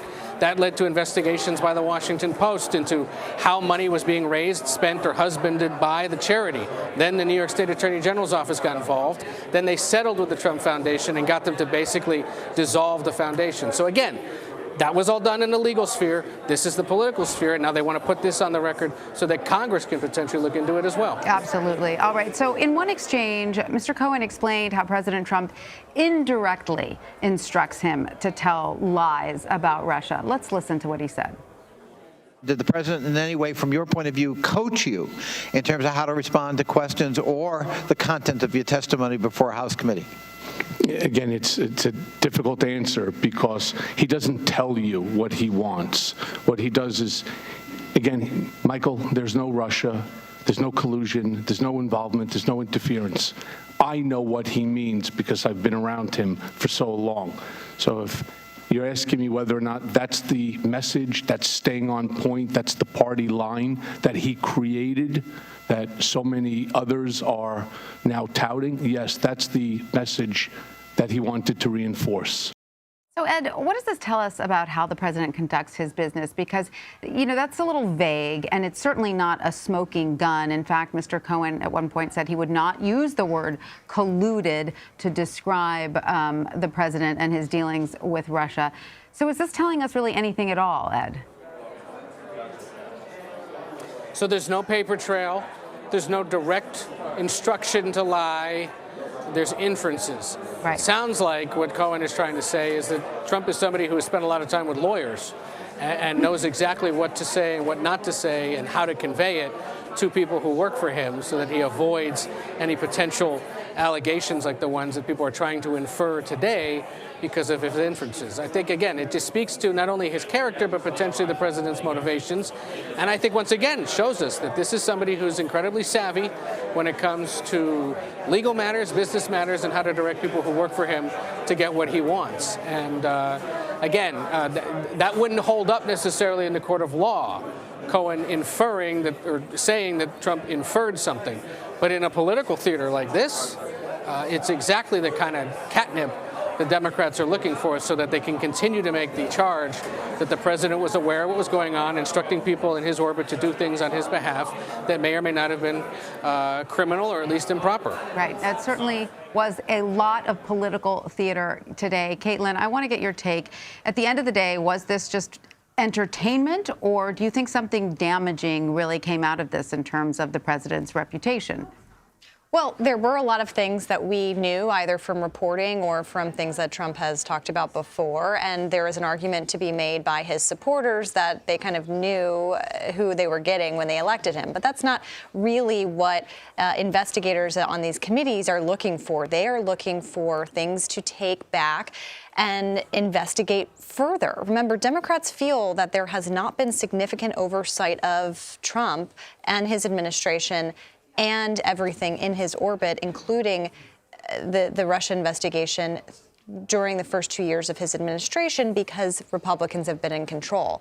They now have subpoena power on these committees. They now are in charge of these committees in terms of bringing witnesses forward that they want to talk to. So you can imagine that the chairs of these various committees, Maxine Waters, I think, is going to be very interested in what could come out of references to Deutsche Bank, what could come out of tax returns on the Ways and Means Committee, Richard Neal.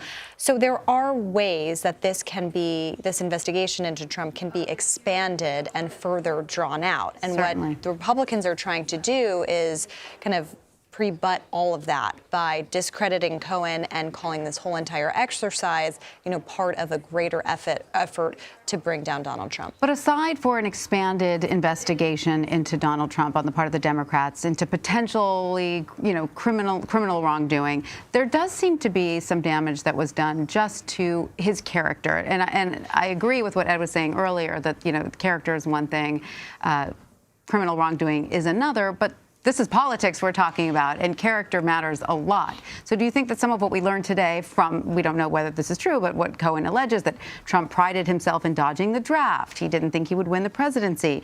He used threats to keep his academic records secret. Apparently, he wanted Mr. Cohen to threaten his, schools and institutions to not release his SAT scores.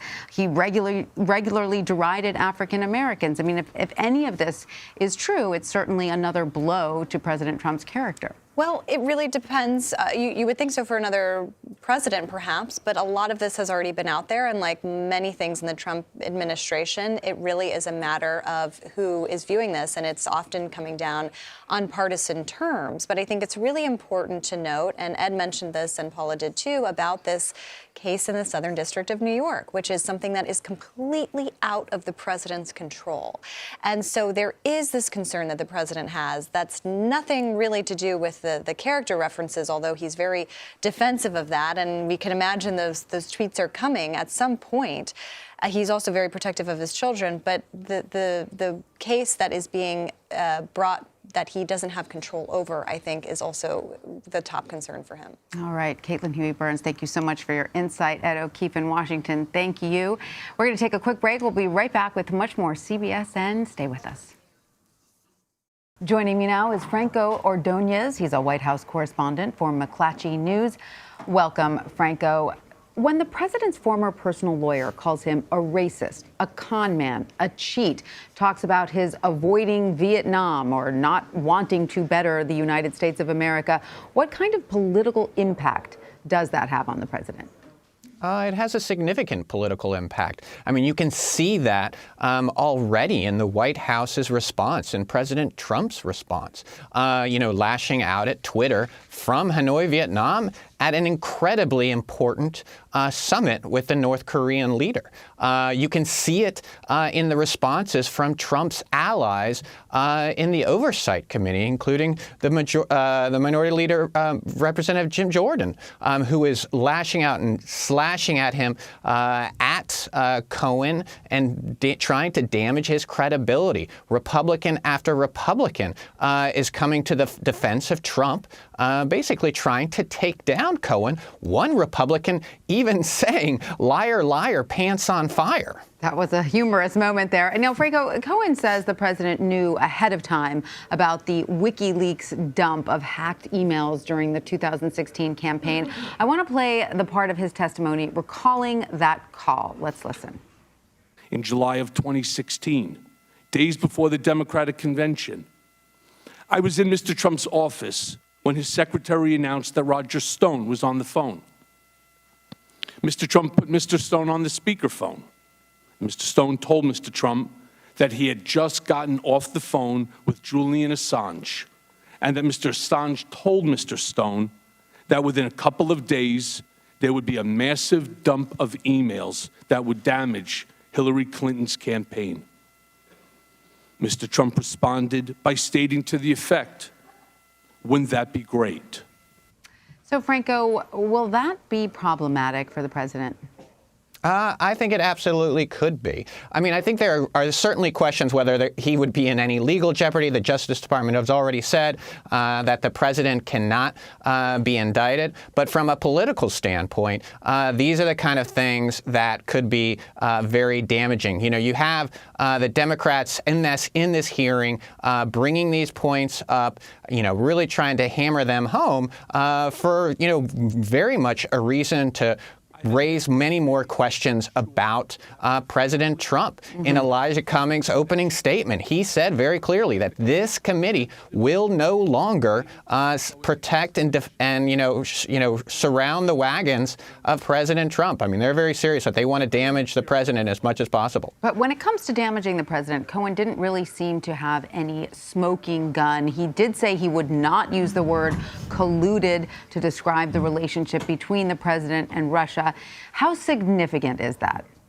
I think that will tell. I was definitely listening to that very closely as well when he was pressed about whether there was collusion between President Trump and the Russians. As you just noted, Cohen said, "I would not use the word colluded." In his opening statement, he said he had suspicions. But considering how much stuff that Cohen does have, the allegations that he did made, the 100 recordings that he says he has, for him not to be able to say that President Trump colluded, I think does raise significant questions and is an opening for the Trump administration and the White House to shed some, to create some space there and to continue to hammer home that they did not collude. Right, and at the same time, the president today accused Cohen of lying, as did all the Republicans on the committee, as you mentioned, who interviewed him, to reduce his sentence.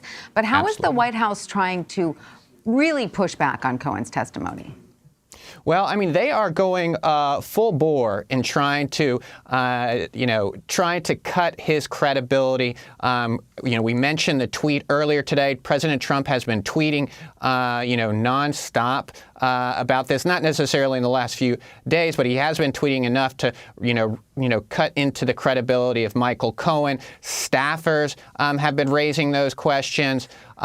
His allies in the government on both ends of Pennsylvania Avenue have been raising these questions. And just again, in that hearing, Cohen noted that not a single Republican had asked him a question about President Trump himself. All of the questions were about Cohen and his credibility. I'm not sure if that was exactly, fully the case, but I think it is significant how much they were kind of just working to, damage his credibility as opposed to ask questions about the president.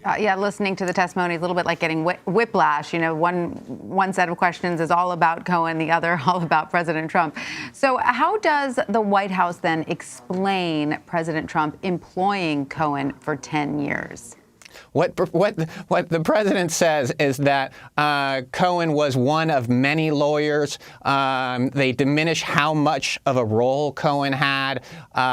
They talk about how he really didn't do too much. We've heard these kind of things before about different people who were either part of the Trump camp or even part of the administration.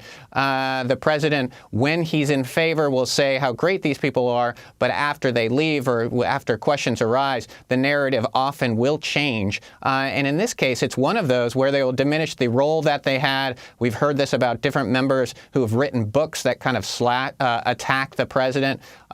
He has literally said that Cohen had a small role. He was one of many. He was not part of big things, and that all of this that is happening is simply, related to things that had nothing to do with President Trump, he says, and he just wants to cut his sentence, as you had noted earlier. Right. And Franco, meanwhile, the House voted Tuesday to block President Trump's emergency declaration.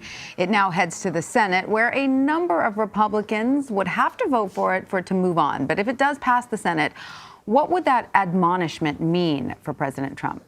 It would be an extreme embarrassment for President Trump on his signature issue of a border wall. As you note, it passed the House, now in front of the Senate. Only 4 Republicans need to side with Democrats in order to set this up for a veto for Trump. 3 have already indicated that they will vote against it: Tom Tillis, Lisa Murkowski, Susan Collins.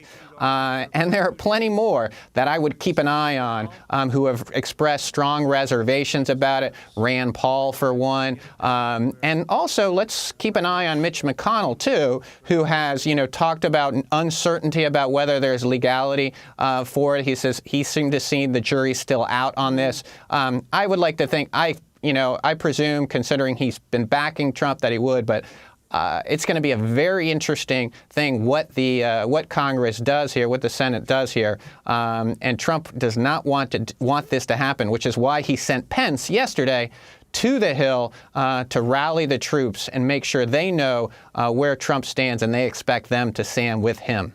Because, of course, the president has said if it does pass, he will veto it. And looking at the House doesn't appear to have the support to override a presidential veto. So what would all of that mean for the president's efforts to build the wall? He would veto this if it passes the Senate, and then what? The wall starts getting, finished, or did there continue to be these legal challenges that will slow it down? We will absolutely continue to see more legal challenges. Just before before President Trump declared the national emergency, my sources were telling me that the legal challenges were already written. And to be sure, within hours of President Trump announcing this, we saw those challenges starting to materialize in the courts from states, from different interest groups who have big concerns about this. Expect more from landowners in Texas who certainly do not want their land to be taken. This is going to be a battle for quite some time. When I talk to my sources who are kind of experts in enforcement as well into the courts, they do not expect this to be actually get to the Supreme Court, which is where they think it will ultimately end, until possibly next year. So if you think about that, it could be no wall as it heats up for 2020 general election campaign, and that'll be a difficult position for Trump to be in when he's talking about these things again. Indeed. Franco Ordonez, thank you so much for joining us. Thanks for having me. We're going to take a quick break. We'll be right back with much more CBSN. Stay with us.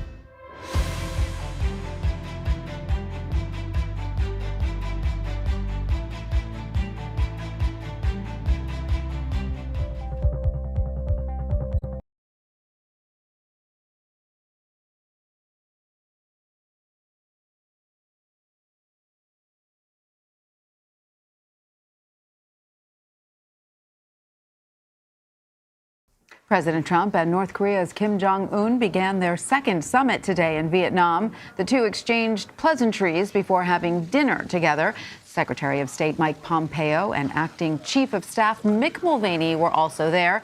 The U.S. is seeking full denuclearization of North Korea, which it asked for at last year's summit. North Korea wants the U.S. to lift sanctions and possibly remove troops from the Korean peninsula. In brief comments today, the president praised the economic potential of North Korea. As I've said many times, and I say it to the press, I say it to anybody that wants to listen, I think that your country has tremendous economic potential, unbelievable, unlimited. And I think that you will have a tremendous future with your country, a great leader. And I look forward to watching it happen and helping it to happen. And we will help it to happen. After the sit-down, the president tweeted, quote, "Great meetings and dinner tonight in Vietnam with Kim Jong-un of North Korea. Very good dialogue. Resuming tomorrow." Joining me now from Washington is Lisa Collins. She's a fellow with the Korea Chair at the Center for Strategic and International Studies. I also want to bring in Robert Carlin. He's a CBS News consultant and former intelligence analyst at the CIA and State Department. Lisa and Robert, welcome to both of you. Thanks so much for being with us. Lisa, let me start with you. Should North Korea's economic potential, as the president said, play any role in these talks?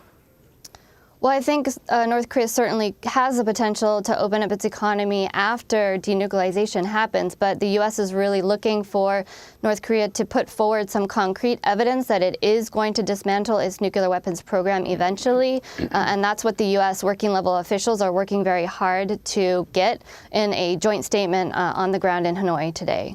And Robert, how should the U.S. approach these negotiations, this second summit, compared with last year's summit? Last year's summit was intended to frame the problem, to agree on some principles and some common themes. It did that.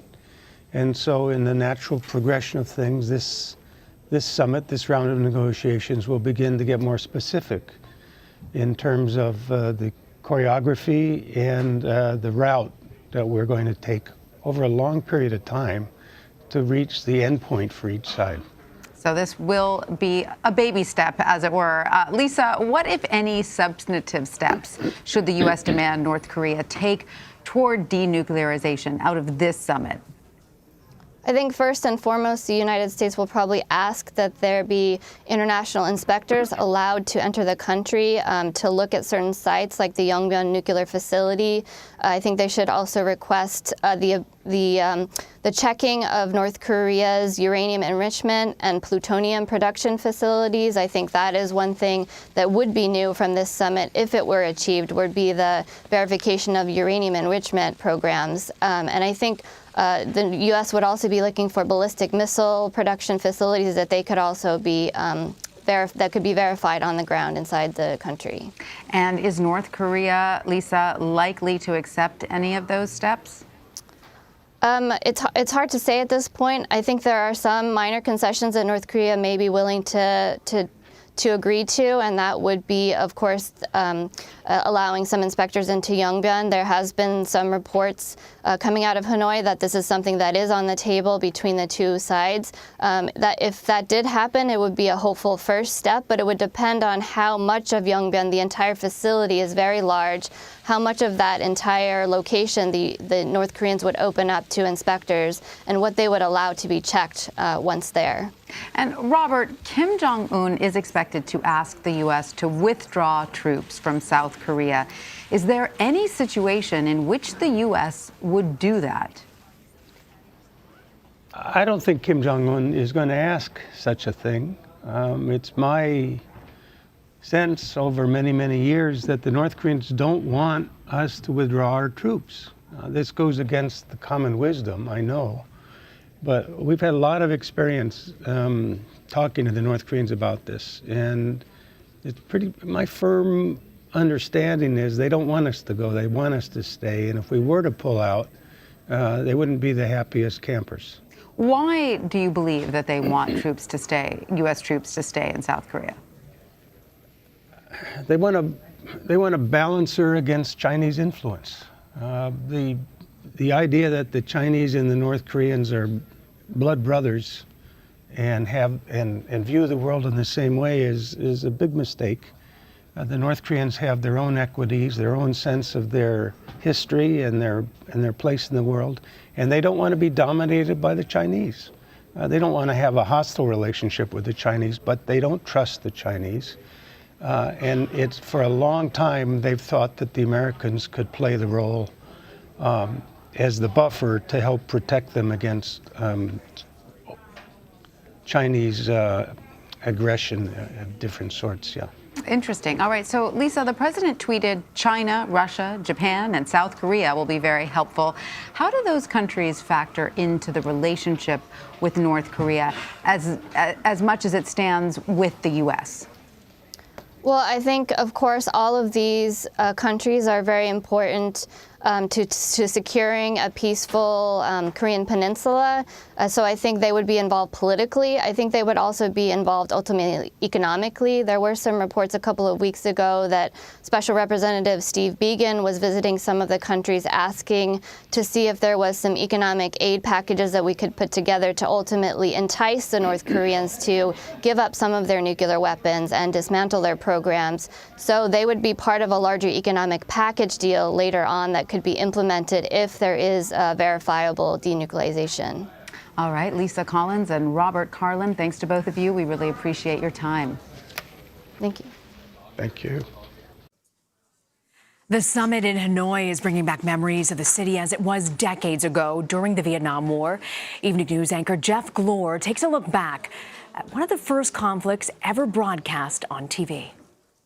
They are the first actual ground combat troops to enter the country. On March 8, 1965, cameras were rolling as U.S. Marines landed in Da Nang. They were combat ready as they landed. For the first time, on a regular basis, news from the front lines made its way into living rooms across America. We are wearing these flak vests. Walter Cronkite gave us a look from the sky. Oh, I know something of what those astronauts must go through. Wow. The paratroopers are moving out more and more every day, getting a feel of the country. Morley Safer documented the sounds. And we were walking into this village when you can hear what happened. And people. This is what the war in Vietnam is all about. The old and the very young. The horror on the ground. Realities of war, minus the fog. More than 58,000 Americans were killed over 2 decades during the Vietnam War, including those who covered it. 9 CBS News employees died, 33 others were wounded. There are 6 men in this small trench, and 2 of them are wounded, one a CBS sound technician. Ed Bradley was hit by gun shrapnel. John Lawrence's crew faced angry police while trying to cover student protests. 6 employees of CBS News were clubbed, beaten, and driven back by police. The plane raced down the taxiway. Toward the end, this, one of the most unforgettable moments in news history. The stampede of terrorized people tried to storm the plane. Bruce Dunning's 1975 report on the last plane out of Da Nang as the city fell to North Vietnamese troops. As men clambered over one another, pushing aside women and children in their panic-stricken fury, members of the air crew dragged them onto the plane, trying to fill it as fast as possible. Deserters shoved and shot their way onto a plane meant for women and children. As calm fell on the smug men who had managed to fight off their friends and relatives to get on, the hard-working cabin crew took account. 268 people were on board, among them 5 women and 2 or 3 small children. Well, coming up after a break, Michael Cohen told lawmakers he's ashamed of covering up the president's alleged criminal acts. We're streaming CBS and CBS News. Always on.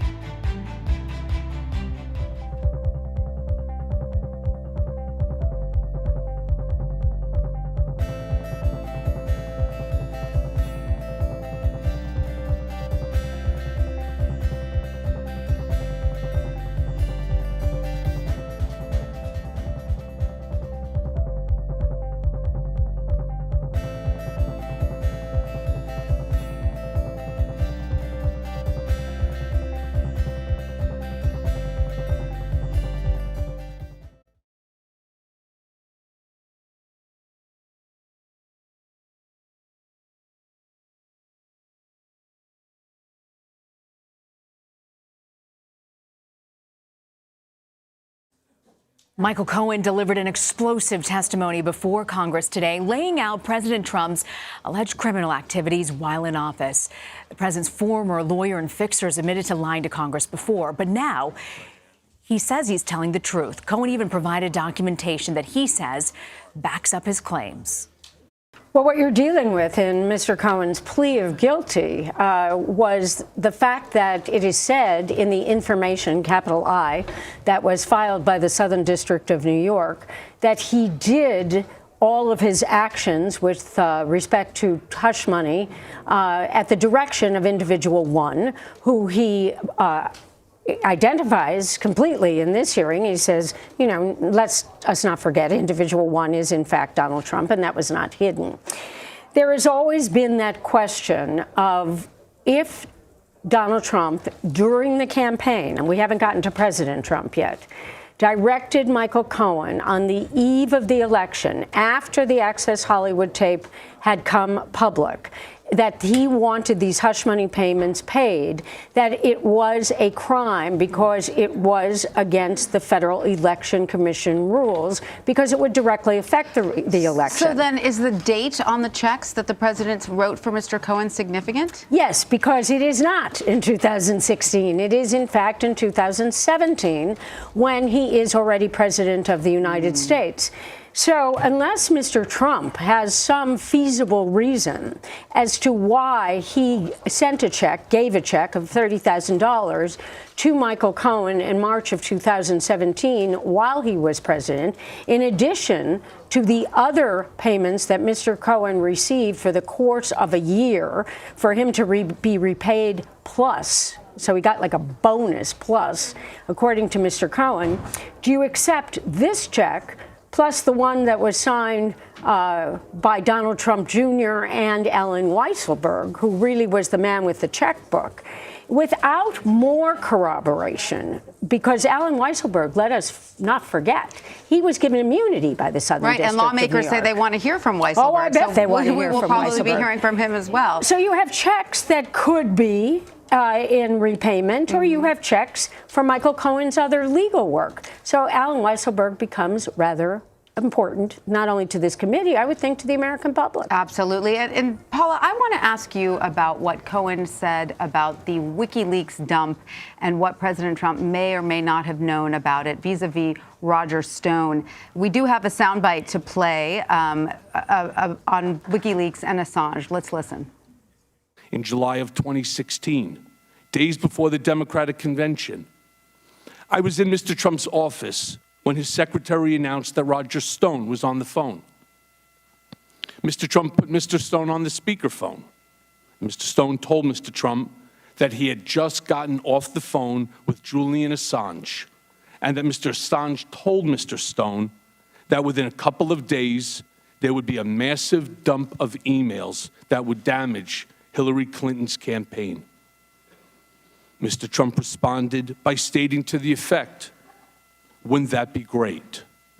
Now, Paula, the statement is interesting on a lot of levels, but not the least of which because Roger Stone has reportedly responded to what Michael Cohen said today. Is that right? And if so, is that in violation of his gag order? It certainly appeared to be. He was hit with a pretty restrictive gag order last week by a judge who said you cannot discuss your case. Part of his case is not being fully honest with Congress about WikiLeaks. I'll leave it up to the judge whether or not he just violated his gag order. But these claims raise a lot of questions because Cohen's testimony does not match what the president has said publicly. And while it is not a crime to lie to the public about your knowledge of WikiLeaks dumping emails, it is a crime to lie to federal investigators. And sources have told me that in his written answers to the special counsel's questions, President Trump's answers to questions about WikiLeaks matches public statements. So what we have here is the possibility, this is why Cohen is raising this, the possibility that the president may have lied to the special counsel. But just because Cohen said something happened one way, that doesn't establish anything at all. What Cohen is doing is he is giving House Democrats a roadmap to follow and now seek out corroboration for his story. All right. Now, in another exchange, Cohen explained how President Trump indirectly instructs him to tell lies on his behalf. Let's listen to that.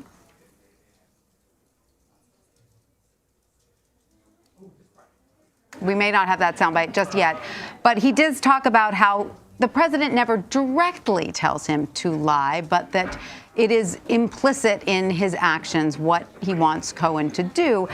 So, Ricky, I'm curious, in a legal aspect, you know, that doesn't seem to hold water. You can't imply something, can you, legally? Well, you can. It doesn't necessarily mean that it comes up to a crime. We have a lot of inference here. Michael Cohen is saying, look, if you've been around Mr. Trump as long as I've been around Mr. Trump, you know when he is directing you to do something. That may give us echoes, you may remember, of James Comey's testimony back when it was in Congress. And he said how he interpreted something the president said about Michael Flynn. Did he take it that to be nice to Michael Flynn or good to Michael Flynn, that was an order? Well, is it beauty is in the eyes of the beholder? Don't you need more? Don't you need a real agreement? But it is not just that comment alone. Michael Cohen saying, I knew what he meant. He kept saying that, you know, that publicly that we were not involved in Russia, and he was saying it during the campaign. So I knew that what he really wanted me to do was to follow his directions. Now, President Trump can simply say, I can say anything I want in the campaign, and, you know, frankly, that's how I remembered it. And Michael Cohen's decision to lie is all of his own. Right, and we should also remind everyone that the president has never had to say anything under oath. Well, that's at least not to the public that we know of so far. Right, and we don't like the fact that our leaders in office might lie to us on any basis, let alone a regular basis. But lying to the public is not a crime. Right. I want to talk a little bit about, Caitlin, the business dealings that Michael Cohen may have revealed, or some of the sort of nefarious dealings that he alleges the Trump family have been involved in. There's a soundbite where he talks about the Trump Tower Moscow and how he lied about that and admitted that. Let's listen. Was Ivanka, Jared, or Don Jr. still involved in the Russian tower deal at that time? The company was involved in the deal, which meant that the family was involved in the deal. If Mr. Trump and his daughter Ivanka and son Donald Jr. are involved in the Russian Trump tower deal, is it possible the whole family is conflicted or compromised with a foreign adversary in the months before the election? Yes. So, Caitlin, Cohen is implicating the entire Trump family. That might be the first time we've heard that. We know Trump Jr. has come under some speculation, but this includes Ivanka, Jared, the entire family. What do you make of that? Important for two reasons. One, Ivanka works in this White House currently. And two, we know the president is very protective of his children, even as Mr. Cohen detailed the ways in which Donald Trump has talked unfavorably about his own son. You know, he is very protective of his daughter especially. So what would this prompt Trump to do? I think it's also really interesting to kind of look at all the politics being played here. Yes. This is a tale of two committee hearings, really. You have Republicans on one side working overtime, really, to try to discredit Michael Cohen and to present him as an uncredible witness, especially since he is also involved in another case, of course, in the Southern District, and he hasn't been able to say some things. And Democrats are trying to get more answers from him around these business dealings, around that Trump Tower meeting, around this payment. And so, you know, Michael Cohen has lied before. He is going to jail, as he noted, and Republicans are kind of trying to show that why should we trust this person? However, that could have a backfiring effect, because Democrats have actually asked him some pretty salacious questions that he's answered about a love child, about other things that Donald Trump has been accused or rumored to be doing. He shot those down. So, is he credible then? And at this point, what, motivation would he have to lie? Right. It doesn't seem like he'd have much. In fact, he could just get into more trouble if he kept lying, correct? Well, he's already going to prison for fraud and lying, and then he's going to prison for lying to Congress. So he understands what the consequences are. Right. All he's looking at if he lies is more time. So the argument, obviously, from the Democrats' point of view is he's the one who really understands it's not that he has nothing to lose, he has everything to lose and if he lies. you're right about all of these colorful details that are coming out, some of which are quite salacious. He at one point talked about an elevator tape that he doesn't believe exists, but it's quite something to hear about. Let's listen. I'm told we do have it. It's coming in just a second. There's an elevator tape that went up for auction, ostensibly in 2016. Is Yes, that correct? I've heard about this. And who was on that tape? It's Mr. Trump with Melania. And what happened in that tape? The story goes that he struck Melania while in that elevator because there's a camera inside, which I'm not so sure. Actually, I'm certain it's not true. I've heard about that tape for years. I've known 4 or 5 different people, including folks from AMI, who have. But there was some tape that went up for auction, correct? I don't believe that auction was real, and I don't believe Mr. Trump ever struck Mrs. Trump, ever. I don't believe it. And are you aware of anyone purchasing that tape then? I don't believe it was ever. So you never purchased. saw this tape? No, ma'am, and I know several people who went to go try to purchase it for catch and kill purpose. It doesn't exist. Right. Mr. Trump would never, in my opinion, that's not Good something to know. that he Good to know. Paula, even though Cohen denied the existence of this tape, we're hearing about it, we're talking about it. These are the kinds of dirty details that the White House cannot be happy about. Well, certainly, although at least Cohen did vouch for the president's character, that even though he called him racist and a fraud and alleged that he is engaged in criminal conspiracies, they say, well, he doesn't believe that he would beat his wife. But one of the most significant things that has come out of this hearing, Republicans were successful in attacking Cohen's credibility. We knew he was a liar before this hearing because he's been convicted of lying to Congress, the government, and banks. But they were not successful in attacking the substance of what he said. And House Democrats are walking away from this hearing at the end of the day with all of these new leads and ways to investigate the president. And one of the most shocking things that has come out of this hearing is the fact that Cohen says there are more allegations of criminal wrongdoing that he can't discuss.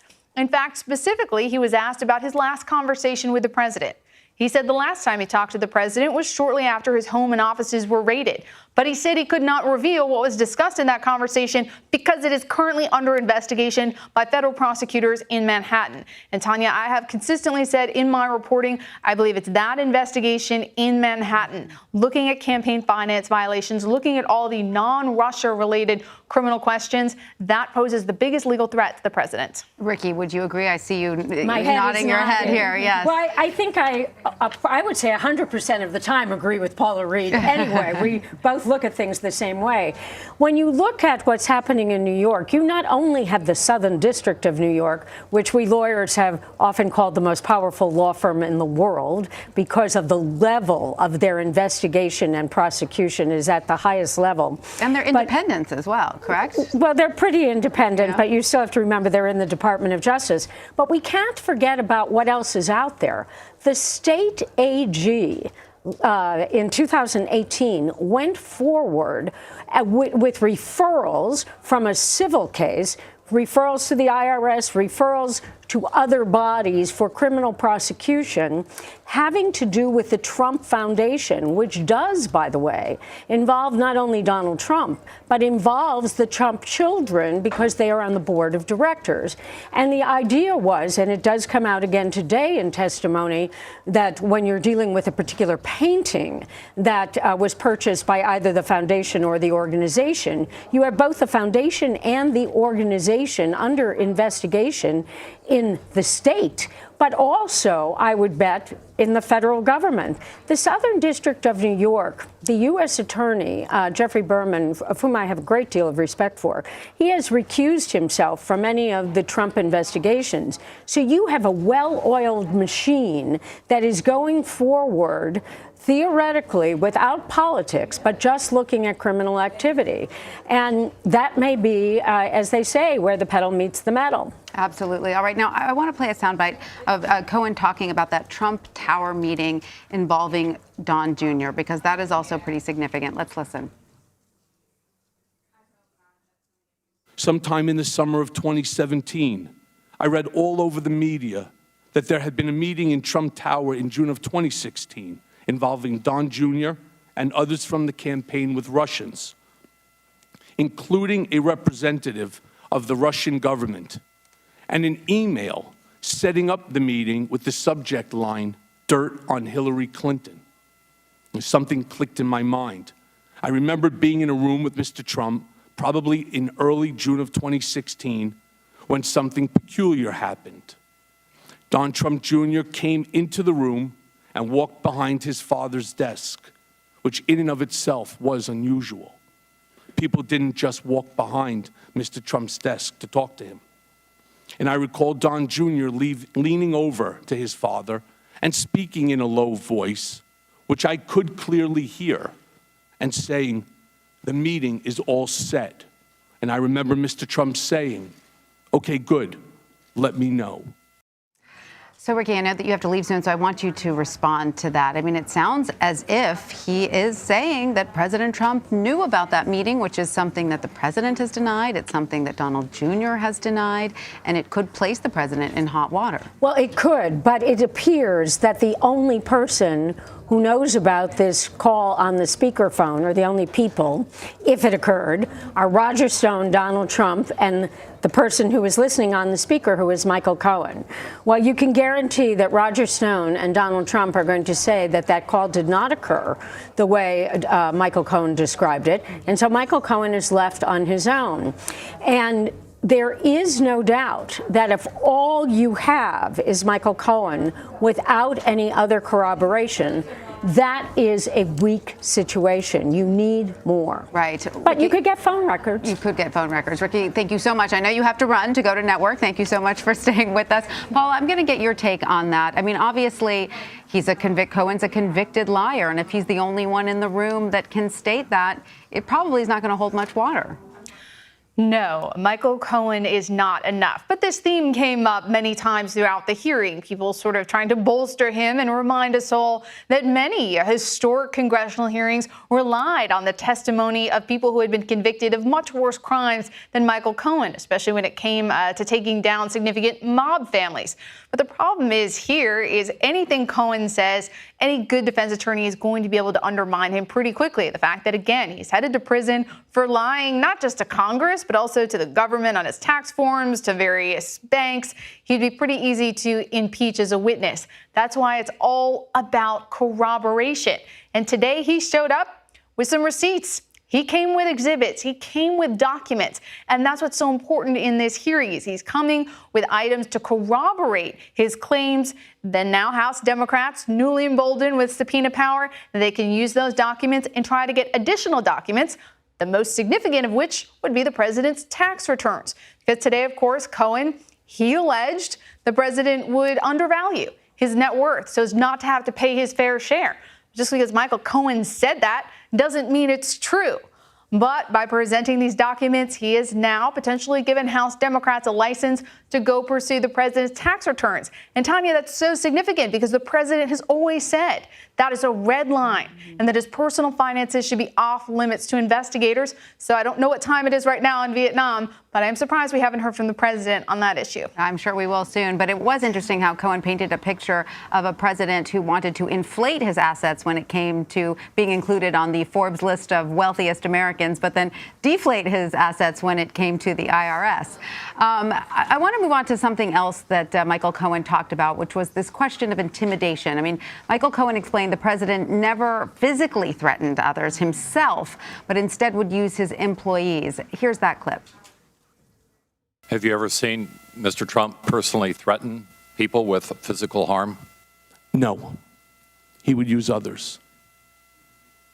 He would hire other people to do that? I'm not so sure that he had to hire them. They were already working there.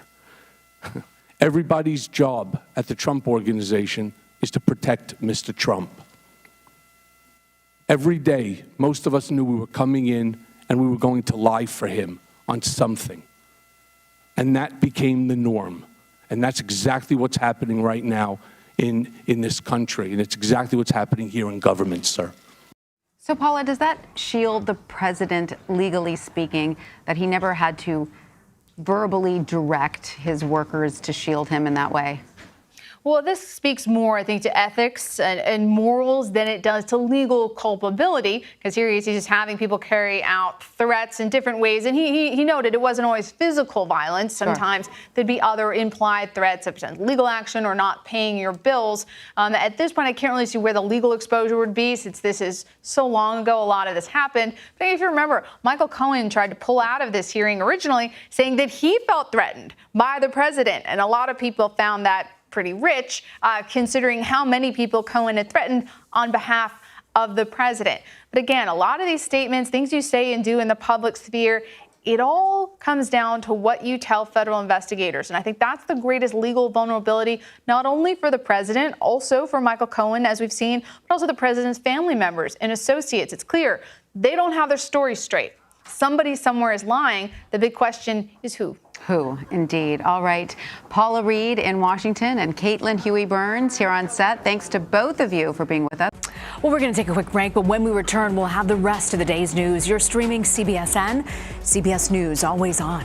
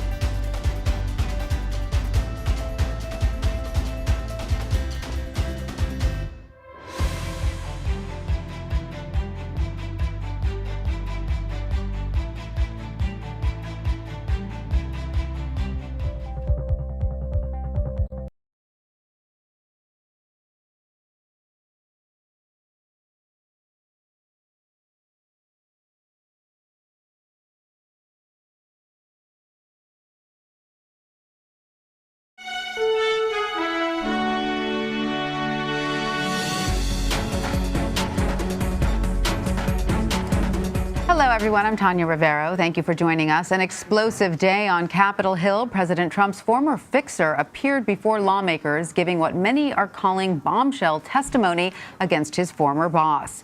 Cohen testified before the House Oversight Committee on Mr. Trump's alleged criminal conduct while he was in office.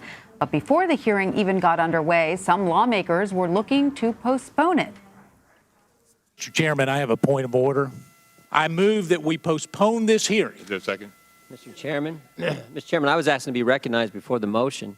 The vote is so in tabling the motion. You know who had this material before all the members of the committee? Excuse me. CNN had it before we did. CNN had the exhibits before we did. Well, I just wanted to be recognized. Yeah, well, the vote is on tabling the motion to postpone. All in favor say aye. All opposed say no. No. The ayes have it. I appeal the ruling of the chair. Yes, I can assure you it's in the rules. The hearing was not postponed, and Mr. Cohen gave his wide-ranging testimony before the House Oversight Committee. Here are some of the highlights. Mr. Cohen, how long did you work for Donald Trump? Approximately a decade. 10 years? That's correct. You said all these bad things about the president there in that last 30 minutes, and yet you worked for him for 10 years? All those bad things, I mean, if it's that bad, I can see you working for him for 10 days, maybe 10 weeks, maybe even 10 months. But you worked for him for 10 years. Mr. Cohen, how long did you work in the White House?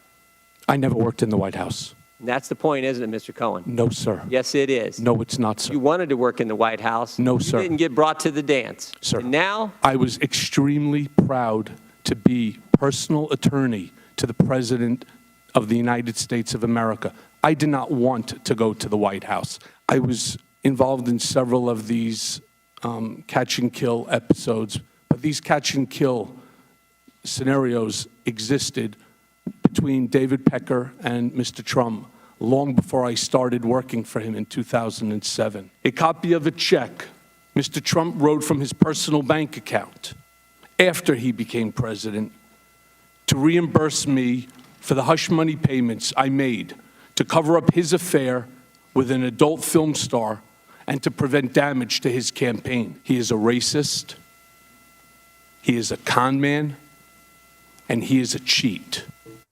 Michael Cohen accused the president of various criminal acts since assuming the Oval Office. These are the main headlines.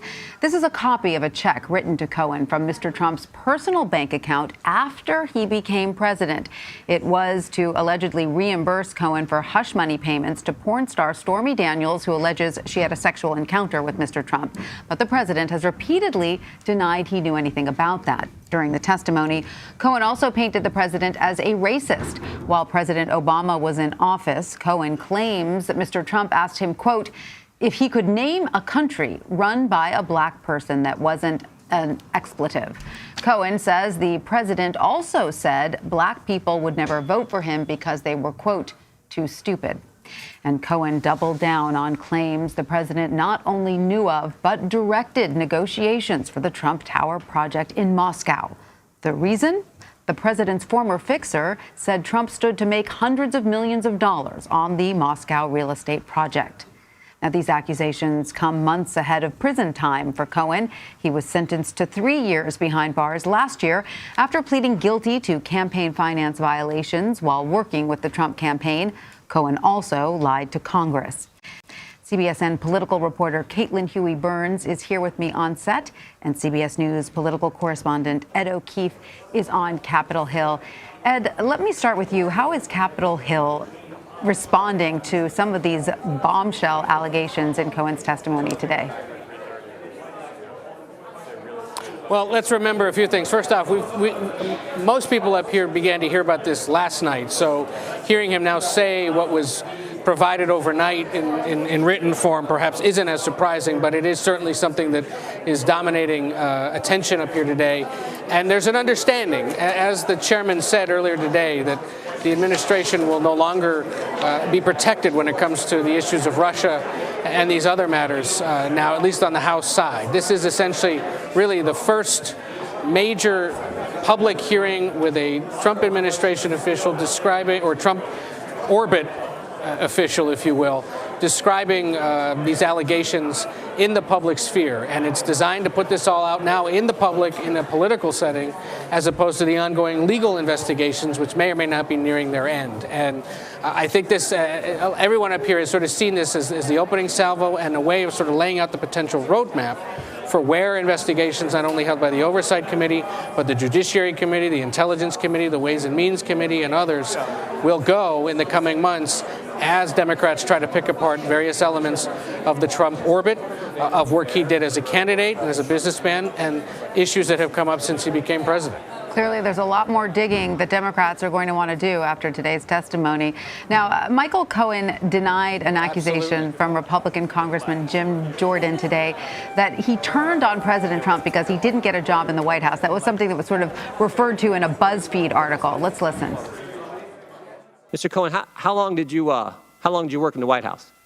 I never worked in the White House. And that's the point, isn't it, Mr. Cohen? No, sir. Yes, it is. No, it's not, sir. You wanted to work in the White House. No, sir. You didn't get brought to the dance. Sir. And now? I was extremely proud to be personal attorney to the President of the United States of America.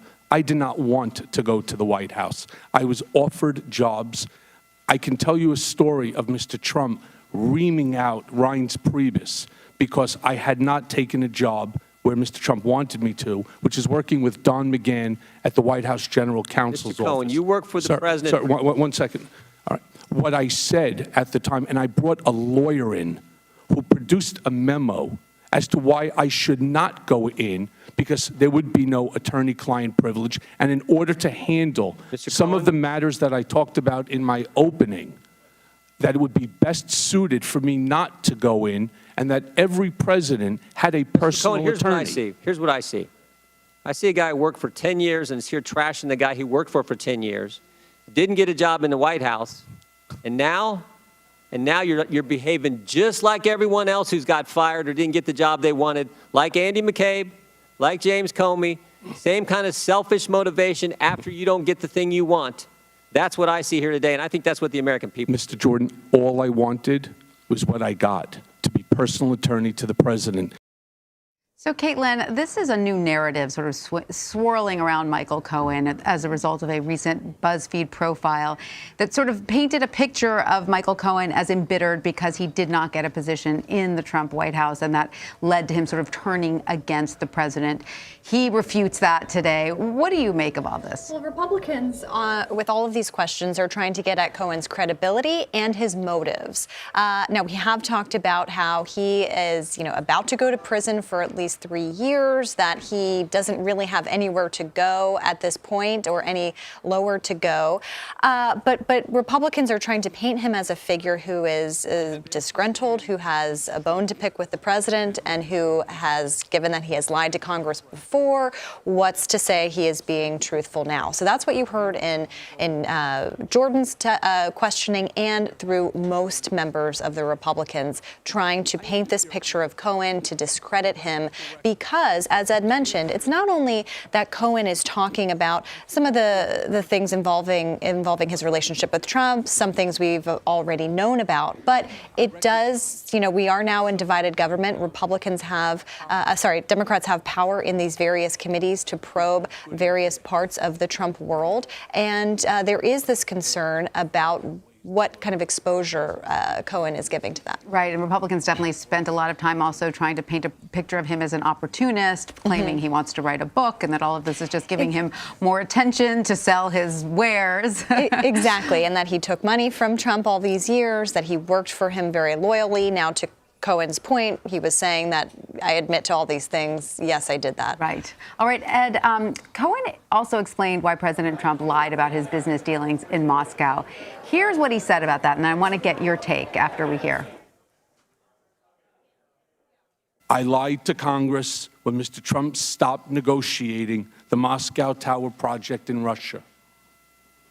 I stated that we stopped negotiating in January of 2016. That was false.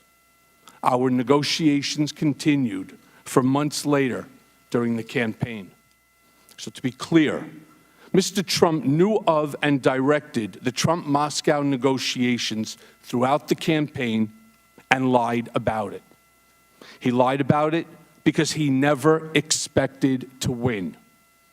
He also lied about it because he stood to make hundreds of millions of dollars on the Moscow real estate project.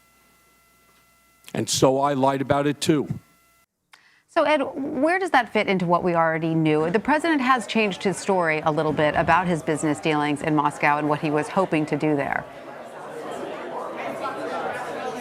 Right. This puts on the record now and in public things that we've heard about, things that have been alleged and reported on background from anonymous sources or through legal sources over the last several years. And it confirms, again, in a public setting, what many have long believed about Trump and why he was continuing to do business deals during the campaign, that he ultimately saw this as a potentially lucrative business opportunity running for president and didn't ultimately anticipate actually winning the job. And you can sit there and say, yeah, but this is an uncredible witness because he was saying one thing just a few months ago and has been lying about it and now is changing his story, and that's totally valid and fair. But it is, in a sense, confirming and buttressing a lot of reporting that we've seen over the last 3 years that suggests that all of this business work essentially was going on in Russia, here in the United States, in other countries, because they thought that by running for president, he would bolster the brand. So, again, a reminder. This is a political exercise. This is a political arena and a politically led or politically motivated, to some extent, investigation, not a legal one. And so to rehash all of this, to put it in the public record, starts to establish that public record of political investigation or congressional investigation, which has a different level of evidence, different level of or different standards, essentially, that would apply in this case. And one of the aspects of it is doing this all in public so that the American people get to hear this stuff, even if it's from a witness like Cohen. And the fact that we sit here today talking about, things that he may or may not have done, reasons he may have done this, rehashing whether or not he really wanted a White House job or not, is all designed by Republicans to discredit Cohen as much as possible, while we also cover the fact that he is now confirming publicly a lot of the things that have been reported over the last several years. The stuff about him being racist, a con man, a liar to his wife, that's one thing. That's a character issue. But these other issues of potential criminal activity are the far more serious ones, and the ones that Democrats ultimately are more expected to focus on. Right. Well, it's interesting because some sort of, they reach a gray area. For instance, Cohen alleges that President Trump got a straw bidder to pay, I believe, $60,000 for a portrait of Mr. Trump, that just because he wanted it to go for the highest price, and then he reimbursed that bidder, according to Mr. Cohen, again, with money from the Trump Foundation charity. So that gets into some gray area that between character and sort of, some sort of, if not criminal activity, but something that certainly is not what the charity was meant to do.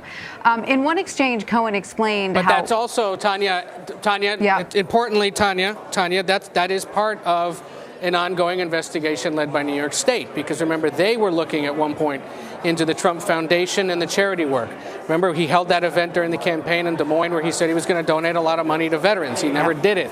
That led to investigations by the Washington Post into how money was being raised, spent, or husbanded by the charity. Then the New York State Attorney General's office got involved. Then they settled with the Trump Foundation and got them to basically dissolve the foundation. So again, we want to take you back and take you to Capitol Hill, where the president's former fixer, Michael Cohen, is testifying before the House Oversight Committee. It's been an explosive day, largely partisan on both sides here. We've heard Republicans grilling Michael Cohen on his credibility, and Democrats pressing for more answers on exactly what did the president know.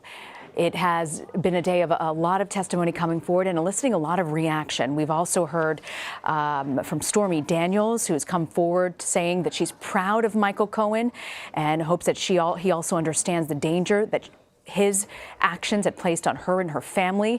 We're getting reaction from the White House as well. And we just saw gaveling in was Chairman Elijah Cummings. So as all of this is taking place, the president is in Vietnam for a summit with Kim Jong-un. We are following that as well.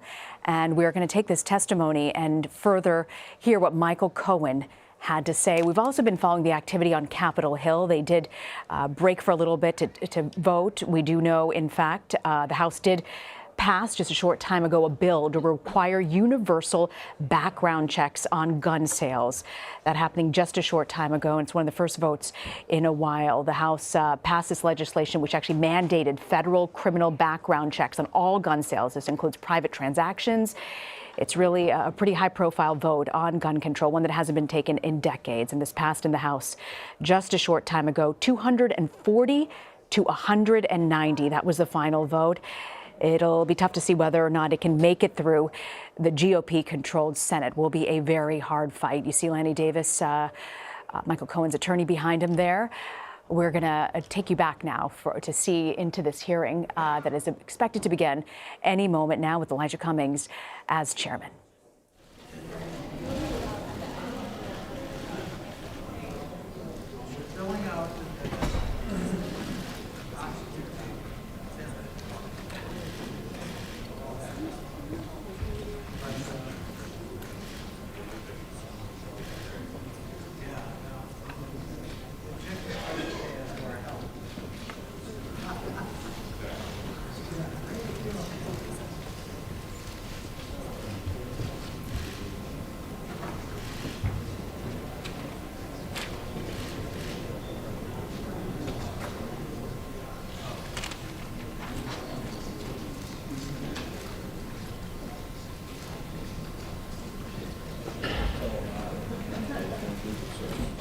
And as the congressmen are taking their seats there, I want to remind you, Michael Cohen has pleaded guilty to 8 counts back in August of 2018.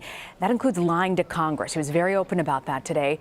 And he's set to start a 3-year prison sentence in May. And just yesterday, on Tuesday, he was disbarred, not allowed to practice as an attorney anymore. And again, he is testifying before the House Oversight Committee. That's where he is right now. Before the hearing took place, when he walked in, he said he was feeling good early this morning. He said it was stressful, but he'll do good. And during his testimony, throughout his opening statements, and while he was grilled by members of Congress, he did apologize for his actions, particularly for lying to Congress. He apologized to his family, and several members of Congress grilled him on what he would say to his children. And he did break down at one point, his voice quivering, his eyes welling with tears, saying that he was sorry for his actions. Cohen was asked what he thinks about the hearing, that it's coinciding with President Trump meeting with North Korean leader Kim Jong-un. He says, it's ironic, isn't it? He said he found it ironic that he's going to talk about that, and he did. And it was sort of a nod to his prepared remarks at that point. And Roger Stone, coincidentally, has also weighed in on this. And I believe it's Chairman Cummings gaveling in, so let's listen in. Mr. Cohen, I want to finalize this issue relating to your truth in testimony form. The form requires you to list your contracts or payments originating from a foreign government, not from all foreign entities. We said we would give you a chance to consult with your attorneys. Have you done that, and do you have any additional information?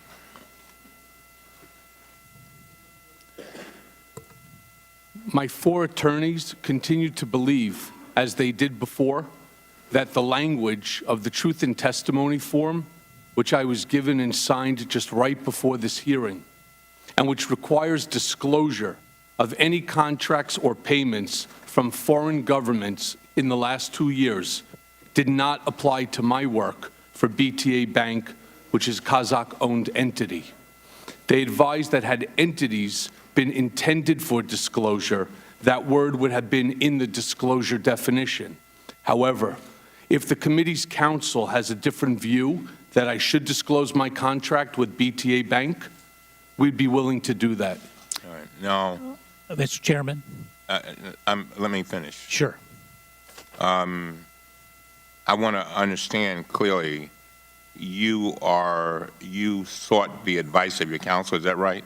That's correct. And your counsel advised you to say what you just said, is that right? That's correct. And you know that to be the truth, is that right? Yes, sir. I will yield to the gentleman from I thank the chairman for his courtesy. Mr. Chairman, instead of making points of order and going back and forth on this, perhaps a way to solve this is for the chairman to request Mr. Cohen give to this committee all the foreign payments that he has received over the last 2 years, whether they're an entity or a government, because we have strong belief, Mr. Chairman, there's over $900,000 that came from the government of Kazakhstan on behalf of Mr. Cohen, and it is either the truth or the whole truth or nothing but the truth. And the rules, Mr. Chairman, really look at foreign payments that come from or with foreign governments. And the bank he's talking about is owned 81% by the Kazakhstan government. reclaiming my time, and then we're going to move on. What I will take, first of all, let me be clear. I said to Mr. Cohen that if he came in here and lied, I would nail him to the cross. Didn't I? Did I tell you that? Yes, you did more than once. All right. So if there's any ambiguity, I want that to be cleared up. I have no problem in working with you to make sure that's straightened out, because I don't want it to be a thing where he thinks one thing, we think one thing, and we can clear that up. All right. All right. We have another members that have been waiting. But just on that subject, if I could, Mr. Chairman, I don't think we should limit it just to the BTA Bank, which has the affiliation with Kazakhstan. I think we should also look at Korea Aerospace Industries, one of his other clients, and any other client that's foreign that may have some connection to that respective country's government. I hope him and his attorneys look at all those and we get the form exactly right as Mr. Meadows wants. Reclaiming my time, we will take that certainly under advisement. I'm a man of my word. We will work with you and see what we can do to come up with that. I don't think that it's an unreasonable request. Mr. Guana. Hello? Guana? Yes, yeah. Mr. Cohen, I want to focus my questions on the smoking gun document you have provided this committee. This document is compelling evidence of federal and state crimes, including financial fraud. You provided this committee with a check from President Donald J. Trump's revocable trust account, which is marked as Exhibit 5B. It is a check for $35,000, and it is dated March 17, 2017, after the president took office. It's right now on the screen. Do you see it, sir? Yes, sir. To be clear, the Trump Revocable Trust is the trust the president set up to hold his assets after he became president. Is that correct? I believe so. Do you know why you were paid from the trust as opposed to the president's personal account? I don't know the answer to that. Did you think it was odd that he paid you once from his personal account and then he's paying you through the scheme of a trust? I'll be honest, I was just happy to get the check. Today you testified that the check was signed by Donald Trump Jr. and the Trump Organization CFO Alan Weisselberg. Is that correct? That is correct. According to the criminal charges against you, you sent monthly invoices containing false information to an individual identified as Executive 1. Weisselberg is Executive 1, correct? Yes. The criminal charge against you then states that Executive 1 forwarded your invoice to someone referred to as Executive 2. Presumably, Donald Trump Jr., who's signing this check, is Executive 2, correct? I believe so. As federal prosecutors laid out in their criminal charges, payments like this check resulted in numerous false statements in the books and records of the Trump Organization. And it's important for the American public to understand this. Nothing to do with collusion. This is financial fraud, garden variety financial fraud. It was disguised as a payment for legal services to you. But this was not a payment for legal services, was it, Mr. Cohen? No, sir. It could give rise to serious state and federal criminal liability if a corporation is cooking its books. Based on your testimony today, Donald Trump Jr. and Alan Weisselberg directed this payment to you and approved this payment. Is that right? Mr. Trump initially acknowledged the obligation, the debt. Myself and Alan Weisselberg went back to his office, and I was instructed by Alan at the time that they were going to do this over 12 installments. And what he decided to do then was to have me send an invoice, in which case they can have a check cut.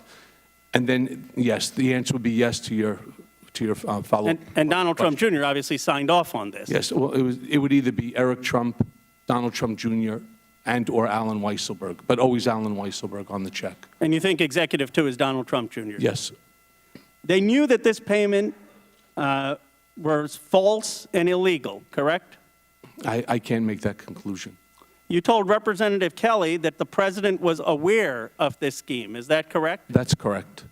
I just want the American public to understand the explosive nature of your testimony in this document. Are you telling us, Mr. Cohen, that the president directed transactions in conspiracy with Alan Weisselberg and his son Donald Trump Jr. as part of a criminal conspiracy of financial fraud. Is that your testimony today? Yes. And do you know if this criminal financial scheme that the president, Alan Weisselberg, and Donald Trump Jr. are involved in is being investigated by the Southern District of New York?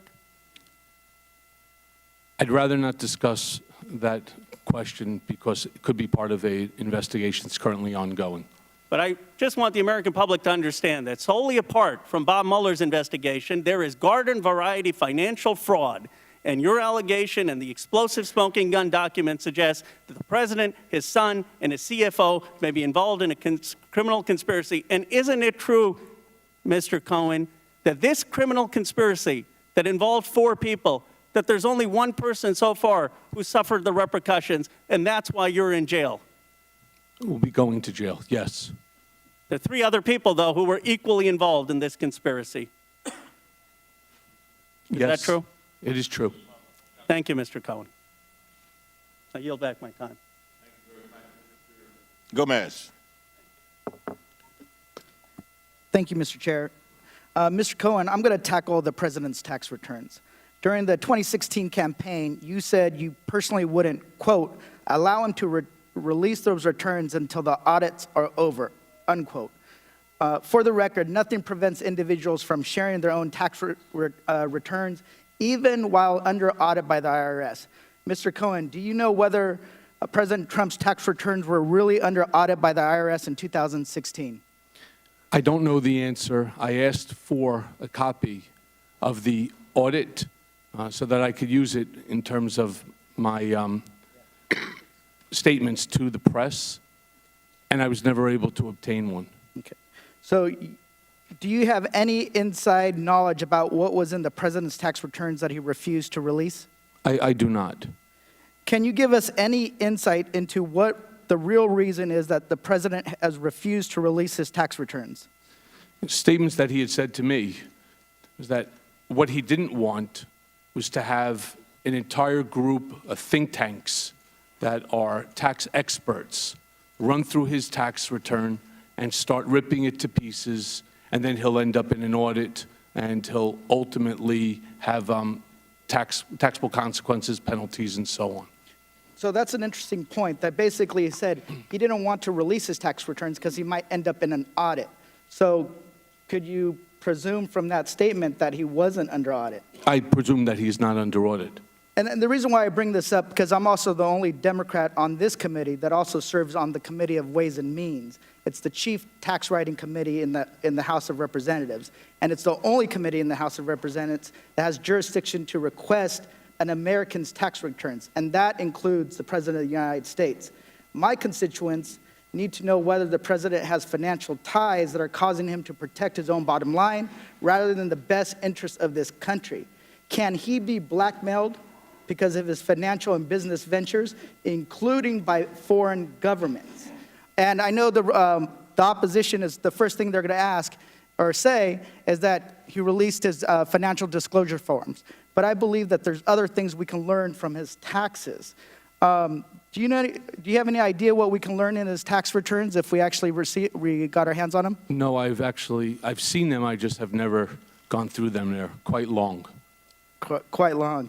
One of the things I also find ironic is the way they're kind of attacking you is to undermine your credibility is one of the ways is by saying that you committed bank fraud and tax evasion. And the reason why is a big deal is that it really goes down to a person's character when it comes to taxes. But yet the Republican minority has never asked to see his taxes, right? Something that for 40 years, Democrats and Republicans alike have released their tax returns to prove to the American people that they didn't have financial interests that would be leverageable by a foreign government. But this minority refuses to ask for his tax returns. I also want to kind of go on. I'm noticing a pattern about the president and those in his inner circle. Special counsel Robert Mueller's team has indicted or received guilty pleas from 34 people and 3 companies that we know of, the latest being long-term Trump advisor Roger Stone. That group includes 6 former Trump advisors. It appears that the president has a fondness for entrusting those who will, 1, lie for him, 2, break the law for him, 3, cheat the system for him.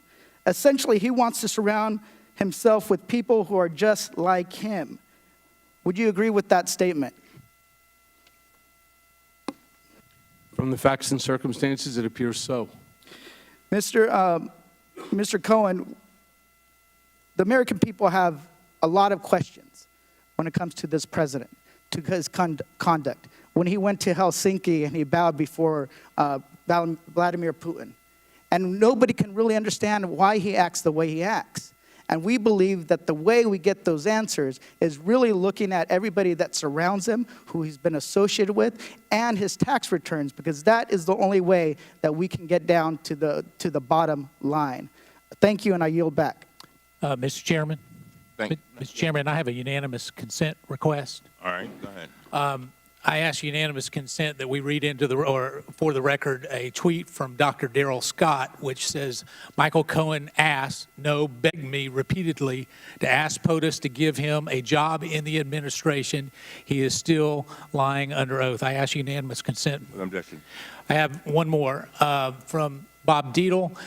Getting sick watching these hearings. I know Michael Cohen personally for many years, and he told me several times that he was very angry and upset that he didn't get a post in the White House, and that he, quote, would do what he has to do now to protect his family, close quote. I ask that that be. Mr. Chairman. I thank you. Mr. Chairman, 2 quick ones. And then if we got other ones, we're going to do you, Mr. Ranking Member, then we'll do the other ones at the end, because I have some things, too, that I want to get in. Go ahead. All right. I ask unanimous consent that an article in Salon Magazine written by Stanley Brand, former House counsel to Tip O'Neill, titled the article is Oversight Committee Session with Michael Cohen Looks Like an Illegitimate Show Hearing. Without objection, so ordered. I ask unanimous consent that a letter that Mr. Meadows and I sent to you, the chairman, requesting that you call Deputy Attorney General Rod Rosenstein to testify at this hearing also be part of the record. Thank you, Mr. Chairman. Mr. Chairman, can I respond? Just 1 second, all right? The article by Mr. Brand. Yep. I just want to deal with this one right away. When we saw that article, Mr. Ranking Member, we knew that it was inaccurate. I mean, just on basics. I mean, the cases that Mr. Brand used are definitely distinguishable for what's going on here. And so we got Irvin B. Nathan, former general counsel of the House from 2007 to 2010, and she says, in short, the committee has ample jurisdiction and responsibility to hear and consider the upcoming voluntary testimony of Mr. Cohen. That's dated February 25th, 2019, and I want to enter that into record without objection. So ordered. Where are we? Ms. Ocasio-Cortez. Thank you, Mr. Chair. Mr. Cohen, I'd like to quickly pick up on some previous lines of questioning before getting into my own, so I may go a little quickly to get it all in 5 minutes. First, my colleague from Vermont had asked you several questions about AMI, the parent company of the National Enquirer. And in that, you mentioned a treasure trove, a quote, treasure trove of documents in David Pecker's office relating to information assembled from all these catch and kill operations against people who potentially had damaging information on the president. You also mentioned that the president was very concerned about the whereabouts of these documents and who possessed them. Does that treasure trove of documents still exist? I don't know. I had asked David Pecker for them. So you would say the person who knows the whereabouts of these documents would be David Pecker? David Pecker, Barry Levine, or Dylan Howard. Okay, thank you. Secondly, I want to ask a little bit about your conversation with my colleague from Missouri about asset inflation. To your knowledge, did the president ever provide inflated assets to an insurance company? Yes. Who else knows that the president did this? Alan Weisselberg, Ron Lieberman, and Matthew Calamari. And where would the committee find more information on this? Do you think we need to review his financial statements and his tax returns in order to compare them? Yes, and you'd find it at the Trump org. Thank you very much. The last thing here, the Trump Golf Organization currently has a golf course in my home borough of the Bronx, Trump Links. I drive past it every day, going between the Bronx and Queens. In fact, the Washington Post reported on the Trump Links Bronx course in an article entitled, "Taxpayers Built This New York Golf Course and Trump Reaps the Rewards." That article is where many New Yorkers and people in the country learned that taxpayers spent $127 million to build Trump Links in a, quote, generous deal, allowing President Trump to keep almost every dollar that flows in on a golf course built with public funds. And this doesn't seem to be the only time the president has benefited at the expense of the public. Mr. Cohen, I want to ask you about your assertion that the president may have improperly devalued his assets to avoid paying taxes. According to an August 21st, 2016 report by the Washington Post, while the president claimed in financial disclosure forms that Trump National Golf Club in Jupiter, Florida, was worth more than $50 million, he had reported otherwise to local tax authorities that the course was worth, quote, no more than $5 million. Mr. Cohen, do you know whether this specific report is accurate? It's identical to what he did at Trump National Golf Club at Briarcliff Manor. Do you know, to your knowledge, was the president interested in reducing his local real estate bills, tax bills? Yes. And how did he do that? What you do is you deflate the value of the asset, and then you put in a request to the tax department for a deduction. Thank you. Now, in October 2018, the New York Times revealed that, quote, President Trump participated in dubious tax schemes during the 1990s, including instances of outright fraud that greatly increased the fortune he received from his parents. It further stated from Mr. Trump, quote, he also helped formulate a strategy to undervalue his parents' real estate holdings by hundreds of millions of dollars on tax returns, sharply reducing his tax bill when those properties were transferred to him and his siblings. Mr. Cohen, do you know whether that specific report is accurate? I don't. I wasn't there in 1990s. Who would know the answer to those questions? Alan Weisselberg. And would it help for the committee to obtain federal and state tax returns from the president and his company to address that discrepancy? I believe so. Thank you very much. I yield the rest of my time to the chair. Ms. Presley. Thank you, Mr. Chairman. One more time, Mr. Chairman, I just want to thank you for your leadership and the way in which you comport yourself. And I know there are some that would have you believe that the more you say something, the more true it is. But in fact, this committee, thanks to your leadership and our Democratic majority, has been doing the work of the American people. Before this committee alone, we looked at the issue of making Election Day a federal holiday, reducing drug pricing, and pursued subpoenas to reunite families. And just recently, before we returned here, tried to pass a universal background check gun bill. So we are doing the business of the American people, including today. It has been said that the best sunlight is said to be the best of disinfectants. Electric light is the most efficient policeman. Well, let there be light. Because the point of oversight is for us to pursue the trust, to pursue the truth and justice for the American people, to understand if lies, deceit, and corruption are threatening American democracy and indeed our safety. Mr. Chairman, charities should not be abused as personal piggy banks. It is both against the law and extremely unfair to charities that play by the rules. A line of questioning that we have not yet addressed and we've been glaringly absent in tackling is that of the abuses of the Trump Foundation.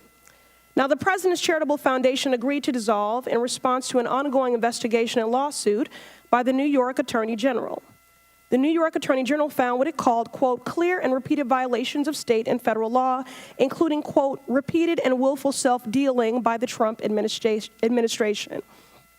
Apologies, by the foundation. If I understand your opening statement correctly, in mid-2013, you arranged for a straw purchaser to bid $60,000 for a portrait of Mr. Trump painted by the artist William Quigley at a charity auction. Is that correct? That's correct. Why would the president want to bid up the price of something that he was ultimately paying for? It's all about ego. How was it paid for? I believe it was paid for by a check from the trust. And abuse, and again, this is not a partisan pursuit here. I think ultimately what we're demonstrating is patriotism. This is about what is right and just for the American people. Did the straw purchaser purchase the painting and then the foundation funds reimburse the straw purchaser? Can you explain the mechanics of that payment? I'm not involved with the foundation. Okay. Did the president know what was happening? Oh, yes. And how did you know he knew what was happening? Because he tasked me to find the straw bidder to ensure that his painting, which was going last in the auction, would go for the highest amount of any of the paintings that have been put on the auction block for the day. And what happened to the painting? I believe it's in one of the clubs. Okay. According to the New York Attorney General in March 2014, Mr. Trump again used the foundation to pay $10,000 for the winning bid on another portrait of Mr. Trump that ended up as decor on one of his golf courses in Miami. Mr. Cohen, are you familiar with that transaction? Yes. Are you aware of any other instances where the Trump Foundation was used to benefit the Trump family? Yes. Could you elaborate? So there was a contract that I ended up creating on Mr. Trump's behalf for, it was a Ukrainian oligarch by the name of Viktor Pinchuk. And it was that Mr. Trump was asked to come and to participate in what was the Ukrainian-American Economic Forum.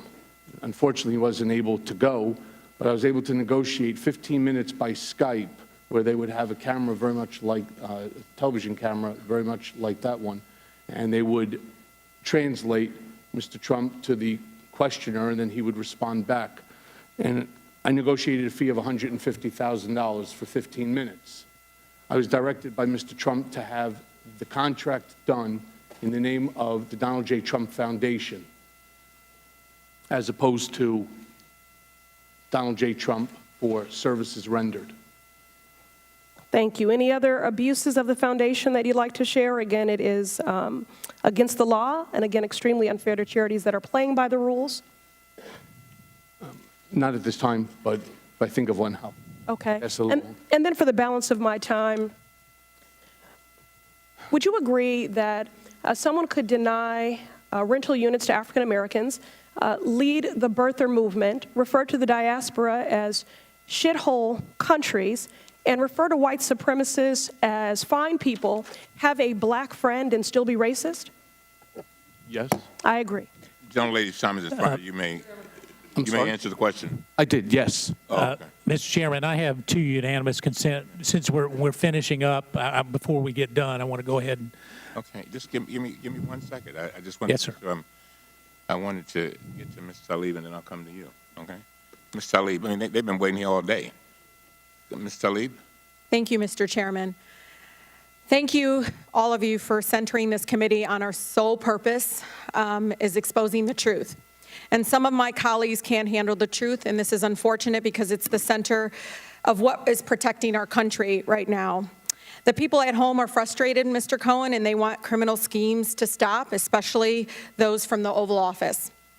Mr. Cohen, I am upset and know that my residents feel the same way, that a man you worked for the past 10 years is using the most powerful position in the world to hurt our country solely for personal gain. We are upset that some of our colleagues here are so disconnected of what it means to have this President of the United States sending checks to cover bribe payments, not hush payments, bribe payments you made on his behalf. One in 2017 of March, and another August 2017 after he was sworn in as president. They are upset that while my colleagues are trying to discredit your testimony by some of your own unlawful acts and lies, that they are disconnected with the fact that you were the personal lawyer for this president of the United States, that this president chose you as his legal counsel. My stance has always been the same, Mr. Chairman, based on the facts, not on future reports that we're all waiting on. My residents back home don't need a collusion clause with a foreign government to know this president, individual one, has disregarded the law of the land, the United States Constitution, and that he has misused his pardon powers. In the sentencing memo, Mr. Cohen, filed by the federal prosecutors in New York in December of last year, They stated, quote, in particular, and as Cohen himself has now admitted with respect to both payments, he acted in coordination with and at the direction of individual one. Mr. Cohen, as you know, President Donald J. Trump brand comes first, not the American people. Based on what you know now, based on what we know now, is that individual one used his money, businesses, and platform to enrich himself, his brand, and then the process directed you, Mr. Cohen, to commit multiple felonies, and you covered it up, correct? That's correct. You called it protecting his brand, correct? And him as well. Mr. Cohen, with this, do you think the President of the United States is making decisions in the best interest of the American people? No, I don't. Especially those you said that he used horrible words about, like African Americans, Muslim Americans, and immigrants? Yes. Just to make a note, Mr. Chairman, just because someone has a person of color, a black person working for them, does not mean they aren't racist. And it is insensitive that some would even say it's the fact that someone would actually use a prop, a black woman, in this chamber, in this committee, is alone racist in itself. Donald Trump is setting a precedent. Mr. Chairman, I ask that her words be taken down. Donald Trump is setting a precedent. I reclaim my time. Mr. Chairman, Trump is setting a precedent Mr. Chairman, that the highest office can be attained. Mr. Chairman, the rules are clear. Activity.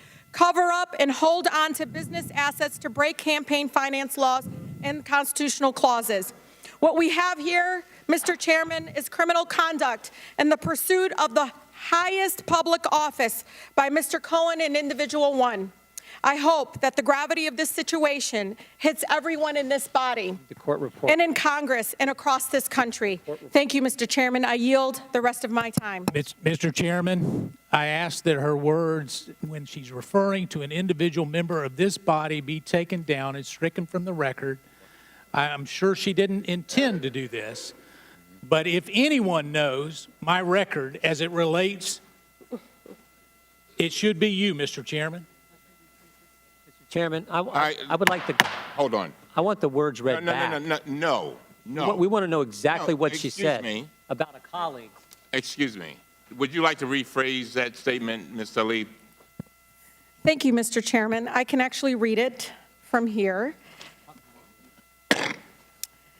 Just to make a note, Mr. Chairman, that just because someone has a person of color, a black person working for them, does not mean they are racist. And it is insensitive that someone would even say racist, say it is racist in itself, and to use a black woman as a prop to prove it otherwise. And I can submit this for the record. If a colleague is thinking that that's what I'm saying, I'm just saying that's what I believe to have happened. And if, as a person of color in this committee, that's how I felt at that moment, and I wanted to express that. But I am not calling the gentleman, Mr. Meadows, a racist for doing so. I'm saying that in itself, it is a racist act. Well, I hope not, Mr. Chairman, because I need to be clear on this particular. Mr. Chairman. Mr. Meadows, wait a minute. I've defended you with false accusations. Mr. Meadows, I'm the chair. Yes, sir, you are. Thank you. I will clear this up. Now, Ms. Tlaib, I want to make sure I understand. You were not intending to call Mr. Meadows a racist, is that right? No, Mr. Chairman, I do not call Mr. Meadows a racist. I am trying, as a person of color, Mr. Chairman, just to express myself and how I felt at that moment. And so, just for the record, that's what was my intention. All right. All right. Mr. Meadows. Mr. Chairman, there's nothing more personal to me than my relationship. My nieces and nephews are people of color. Not many people know that. You know that, Mr. Chairman. And to indicate that I asked someone who is a personal friend of the Trump family, who has worked for him, who knows this particular individual, that she's coming in to be a prop, it's racist to suggest that I asked her to come in here for that reason. Mr. President, the president's own person.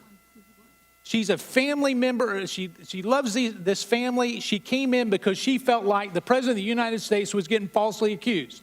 And Mr. Chairman, you and I have a personal relationship that's not based on color. And to even go down this direction is wrong, Mr. Chairman. First of all, I want to thank the gentleman for what you have stated. If there's anyone who is sensitive with regard to race, it's me. Son of former sharecroppers that were basically slaves. So I get it.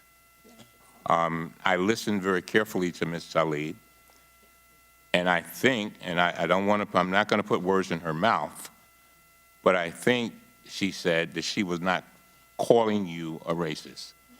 And I thought that we could clarify that, because you, Mr. Meadows, you know, and of all the people on this committee, I've said it and got in trouble for it, that you're one of my best friends.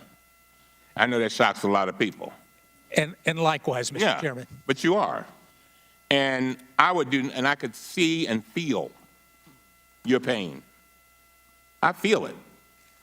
And so, and I don't think Ms. Tlaib intended to cause you that kind of pain and that kind of frustration. Did you have a statement, Ms. Tlaib? I'm going to yield to you. We can just straighten this up. Mr. Chairman, and to my colleague, Mr. Meadows, that was not my intention, and I do apologize if that's what it sounded like, but I said someone in general.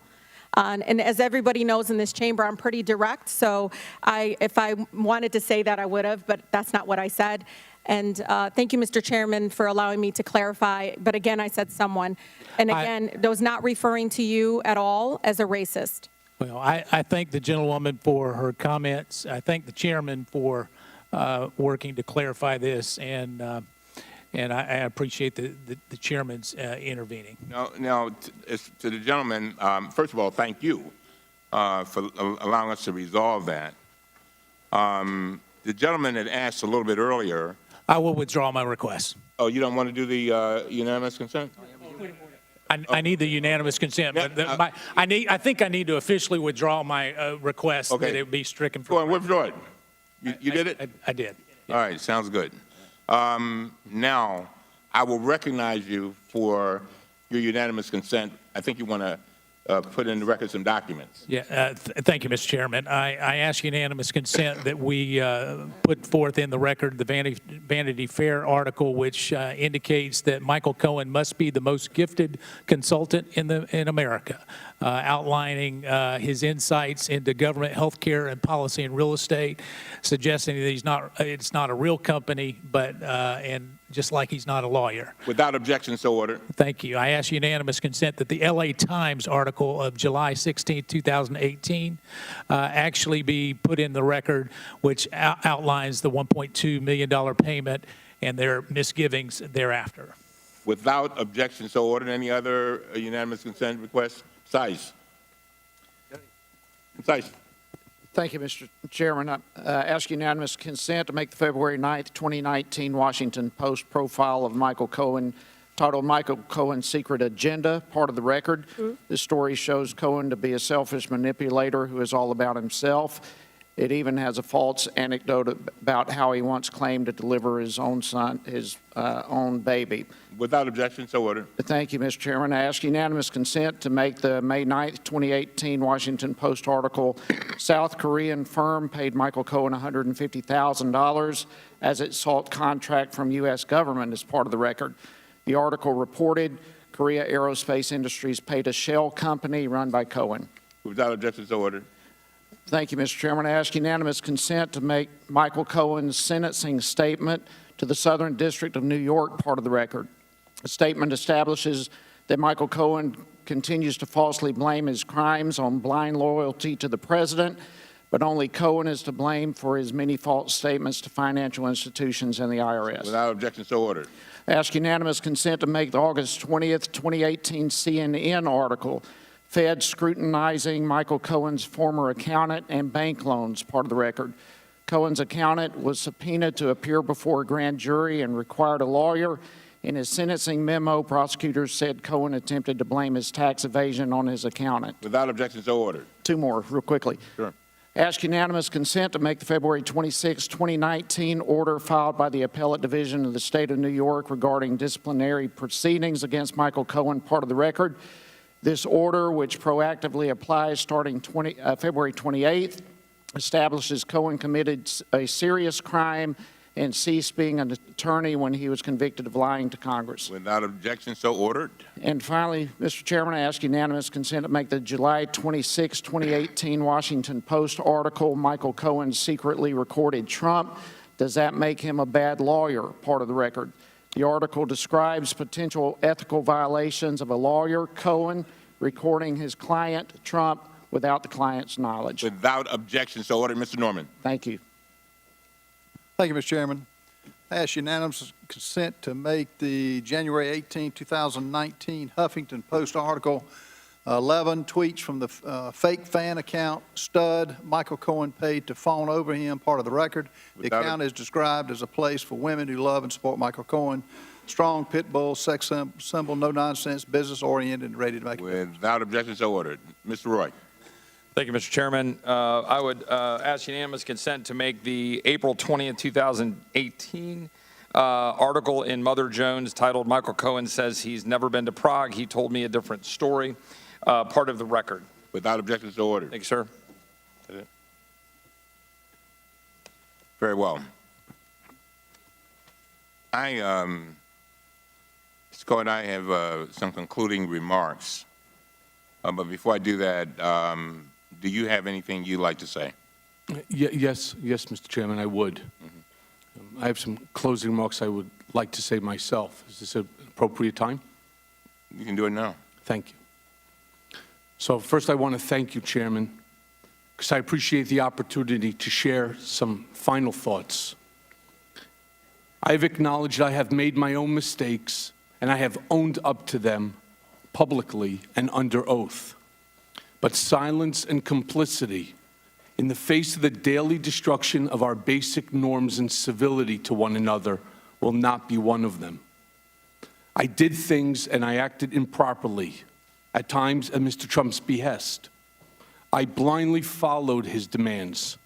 My loyalty to Mr. Trump has cost me everything. My family's happiness, friendships, my law license, my company, my livelihood, my honor, my reputation, and soon my freedom. And I will not sit back, say nothing, and allow him to do the same to the country.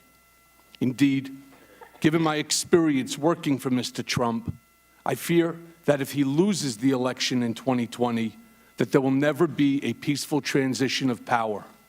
And this is why I agreed to appear before you today. In closing, I'd like to say directly to the President, we honor our veterans even in the rain. You tell the truth even when it doesn't aggrandize you. You respect the law and our incredible law enforcement agents. You don't villainize them.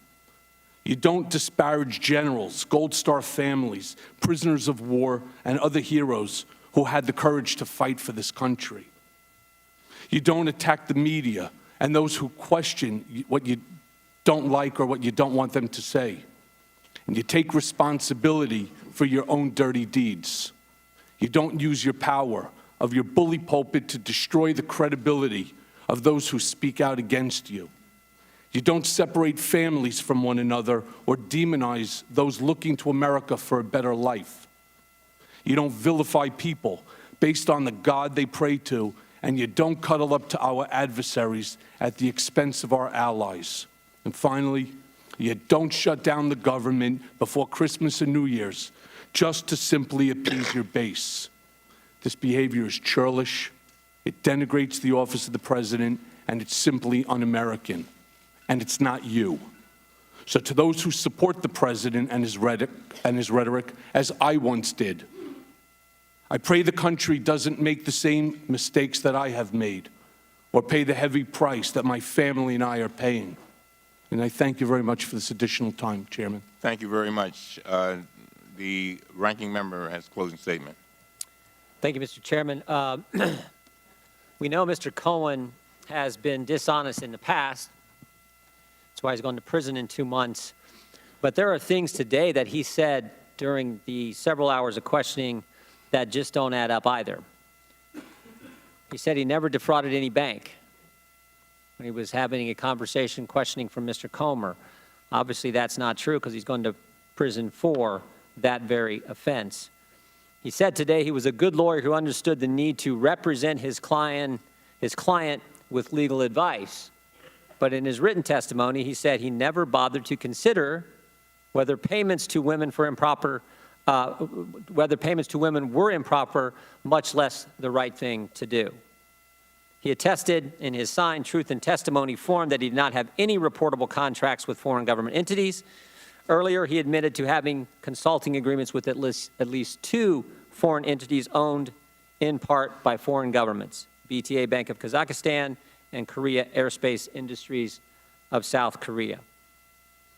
He said to Chairman Cummings that Donald Trump directed him and the Trump Organization CFO Alan Weisselberg to, quote, go back to his office and figure out how to make the $130,000 payment.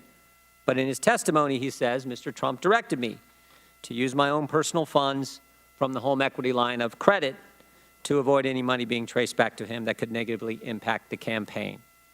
And in response to a question about him paying to set up the fake Twitter account at Women for Cohen, that he didn't direct the commission of that Twitter account. He says, I didn't set that up, and it was done by a young lady that works for the firm, when in fact, he did ask the IT firm Redfinch to set it up, according to the owner of Redfinch.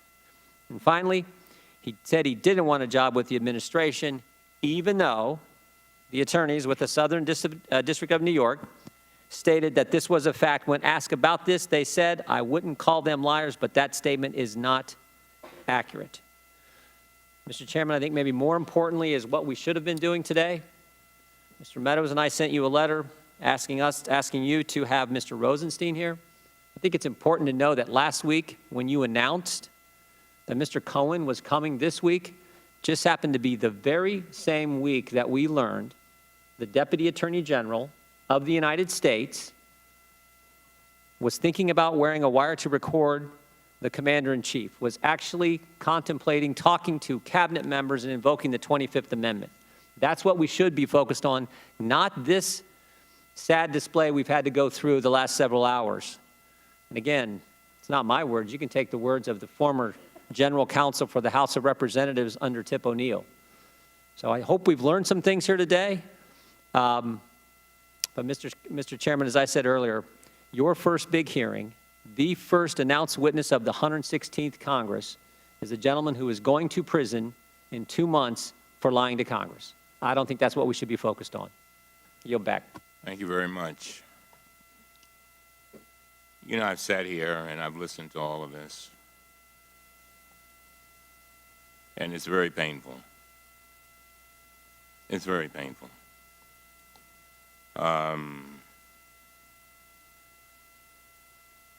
You made a lot of mistakes, Mr. Cohen, and you've admitted that. And, you know, one of the saddest parts of this whole thing is that some very innocent people are hurting too. And you acknowledge that. And that's your family. And so you come here today and I deep in my heart, you know, and when I practiced law, I represented a lot of lawyers who got in trouble. And you've come saying I had made my mistakes, but now I want to change my life. And you know, if we as a nation did not give people an opportunity after they made mistakes to change their lives, a whole lot of people would not do very well. I don't know where you go from here. As I sat here and I listened to both sides, I just felt as if, and you know, people are now using my words that they took from me that didn't give me any credit. We are better than this. We are so much, we really are. As a country, we are so much better than this. And, you know, I told you, and for some reason, Mr. Cohen, I tell my children, I say when bad things happen to you, do not ask the question, why did it happen to me? Ask the question, why did it happen for me? I don't know why this is happening for you, but it is my hope that a small part of it is for our country to be better. If I hear you correctly, it sounds like you're crying out for a new normal, for us getting back to normal. It sounds to me like you want to make sure that our democracy stays intact. The one meeting I had with President Trump, I said to him, the greatest gift that you and I, Mr. President, can give to our children is making sure that we give them a democracy that is intact. A democracy better than the one that we came upon. And I'm hoping that the things you said today will help us begin to get back there. You know, I mean, come on now. I mean, when you got, according to the Washington Post, our president has made at least 8,718 false or misleading statements. That's stunning. That's not what we teach our children. I don't teach mine that. And for whatever reason, sounds like you got caught up in it. You got caught up in it. You got caught up in it. And some kind of way, I hope that you will, I know that it's painful going to prison. I know it's got to be painful being called a rat. And let me explain. A lot of people don't know the significance of that, but I live in the inner city of Baltimore. All right?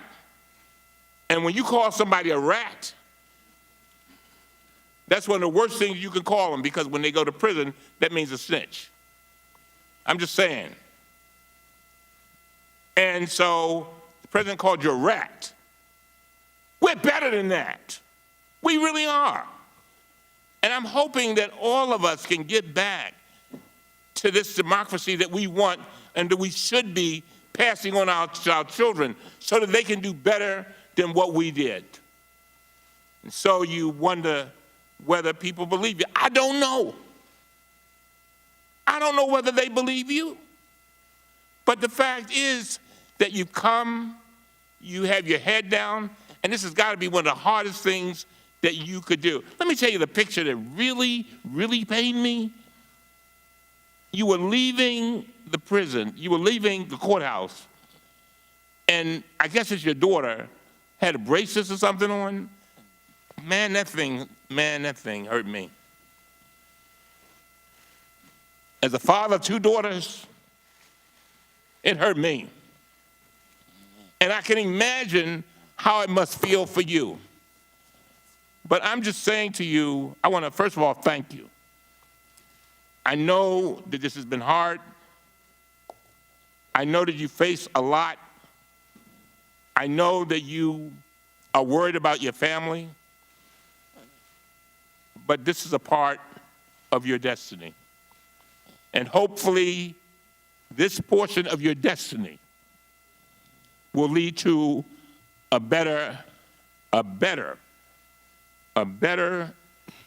Michael Cohen, a better Donald Trump, a better United States of America, and a better world. And I mean that from the depths of my heart. When we're dancing with the angels, the question will be asked, in 2019, what did we do to make sure we kept our democracy intact? Did we stand on the sidelines and say nothing?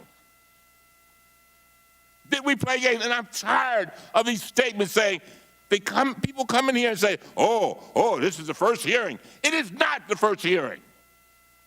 The first hearing was with regard to prescription drugs. Remember, a little girl, a lady sat there, Miss Wortham, her daughter died because she could not get $333 a month in insulin. That was our first hearing. Second hearing, H.R. 1, voting rights, corruption in government. Come on now. We can do more than one thing. And we have got to get back to normal. With that, this meeting is adjourned.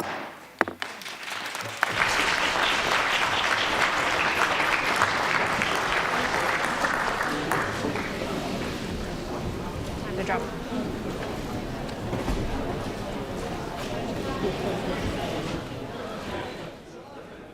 All right, we've been watching testimony here from former personal attorney to Donald Trump, Michael Cohen. There you see Mr. Cohen in the hearing room.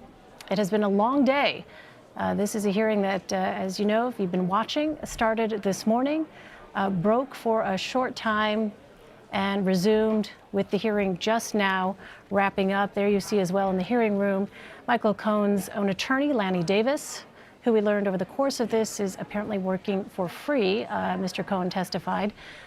But this has been one of the most highly anticipated, I think it's safe to say, events in Washington, particularly with the Democrats coming to power in the House. This, as we saw there from Chairman Cummings, was what it was they intended to do is to ask questions that they hoped would illuminate some of the happenings around the candidacy of President Trump and even, as we heard from Michael Cohen, events that transpired during the presidency of Donald Trump. Let's bring in right now our Paula Reed and Rebecca Roiphe. Paula is CBS News Washington correspondent, and she is in Washington. Rebecca is a CBSN legal contributor and former assistant district attorney for New York County. I, of course, am Elaine Quijano. Welcome to Red and Blue. Let's get right to it. First impressions here.